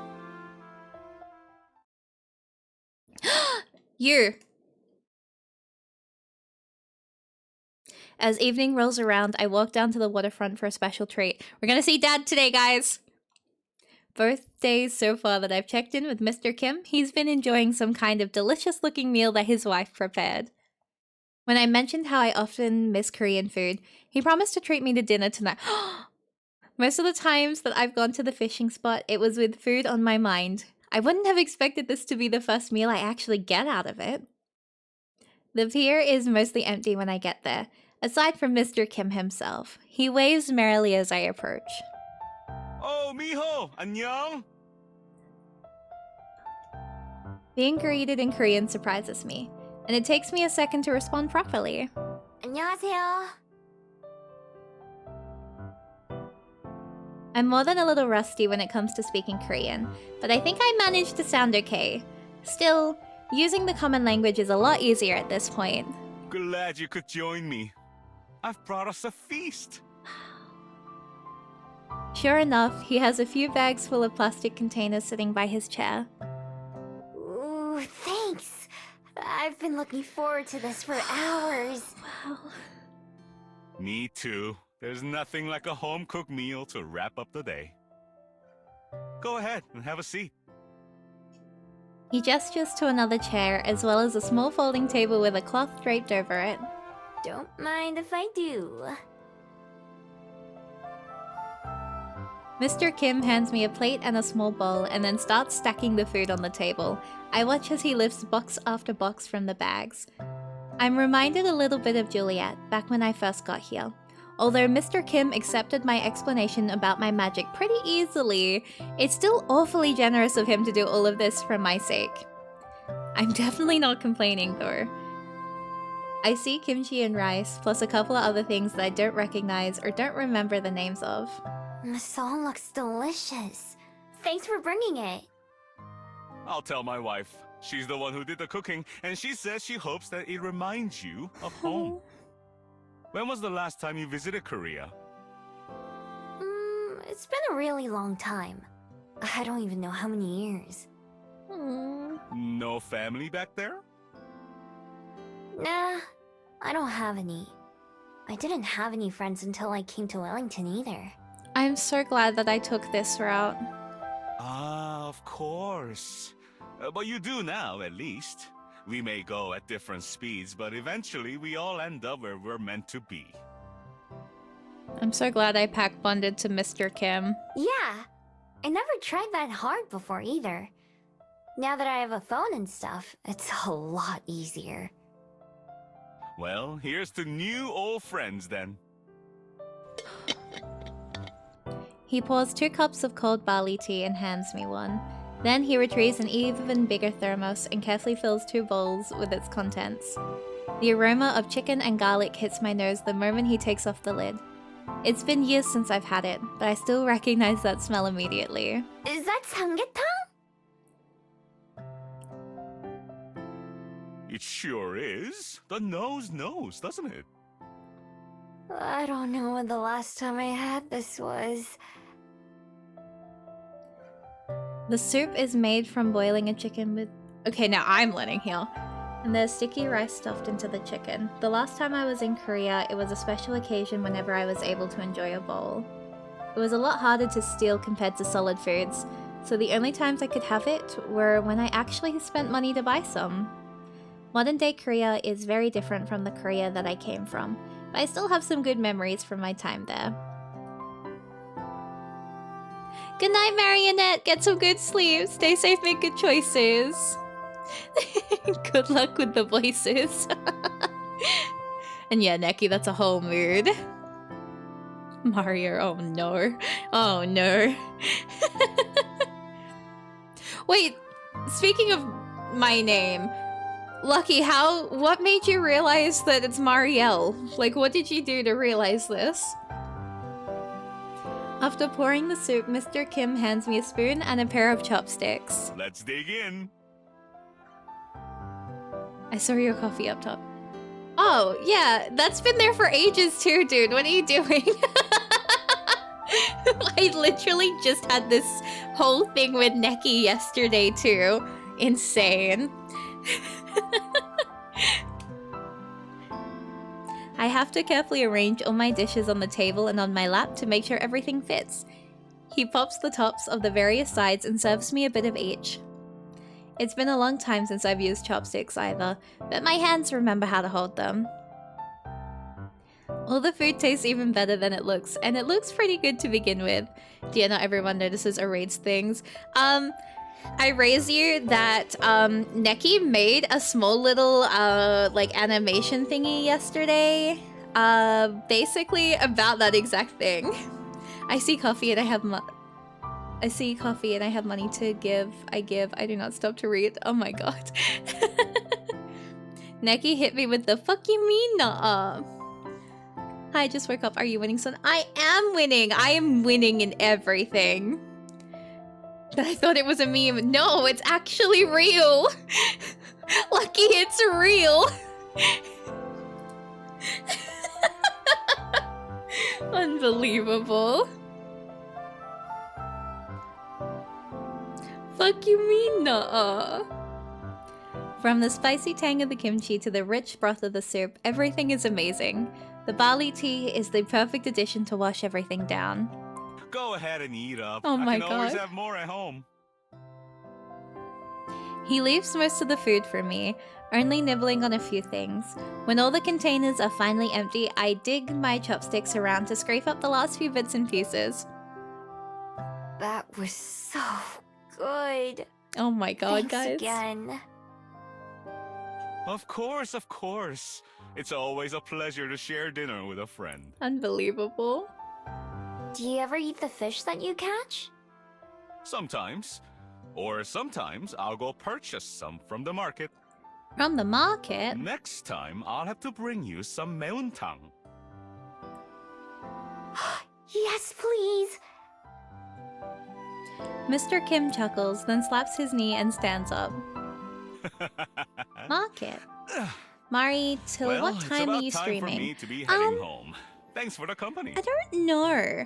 I was like, I want to finish this, but I don't know if I can finish this. I think this is the first time hearing the main character's voice. She sounds like a girl. She is. She really is. Also, Neki, what the fuck you mean market? I'm saying market, like market, market. There's no H there. Save check, okay. Look at her! Free time.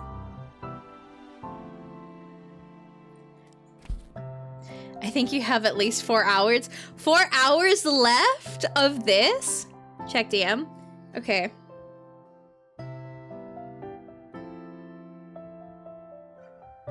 That is not what I expected to see. That wasn't... Why am I checking that DM? I'm not missing the R. I'm saying it. I'm saying market.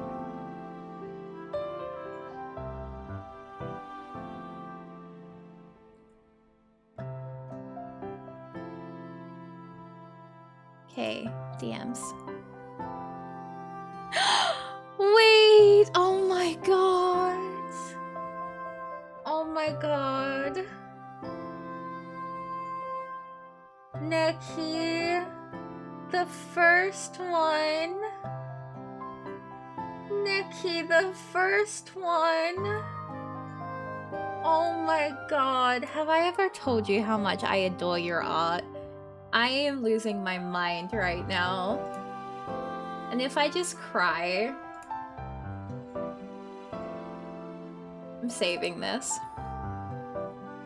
This is... I'm saving this. Thank you for this.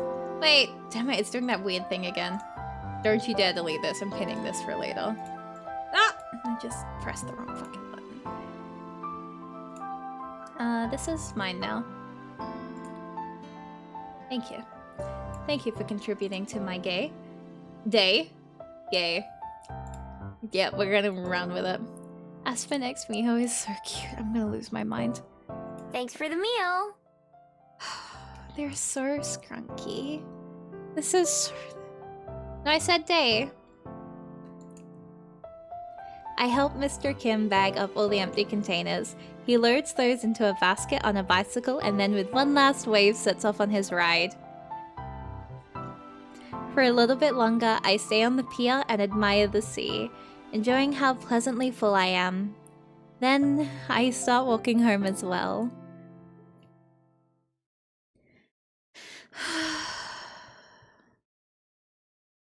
Oh shit, there's stuff I need to do. Back to the waterfront. The marketplace is a buffet of interesting smells, the stink of raw fish mixing with street foods in a way that might repel a weaker person, but not me. I'm on the hunt for something yummy and cheap when a woman waves me over to her table. Free samples, free sample. Oh, this is cute. Korean corn dogs? I never saw such a thing when I lived in Korea, and beyond that, I have never seen a corn dog that looks like this. Mind you, the corn dog is sliced into smaller pieces for sampling, but it appears to be covered in cubes and some kind of powder. They're delicious. The potato bits are mixed into the batter like French fries, and it's topped with a little bit of sugar. The savory and sweet mix is really addictive. Huh. Far be it from me to turn my nose up to potatoes or sugar. Oh my god, potato! Shura mention! I take one of the sample pieces and nibble at it, slow and careful at first as I process the unconventional ingredients. Once I've had the chance to ponder it and realize it's good, I flop the entire thing in my mouth and chew with gusto. Good, right? Just for you, you can have one more sample piece. I know how hard it is to just take one bite. You always want more. I can't afford a full corn dog, so I accept the extra sample cheerfully and go along on my way. Korean corn dogs. I'll have to remember them for the future. Potatoes!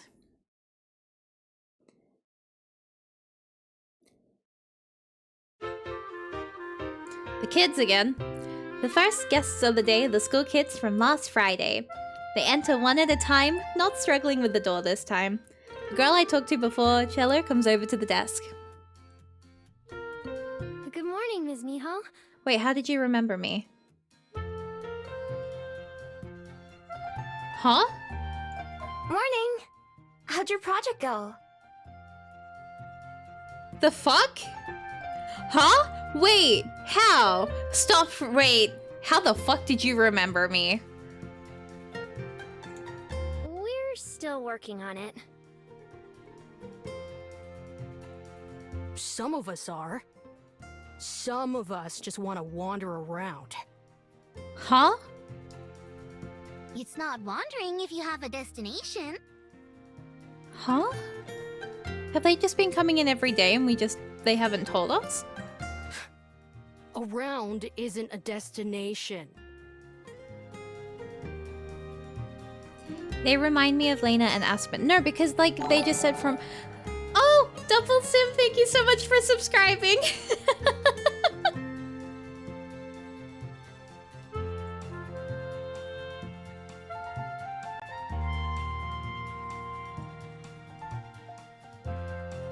Since they've talked.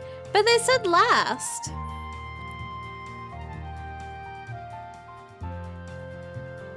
But they said last Friday. Wait, I'm confused now.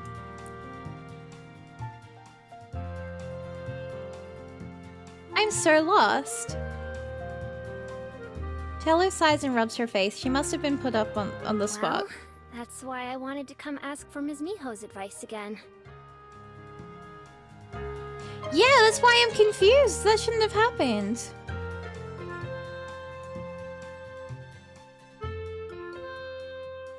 Again? Yeah, have you met her before? Wait. Wait. Only she's remembering.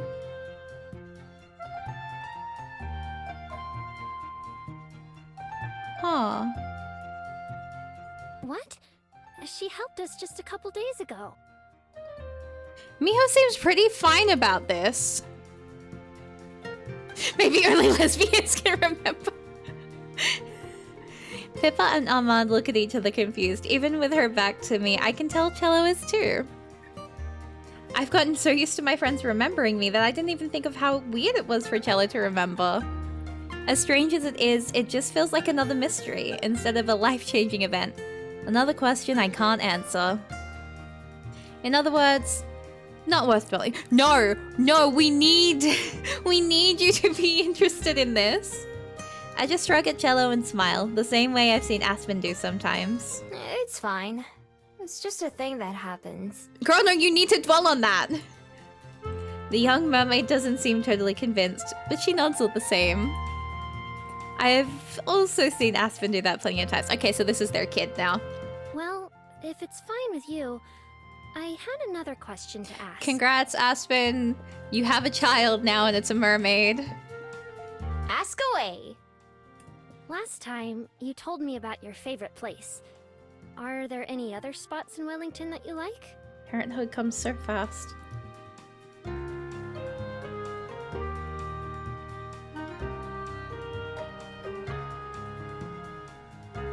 She looks back at her friends, who are both distracted by some of the library decorations. We're having trouble settling on a topic.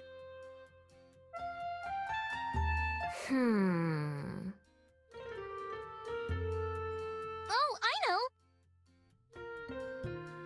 The girl, Pippa, hurries over to the desk. I didn't even think she was listening. Do you think you could show us around town? Pippa? That's a lot to ask, don't you think? No. Now all three of them are at my desk. She can say no. Come on, Pippa, what are you doing? She's working. She can't just get up and leave. Actually, watch this. There still aren't any other patrons yet. I don't think Juliet would mind as long as I come back. I can't spend all day, but I can show you a couple places. Really? Are you sure? We really are just adopting some kids now. Let's go. Parent arc. All three of them look at each other, then grin in unison. The first place I take them is to the top of Mount Victoria. This was one of the first places I went to when I came to Wellington. It's so beautiful.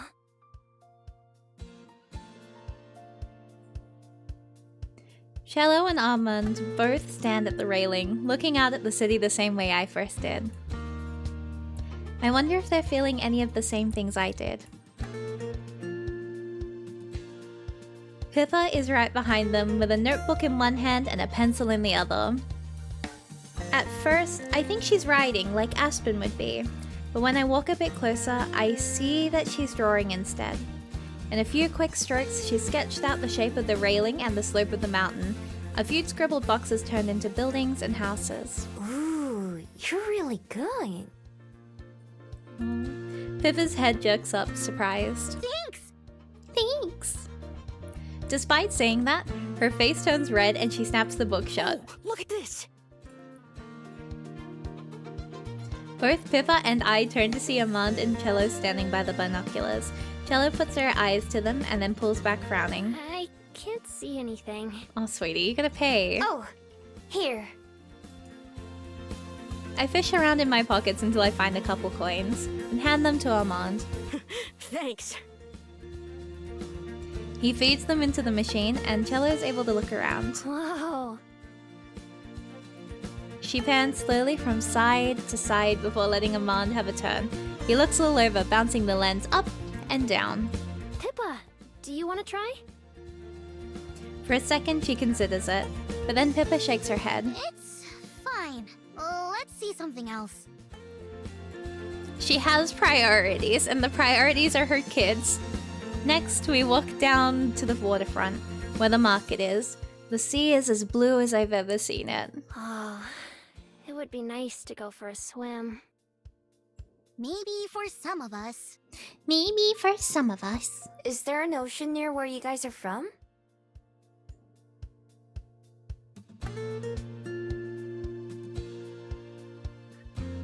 Oh no, but there's a giant lake and tons of canals.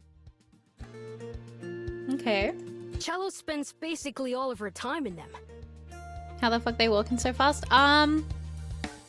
They speed in. I'd rather take a boat than an airship when possible. Even if it's slower. Okay, we get it. You like water. Swim all the way here if you could. Okay.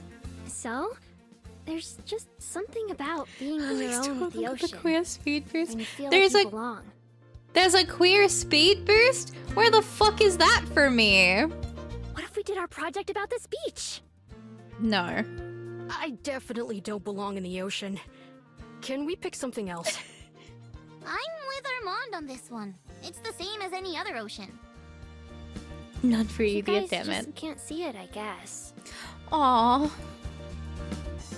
Although she looks a little disappointed, Cello keeps going with a shrug and a smile. We take my usual path and end up back at Cuba Street. Like always, it's alive with all sorts of people doing all sorts of things. Mari, can I say a wheelchair joke? If it's not insensitive. If you think it's appropriate. As we're walking, Amand suddenly stops dead in his tracks and points. Are those movie cameras? Are they filming something? Without waiting for an answer, he runs off towards the corner of the street that's fenced off. Huh. That fence wasn't here before. Oh no. Amand comes to a stop against the fence and wraps his fingers around one of the links. Sure enough, there's a whole crew of people operating cameras and other gear. Whoa! They really are making a movie. No way! What do you think it'll be about? A few people sitting on a bench across the street are dressed in costumes, although it looks like they're taking a break. One of them carries a big staff and another one is messing with a necklace that he's wearing. Most of them have swords at the— Is this a fucking reference? I'm not sure if it is now, so I'm gonna keep it. Okay, that's all good, Nikki. You're all good. Some kind of documentary, maybe? Maybe. Maybe. A burly man with a short mustache notices us and stomps in our direction. Put it in my DMs, though. Hey, you kids, scram! Get out of here! Hey, don't talk to my kids like that. Yeah, I don't care what you were just doing. Move it! Look at her, she's gonna beat their asses. Mama Fox. Okay, never mind. Disappointed, all four of us head back to a more crowded part of the street. I glance over my shoulder to see if the guy who yelled at us is still watching. He is, and he makes a grumpy gesture at me and I turn back around. Sometimes I remember why I used to not like humans. What a jerk. Sword Art Online live action episode. Oh, sure. No! What a jerk. Yeah. Real. Sorry, Armand. She should have beat their asses, honestly. Oh, it's okay. I got to see a little bit at least. His voice comes out kind of shaky. Like, maybe it isn't okay, but I don't think he'd want us to point that out. I might know a way to cheer them all up. Okay, one more stop. One more stop.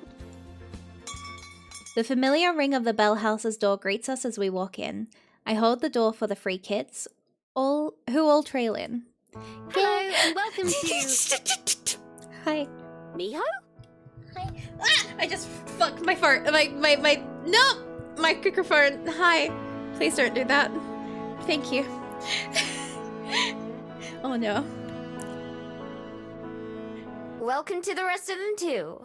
Hi. Oh yes, of course. Welcome to the Bell House.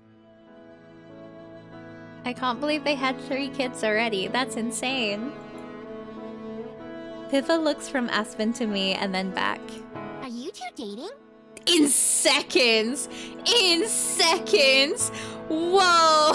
The rabbit pegged them in seconds! Oh my god! They do look like a family. This is actually really cute. I'm gonna lose my mind. This is adorable. I can't. I love my little family going on here. Huh? Look at her blush. She's blushing. Oh, my beloved. How could you tell? Pippa shrugs. Time check, though, 9 minutes before midnight. Okay. I got pushed through. Maybe we go until 1. Maybe we go until 2. I'm in my feelings. I didn't realize Aspen was British. Just can. Well, yes, can. we are. That's why I was rather surprised to see my girlfriend. You must be the students here from out of town, right? His face is getting me. Yes, that's right. She's just... Girl, are you gonna blink? There it is. Okay, we're fine. You already knew about us? The girl was too stunned to speak. I heard a bit from Miho. Anyway, Yeah, you missed it's nice it. to meet you. What would you like to drink? It'll be on the house. Oh, they are the Means cute. it's free.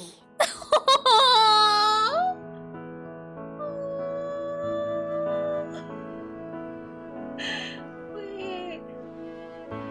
I love this little family. I love this little family so much. I'm having feelings. I'm in my feelings again. Pippa gives me a strange look. I know what it means. Aspen bites her lip to keep from laughing, but I can see it in her eyes. I smile too. The 3 kids place their orders and then go sit down, while I stay at the counter. Babysitter for a day? They wanted me to show them around town a little bit. I need to get back to the library soon, though. A guided tour of Wellington from Miho? Huh, how can I sign up? Oh my god, you're so gay. Just ask. Oh my god.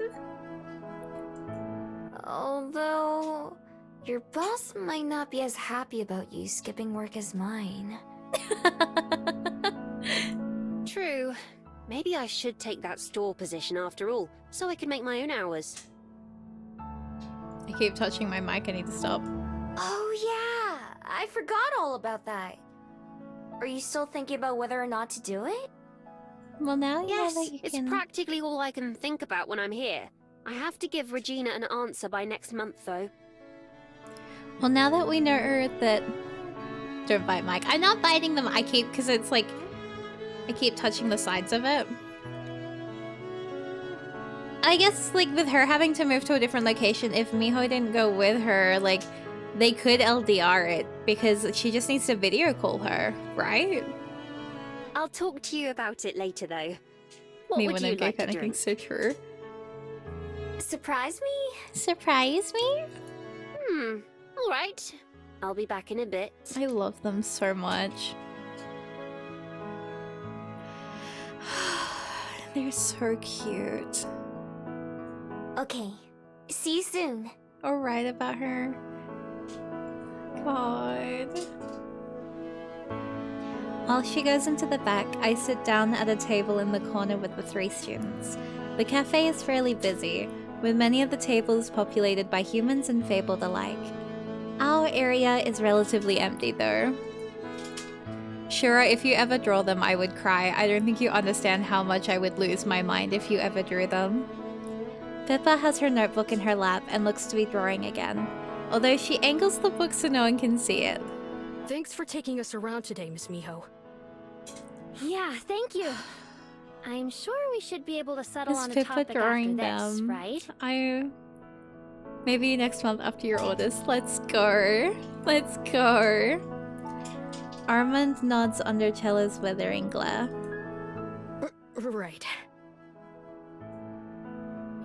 Pippa, on the other hand, doesn't seem to notice. She's fully absorbed in whatever she's working on. Pippa, did you have any ideas? No response. Sighing, Chella just rests her head on the table instead of trying to get Pippa's attention again. I still think we should just make it about the ocean. Chella, no one wants to make it about the ocean. Come on, Pippa's kid. kind of right, though. It's hard to make the ocean seem special. She's making the Yuri. We're cheering for the Yuri. She's like a little gay seeing like a gay couple for the first time, and she's like, oh, I am ready to make this my entire personality. What about the movie crew? Just without that guy at the end. But would that really be showing Wellington itself? Do it if here. Maybe not. For a moment, everything is silent in our corner, other than the scratch of Pippa's pencil. Then she smacks that down on the table and turns her notebook around for us to see. Look! I'm so ready. Even as a sketch, it's easy to identify the Bell House. There are a few changes, like the plants and decorations, but it's still unmistakable. She's drawn it from the outside, with an overhead view right beside it. In there are the tables populated by people that I hope aren't supposed to be us. Wow, Pippa! May I see it? Pippa reluctantly hands the notebook to Cello, who holds it so I can see better too. I need to see a visual of the drawing girl. I cannot see this in my brain. Same. The Bell House isn't the only thing she drew though. Part of the street outside is shown, including some sketches of statues and storefronts that we walked past. Across from her, Pippa waits anxiously. I thought that a coffee shop might show it best. How all the different kinds of people exist here. It's a place that everyone loves, no matter where you came from. That's so cute, actually. Pippa, my beloved. At least, that's what I was thinking. Show me the art! Show me the art! That's beautiful. Aspen! Aspen's shoes click against the floor as she approaches us, with a tray balanced on her hand. Stopping at our table, she picks up the first of 3 drinks and hands it to Pippa. Sorry, I couldn't help but overhear. But I often think of the Bell House the same way. It's something I love about this place. In fact, I first met Miho here. They're so... Pippa's eyes go wide. Destiny? Destiny? I've wondered the same. Oh my god, they really... Wait, they really are the coffee shop AU. Oh my god. Cello sets the notebook down on the table before taking a sip of her drink. Her eyes light up when she does. Whoa, this is really good.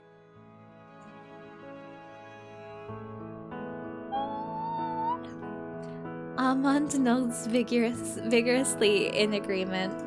I'm so glad you like them. Aspen, my beloved, you are so stunning. Miho, I forgot your drink at the bar. Would you like to come get it? Oh, you were cheeky. You absolutely did not forget. Oh, sure.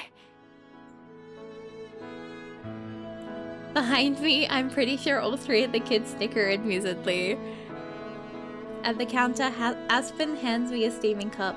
I breathe in the scent and try to identify it, but I can't. What's in it? A surprise, remember? I'm Tell gonna me cry. what you think.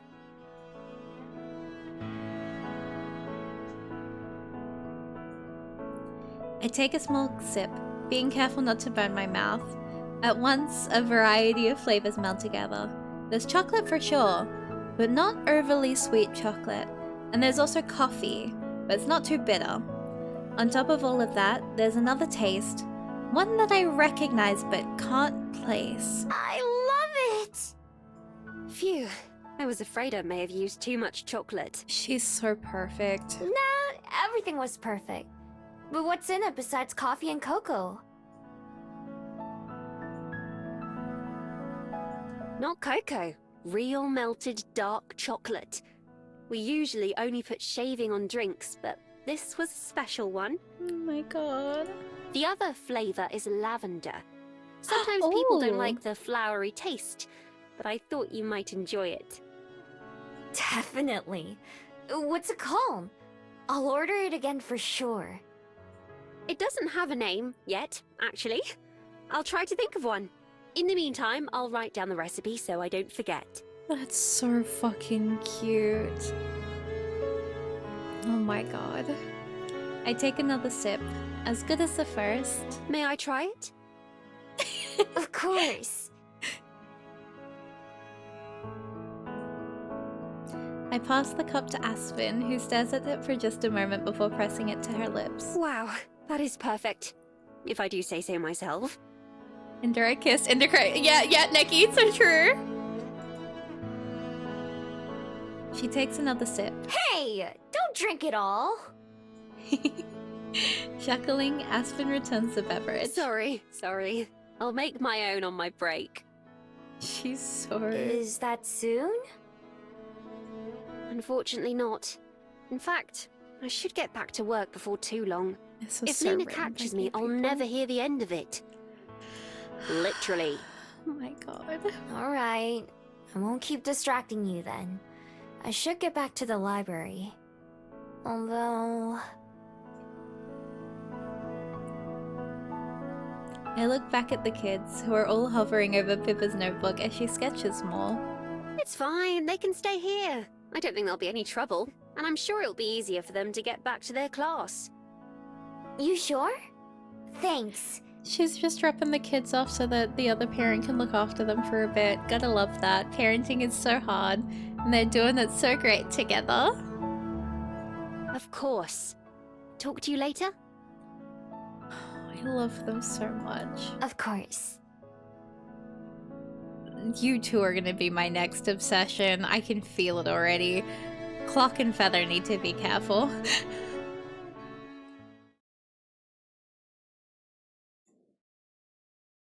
The waterfront is always a bit of a tourist hotspot, but I suppose I'm not immune to being curious about tourist attractions. This time, I take note of a capsule machine that dispenses fortunes.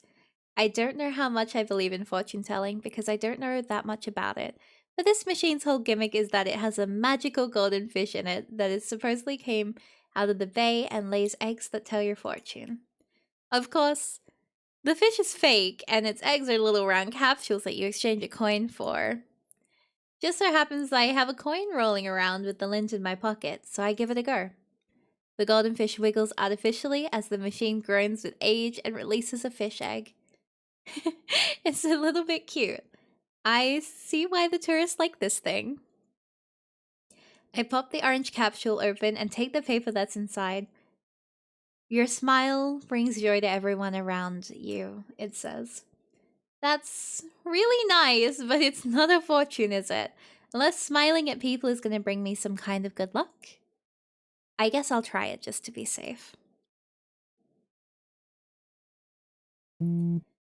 That night, as I'm laying in bed watching TV, my phone buzzes in the windowsill, startling me. It's Aspen. Hello? Miho, I didn't wake you, did I? A nighttime call? Hello? Nah, I was still up. But I thought you went to bed hours ago. Is everything okay? What's going on? I did, yes, and I'm fine. Okay, cool. I woke up to get some water and saw that I had an email. And after No I way. read it, Wait. I couldn't wait to tell you. Wait. Did she get it? Did she get in? Are you ready? Did you get it? Baby, did you get it? Sure. Baby, did you get it? Hmm. She clears her throat and gulps down some water before she starts. Dear Ms. Benoit, we've read your draft and we're very impressed with what we've seen so far. At the moment, it's a couple steps away from being what we're looking for, but we'd like to fix that. One of our representatives will be in the Wellington area this Friday. Would you be available for dinner to discuss more? Best regards, Avery Frost, editor. She did it! I pull upright in bed as if Aspen were here telling me in person. Whoa. So they're gonna do it? They're gonna publish your book? She's gonna get it! Well, it sounds like there are still some details to be worked out. Oh my god, she did it! Congratulations! Oh my god! It's a good thing Juliet doesn't sleep during the night. I can hear her laugh through the phone and can't keep a grin off my own face. Thank you. Thank you. Wait a moment, I'm not dreaming, am I? No, baby, you're wide awake. Nope. Oh my god. Good. Lately I keep thinking that my life has been going far too well, and surely I'll have to wake up soon and find that none of it was real. Aspen, don't do this to yourself. No way. Although, it sounds like maybe you should go back to bed. I'm gonna cry. I'm gonna Probably. cry. I'm not sure I'm I'll be gonna able cry. to fall asleep Aspen, again, though. Aspen, don't do that to Wanna yourself. come over? Juliet's awake too. Oh. She laughs again. Wait, will she come over? Will she come over? Tempting, but I shouldn't. Tomorrow, though, after I get off work. God damn it. We're gonna celebrate? Stop. Stop getting me hurtful and then doing this to Damn me. right we are. Let's go somewhere, just the two of us. Date night! Sure. Like where? I'm so happy. Dunno. Figure it out when we get there. Dunno. Of course. See you at breakfast then? Oh, my heart. Aspen yawns, causing me to yawn too. All right. I get the message. Good night, Miho. I love you.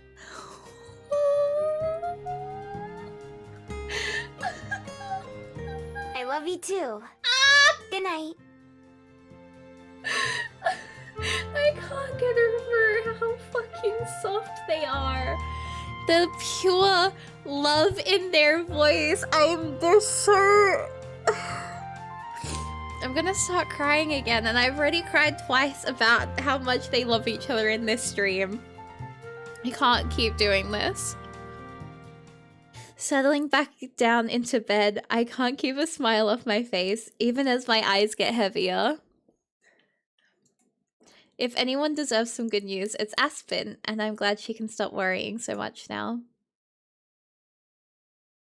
Save and end it? Are you sure?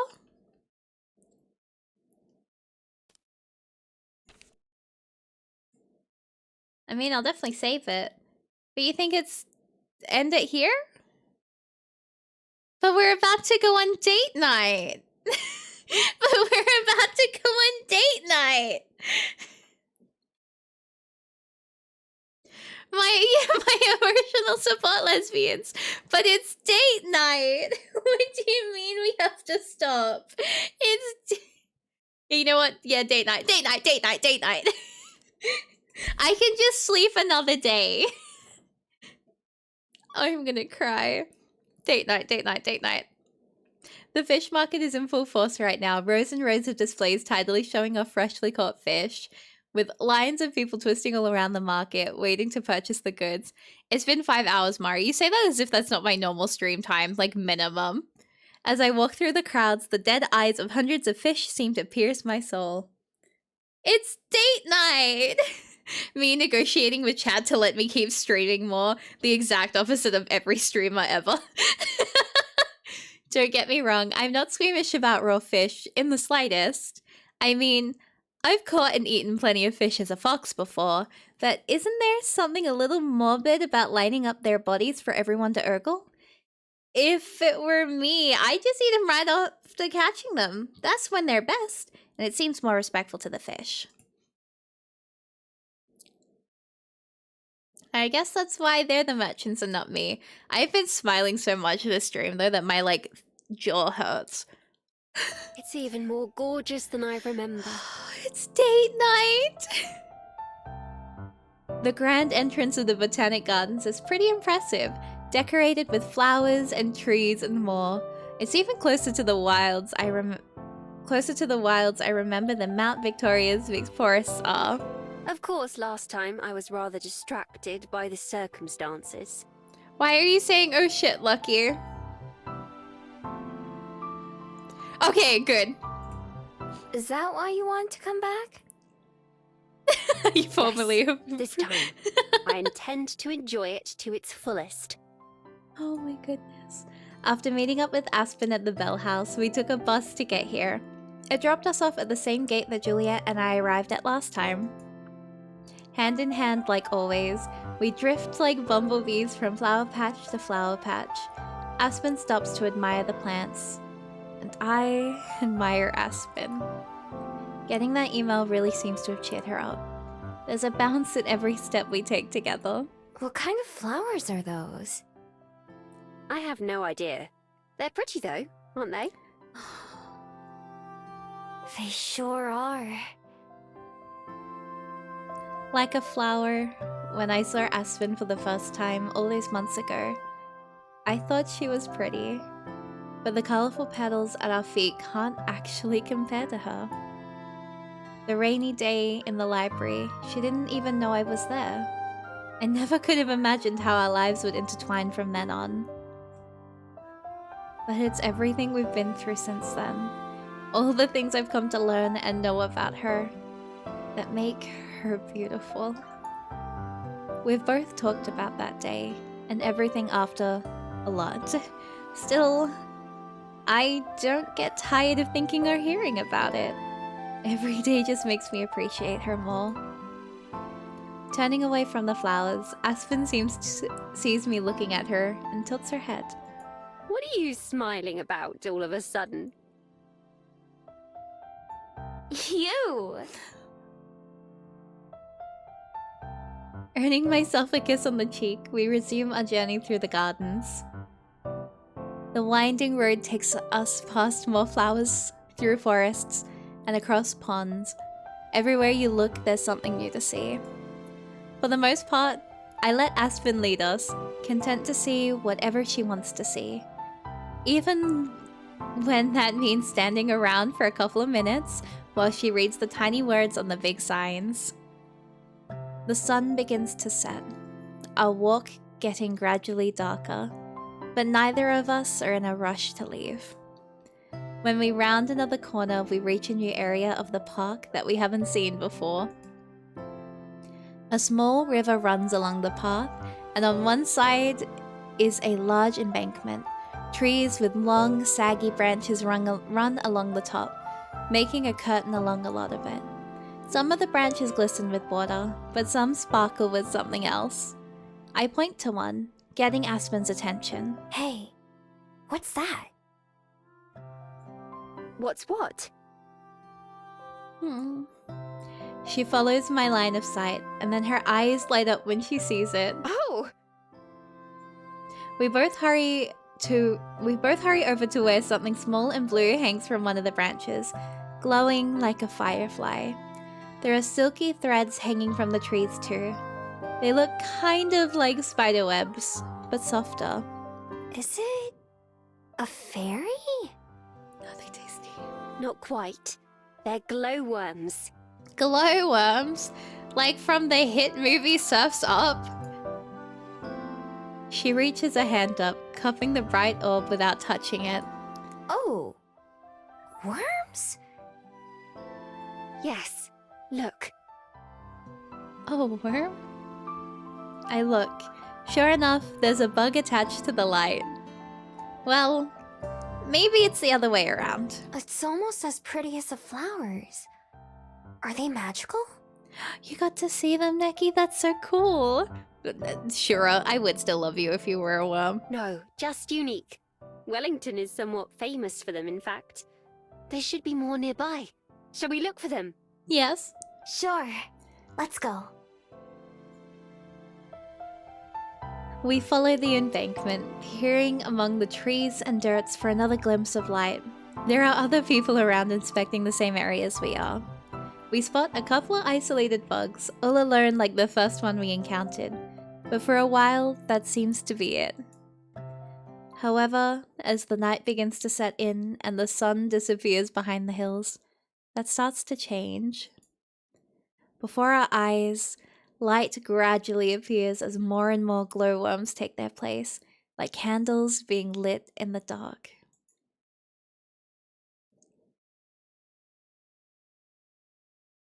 The blue-green webbing almost seems to hover in mid-air at parts, since we can't see the trees themselves as easily.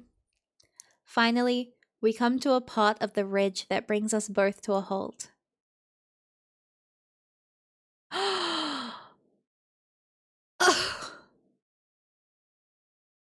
Oh my god.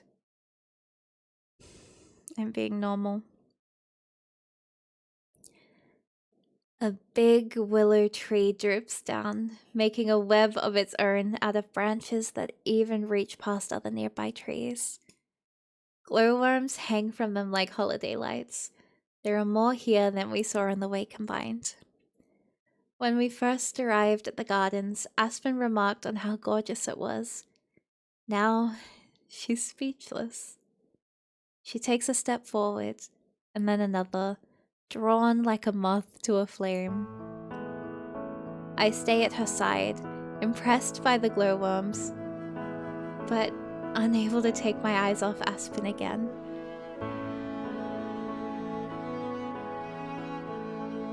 My god. Her eyes wide and mouth agape, she's the most easy to read person I've ever met.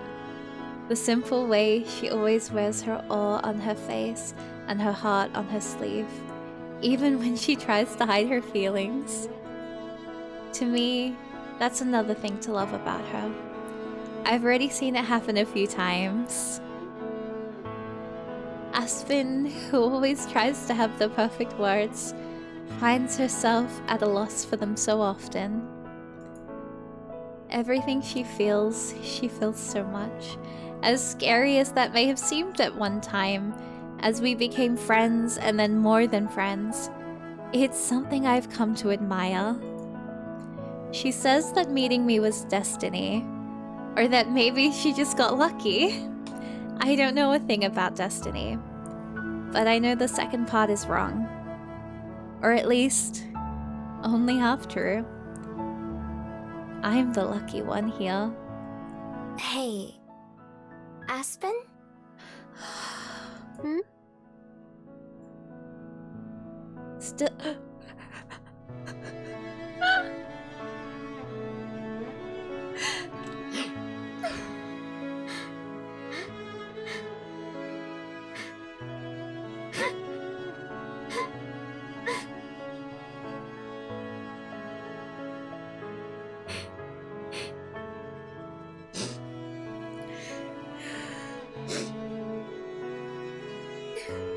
Still entranced, she turns her head to face me, and I lean forward to kiss her.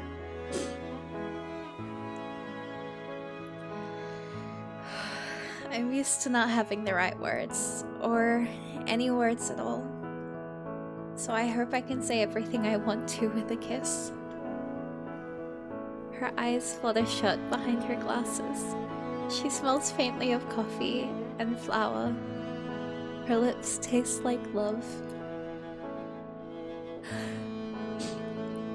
I hope she knows just how much she's made my life better. Just by existing. Just by being her. We part, but just barely. Our heads together, she smiles. The light in her eyes brighten, brighter than the ones around us. What was that for? Not that I mind, of course. Just because I was thinking about how lucky I am to be able to do that. I see. In that case... She kisses me again. Just because? Because I love you. And so you'll keep doing that? That's the easiest promise I've ever made. Eventually, we walk away, letting some of the other searchers enjoy that spot. We followed the winding path through the garden some more, taking our time and stopping to admire anything that catches our eyes. There are plenty of those. Not just the flowers and trees, but the lamp-lit pathways and streams too. At the end, we leave from the gate we entered through, taking a shuttle back into town. I walk with Aspen to her apartment before we part ways for the night. Holding my hand outside her door, she gives me one last kiss. Thank you for a perfect evening, Miho. I'm gonna cry. It was your idea to go there. So, thank you. It was only perfect because we were together, though. Just take the compliment, silly. Silly! Silly! Silly! Silly! Silly! Don't hit me with a silly like this. Fine, fine. Silly. Smiling, Aspen steps forward and hugs me, enveloping me in that coffee and flower scent. Well, shall I see you tomorrow then? Can't you just stay the night? Yeah. I already can't wait. Can't you just stay the night? Me either. Good night, Miho. Can't you just stay the night, please? Good night. Please? With a final wave, Aspen disappears into her apartment. I make my way back to the library feeling lighter than air. I'm going insane.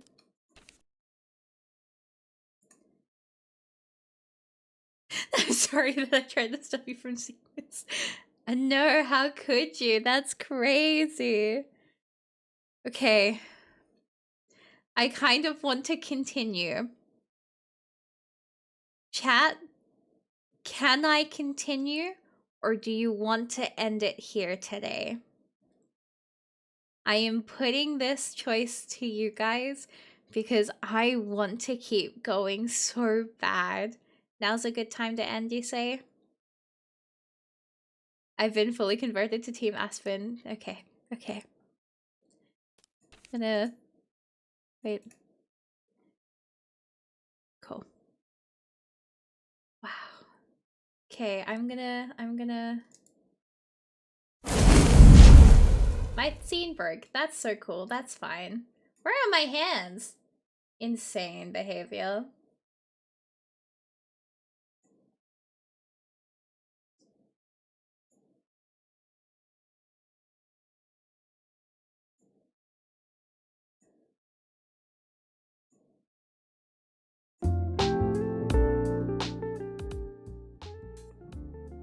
Time to have gay thoughts for the rest of the night. So true.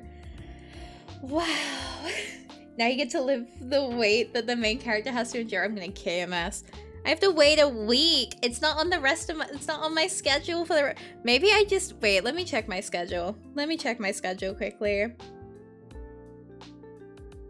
Wait, I need to check. Do I have any free time in my schedule this week?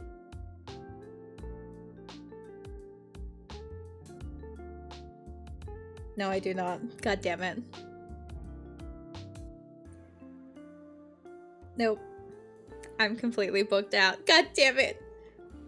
God damn it. Oh my god. Guys, this is insane. I can't believe because like I saw this originally when the demo came out. Because everyone in like the circles that I hang around with online we're playing it and we're obsessed with it. And I was like, oh, it doesn't look like something I would be interested in. I was a fucking idiot. I was an absolute moron. I am so stupid. This game, I can't believe I literally thought, oh, I'm not sure this is the game for me. What was wrong with me? That is the worst decision of my life. I really said nah, and then just put myself through months of not having played this game. What is wrong with me? Why am I stupid? Yeah, I literally was like, oh, I can tell. Oh yeah, you're talking to on that one. Like, I don't know, man.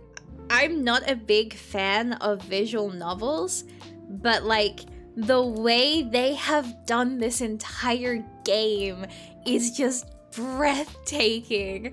The way that they are, like, the way that they are portraying a woman love woman story and there is no tragedy, which is insane to think of, because that's what we have to deal with and everything.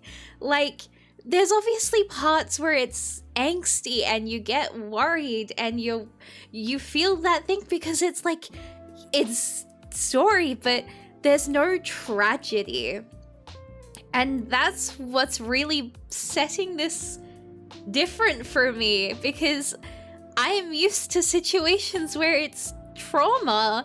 I'm used to, like, Klexa. Like, I just have to say Klexa and people know. And the only other media I can really think of that writes like this, where it's so beautifully well done, is Carmilla and fucking Owl House. We don't get this stuff. This is amazing. And it's in game form. The media that I said were movies. It's insane how they've just created something so beautifully domestic and sad and so nicely wrapped together in something that's just so, and like the VAs are incredible at what they do. And I'm rambling because like I'm emotional.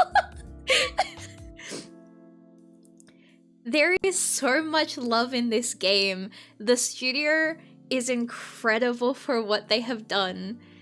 They gave us women. They have really, like, the love and care and detail to tell a story that they have done. I don't know if I'm making sense right now, but it shows how beautifully they have worked on this. And wow. I'm so glad you invented lesbians. Literally. But like, some amount of tragedy is a usual visual novel. But like, even then, like, there's no tragedy that I can mention in here, in this game, so far, that feels like it takes away from the softness. And that is such a hard balance to hold. Like, it is so hard to balance that stress and that fear. Like, when we weren't sure if we were going to get to Aspen in time, and like, I was sitting there going, she's going to forget about us. In every media, it's always, she's going to forget about us. But because we took her route, like, you've seen me multiple times go, okay, this is what's probably gonna happen, and I've been wrong every time, which is insane, because I keep thinking of it like I would think of any other media when it comes to Women Love Women. It's the, well, I mean, I got the something's gonna go wrong with the bus thing, but I saw that ending in tragedy, not a really soft, genuine, loving moment. And I think that's insane. It's a good breath of fresh air. It is. It's a really good breath of fresh air. And I think they've absolutely nailed it, honestly. And I don't know, obviously, the other route, but they've just put so much gentle love into this game, where it's like the yearning and the softness, the making food, sitting on the floor because you don't have the furniture. Like, they've captured all of this real love and put it into the game. And the standing in front of the tree, like, you can look at every beautiful thing in the world, but there is nothing that you would love as much as the person you hold treasure, like you hold close. That is insane. Oh my god. The Willow thing absolutely just... That scene, like... I have so much love for this studio that I am surprised that I don't know how I managed to compose myself, because I thought I was gonna start bawling my eyes out at that scene. The love and care and detail and the atmosphere they built in that is just phenomenal. This studio, I need them to keep making this, because wow, they are a breath of fresh air in this world, and I hope they understand how amazing they are. Broker's man, looking at someone with so much love and you just kiss them because you have no words. God, literally. Literally. And like the look, while Aspen's looking at everything beautiful, just being able to look at all of these things and always come back to her. Like, the way it was Aspen's voice when asking for her, yeah. And how they say, the way that the VAs put their whole ass, like, souls into these characters. Like, Miho's VA is a treasure, honestly. I'm glad Miho learned to love this way. Yeah, she really got like the best possible way to learn what love is. Aspen's VA is so... I need to find out who Aspen's VA is, because whoever they are, I am like their new #1 fan. I am I am their biggest fan forever and always. The way they can portray that like frustration but affectionate. God. And the bantering between her and Lena is so funny. Like, she had a blast with it and you could tell, and I love that for her, honestly. Oh my god. The way I could write a video essay about how insane this media is and why this is just an absolute masterpiece is insane. And I haven't even finished it yet. I could be saying all of this stuff and then my like skepticism towards such like really good content could be right. It could end up, but I trust them to not do that. Like, I am really counting my chickens before I hatch here and saying that, like, this is, like, so different from everything else because there's no unnecessary tragedy. Like, there's nothing... Like, even the... Like, because obviously Silver is gonna be our, like... We're gonna say Silver again and something's gonna happen. Probably. But, like... She feels like a threat, but you also sympathize with her in a way where it's, like... You just... You're a redeemable, but like in a redeemable where it doesn't feel forced or like it's expected. It's the you've lived your entire life this certain way and you're seeing somebody who should be living it that way live it differently, and you're scared of that because that's different. And although like it's that I have to live this way because that's all we've ever known, a part of me hopes we can change that for her. Oh my god, Aspen's VA is British. Whoa, what a shock. Aspen's VA is British? I would have never guessed from how her voice sounds this entire game.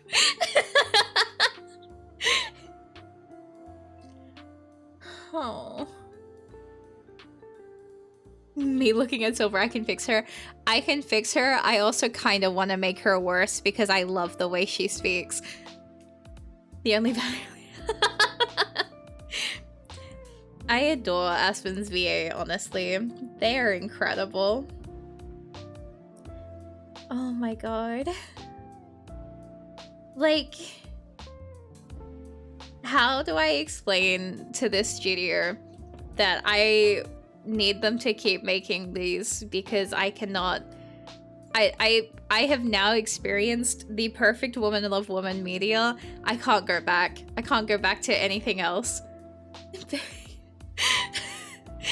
Meet them. Please, I'm begging you. Continue making this content. I need you to do this. I can't go back to the unnecessary tragedies. Because, like, even look at things like Life is Strange. That was Woman Love Women. Looking at the games we played during Pride Week TM, there is so much tragedy in there because you either... I can't spoilers. Like, you know? I think there's another... They are actually working on another one at the moment, and Miho's VA is also in that one as well. So I think I'm really going to keep a close eye on that one. The fact they have to play Basketball Empire is such a tragedy. Exactly! Like, I can't believe they were making me play basketball.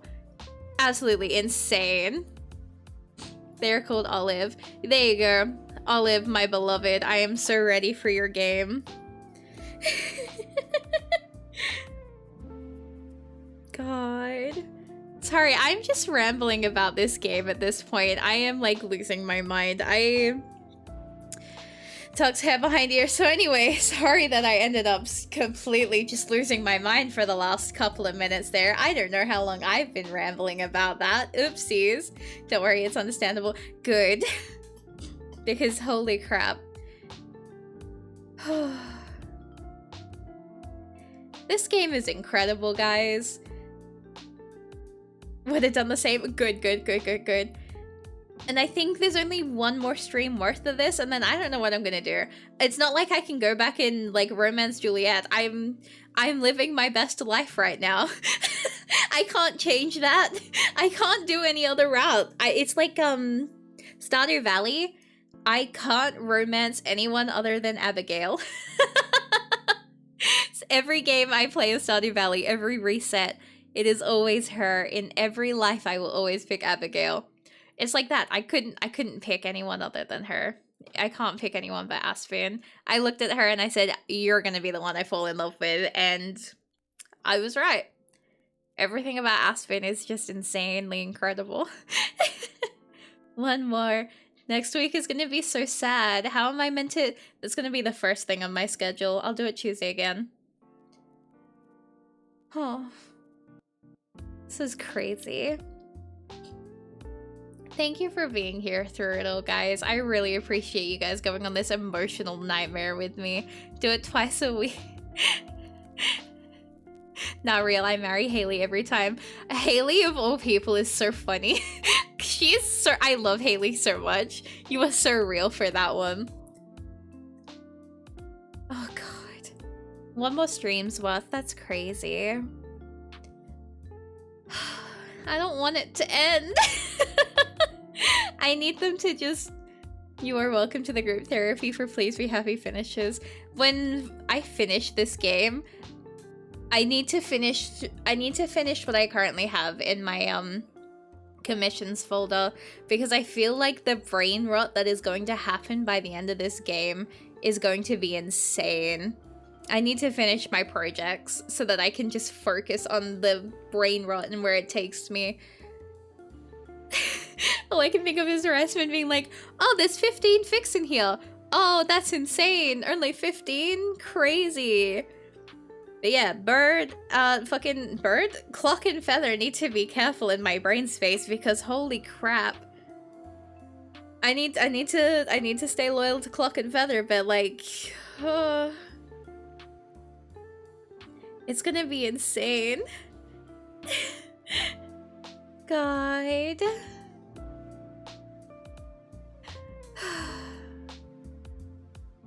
Been loving her way before I met her roommate. I think it's cool. It's suddenly 30 by the end of the month. This is true. I'm just gonna be sitting there just constantly updating, like, tap, tap, tap at the keyboard. Who needs sleep? Oh, God. I need your PC to be functioning, like, ASAP, sure, because, like, I need you to brain rot some Please Be Happy fan art for my sanity's sake. Gays don't sleep. True. Gay people can't sleep. That's illegal. The silly in your head. As soon as I know the full story, I can finally start writing about them, and honestly, it's gonna be insane when I do. God, I love them so much. They are just so, they're just so, you know? I'm so happy, like, because this game was bought for me by Nida. So Nida bought it for me because they wanted me to play it on stream. And they've only been able to watch one of the streams because they've been busy since. So I'm like, damn. I really would not have put this on my schedule and played it if it wasn't for them. That's insane. That's absolutely insane. This is insane. I'm so happy right now. I don't know how I'm meant to be normal about this. I don't think I can ever be normal about this. The fact that they've also, like, acknowledged that damn post is insane as well. I forgot to log the link for it though. So I need to find it so that I can, I don't know, maybe I should be like, haha, thank you so much with Riz or something. Guys, if I try to Riz the social media, would you back me up? Would you do that thing where they're like, oh, where people are like, oh my god, thank you so much for saving me from that. Would you guys Riz for me?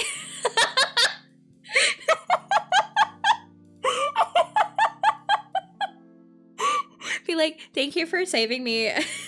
God. Oh god. Yes, absolutely. Oh my god. Guys, I'm joking. Sure is like, I have nothing to do with this.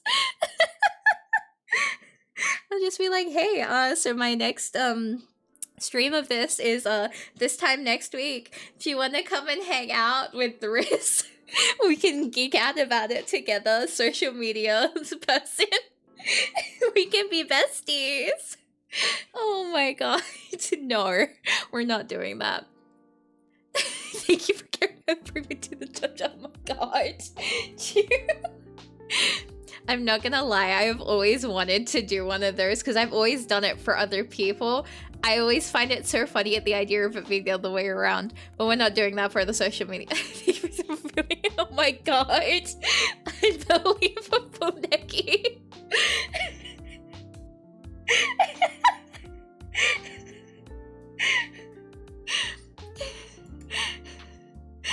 Really continue because there were too many people saying, oh my god!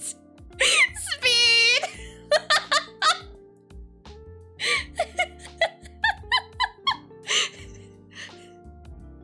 Jesus Christ. Oh god. Guys. Guys, not in here! Guys, not in here! What are you doing? Thank you for inventing fire. Jeez. Wait, that one got me. Thank you for saving me. Jesus Christ, guys. Guys, you're meant to do it at them, not in here. Oh my god. Oh no. Oh my god. No, you gotta go to their post and do it, guys. Oh god. This is gonna be such a wild week, I think. I think this is gonna be the week, guys. It's gonna be the week of all weeks. Hi, Umber. How are you today? Chicken nugget with Riz. Chimkin nugget. Huh? Thank you for bumping into me in the hotel lobby because we speak Berlin. Oh my god. Insane. Just getting to work so also EP as fuck. That is so fair, dude. That is so absolutely fair. God. This is insane. Umberger is such a good name. Okay, speaking of this week though, we're gonna be having a very interesting week this week. We're gonna be a little bit silly, a little bit funny, you know, just a little haha. god. Okay, sir. I do want to say that tomorrow we're gonna have a really funny collab because tomorrow we are gonna be doing Bread and Fred on here, and this is gonna be a collab with Neki, so it's gonna be interesting. I'm so excited. What did you say about Fred? How I'm gonna bread that Fred? No! I'm gonna have to bite my tongue to not say that tomorrow. No!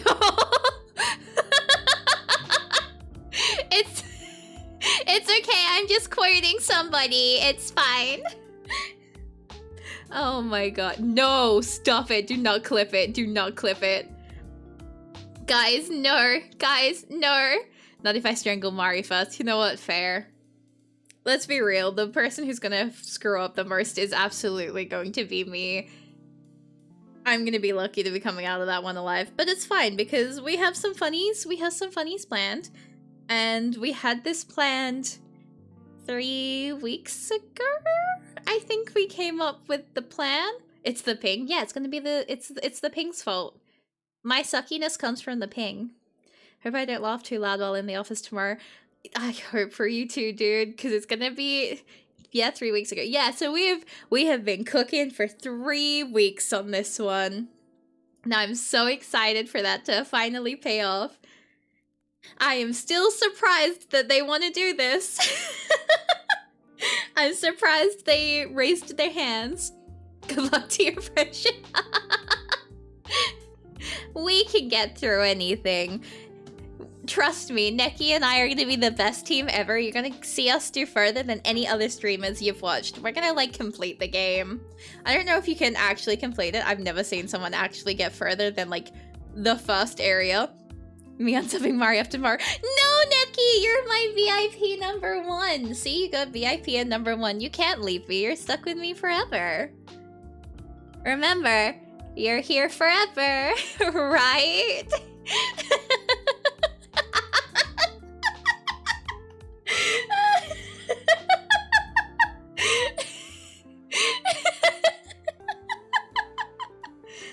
They're not yours.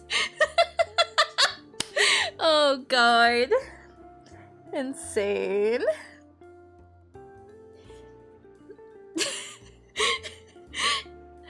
Also, as an apology, we also have Fallout on Thursday because I had to accidentally do the little funny haha cancel for it last week. So it's this week. Do dried saplings become kindlings? Yeah. That's why Lucky's here, because Lucky is you know. Hello?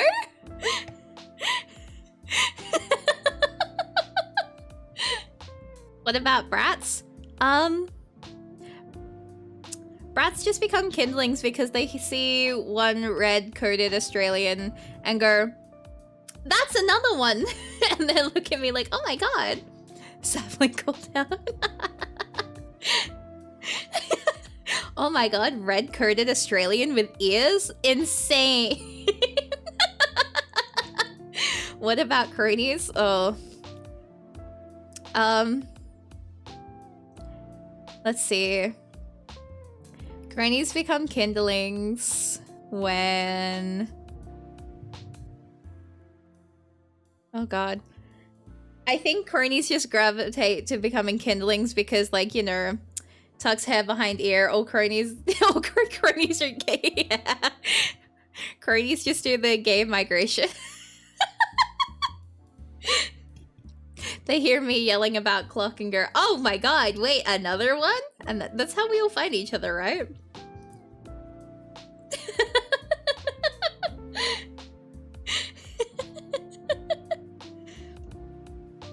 Oh no. They like hot women and being hot is literally a theme. So true! In before NT steals all events. Oh my god, we could never. Oh, and for those of you who don't see the schedule when I post them, I do have something really exciting to announce, which is that we are doing our first community stream day. If you're in the +8 around time zone, or if you are in the NA area time zone, it is a game night, which is insane. And if you're in the UK, I am so sorry, because you are in the awkward in-between. We couldn't win. So at 8 p.m. EST, which is 8 a.m. +8. I went to go AWST, but it's +8 for you guys. GMT +8 if IRC. Another EU L, common EU L. I am sorry you're in the UK, dude. That's very unfortunate. But yes, we will be playing Among Us. I am very excited. There will be a couple of rules for how the stream works. So obviously things like if you get into the game, you have to like mute the stream. Obviously you can't stream snipe. If we catch you stream sniping, mods will very quickly deal with you so that you're not, you know, being a sore loser, I guess, TM. Well, it's gonna be a good time. I trust everyone to not be silly. I trust you all to not be stupid. So I think we're gonna have a good first one, because this is gonna be our first community game in any of the ND communities. So I'm so happy that, like, we're the ones to get there first. Mari will literally send me to your house and you don't want that. I will cry. I am silly, but not in that way. True. Umber, you have to do work, but you can also play with us. How crazy is that? Oh my god. All of the... I put it at a time where most of ND could play. You stream snipe, Mari will show up in your closet and proceed to beat you with a bat. Exactly. You are so real for that one. I'm so excited though. I need to like figure out how to get it all set up again though. But I guess what I could also do is set like a cover over the screen. Oh no, because I want people that can't see it to be able to watch from me. So yeah, just don't stream snipe. Don't be a sore loser. You can, yay, I can bully the shiny trash. Unbelievable. I am a red panda. If you stream snipe, I will buy a Miho plushie and eat it in front of you. No, pain. She can still show up in my closet even if I didn't stream play. Oh my god. Top.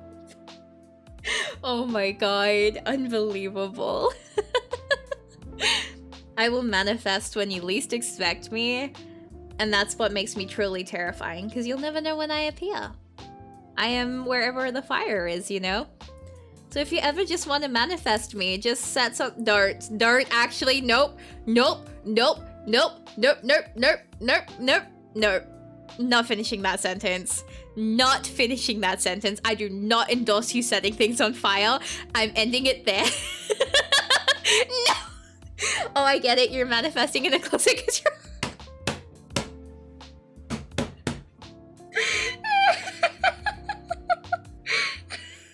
Mario will show up eating Kit Kats wrong on purpose over your bed. Exactly. Exactly. I would do it in seconds because, like, I do that anyway. I eat them wrong in general. Just a little bit of chaos, you know? That's why I'm, like, the best. I'm sorry you got too silly. You didn't get silly enough. You're okay. You can get sillier. I believe in you. Don't let anyone tell you if you've been too silly. Only you decide when you've been too silly. Or a moderator, but like, you're fine. Cursed be. Did you know? I don't know if it's the same in the US and like everywhere else, but over here, they have Kit Kats like they have blocks of chocolate. So like, you know how you can buy like those big blocks of chocolate? They have that with Kit Kats over here. And so you can buy like these huge fucking blocks of Kit Kat. Yeah, like it's a thing. Yeah. Like, it's just a thing that you can do. It's amazing. Like, you can just... Wait. Can I... Kit Kat blocks. So...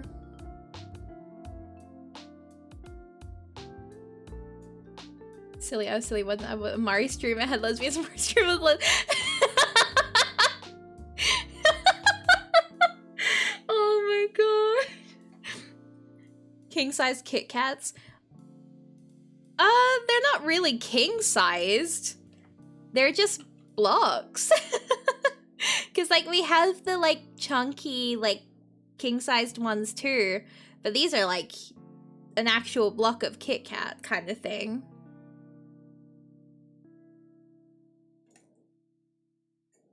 This child is too wild for management and now is offering to send her to whatever group can take her over. Signed, management's last brain cell. Excuse me? Huh? Coming over to Aussie for Kit Kats. Do it! You can also have Tim Tams. And you can have the best Australian treat in the world. Do you want to know what that is? The best Australian candy that you will ever be blessed to eat, ever, is called musk lollies. You would be living the dream. That is the most amazing, blessed food that you will ever try. Don't listen to Rai, they're wrong. Listen to Ava. Ava tried it and she liked it. Umber, you've never even had it before. But musk lollies are insanely incredible. I fucking hate Vegemite. Disgusting shit. But for, like, musk lollies, they're really, really nice. And the lifesavers, or the mini musks, which you can get from, like, certain little, like, lolly vendors, are amazing. I could just eat that shit like it's nothing. It is so good. I love them so much. See, Magpie has the right idea. They are amazing. I love them so much. It's, like, my childhood. I loved getting musk lollies growing up. But, like, musk sticks are the same as musk lollies, but the musk sticks is the musk but in a fondant, while the musk lollies are a bit more harder and have more of a, like, crunchy texture. Favorite things to steal from kids at the park. So true. Don't trust Rai on food choices more than me, though, because Rai was wrong about musk lollies. Honestly, I would recommend them to anybody. I actually have a friend flying over in a couple of weeks, and I'm gonna make her try musk lollies, and she's willing to give it a try. I just told her, don't Google it. If you Google it and look at what the ingredients are, you're not going to want to try it. And so she won't Google the ingredients, so I get to make her try it. So she said she won't look it up. And that's like a big thing that I tell people. I'm like, if you want to eat it, don't look it up beforehand because you're gonna get all... Because, like, I think it's featured in, like, a museum of, like, worst foods in the world, which is so bad take, honestly. It's really good. Like, I don't know why this is something... Hydrate? Unbelievable. Alright.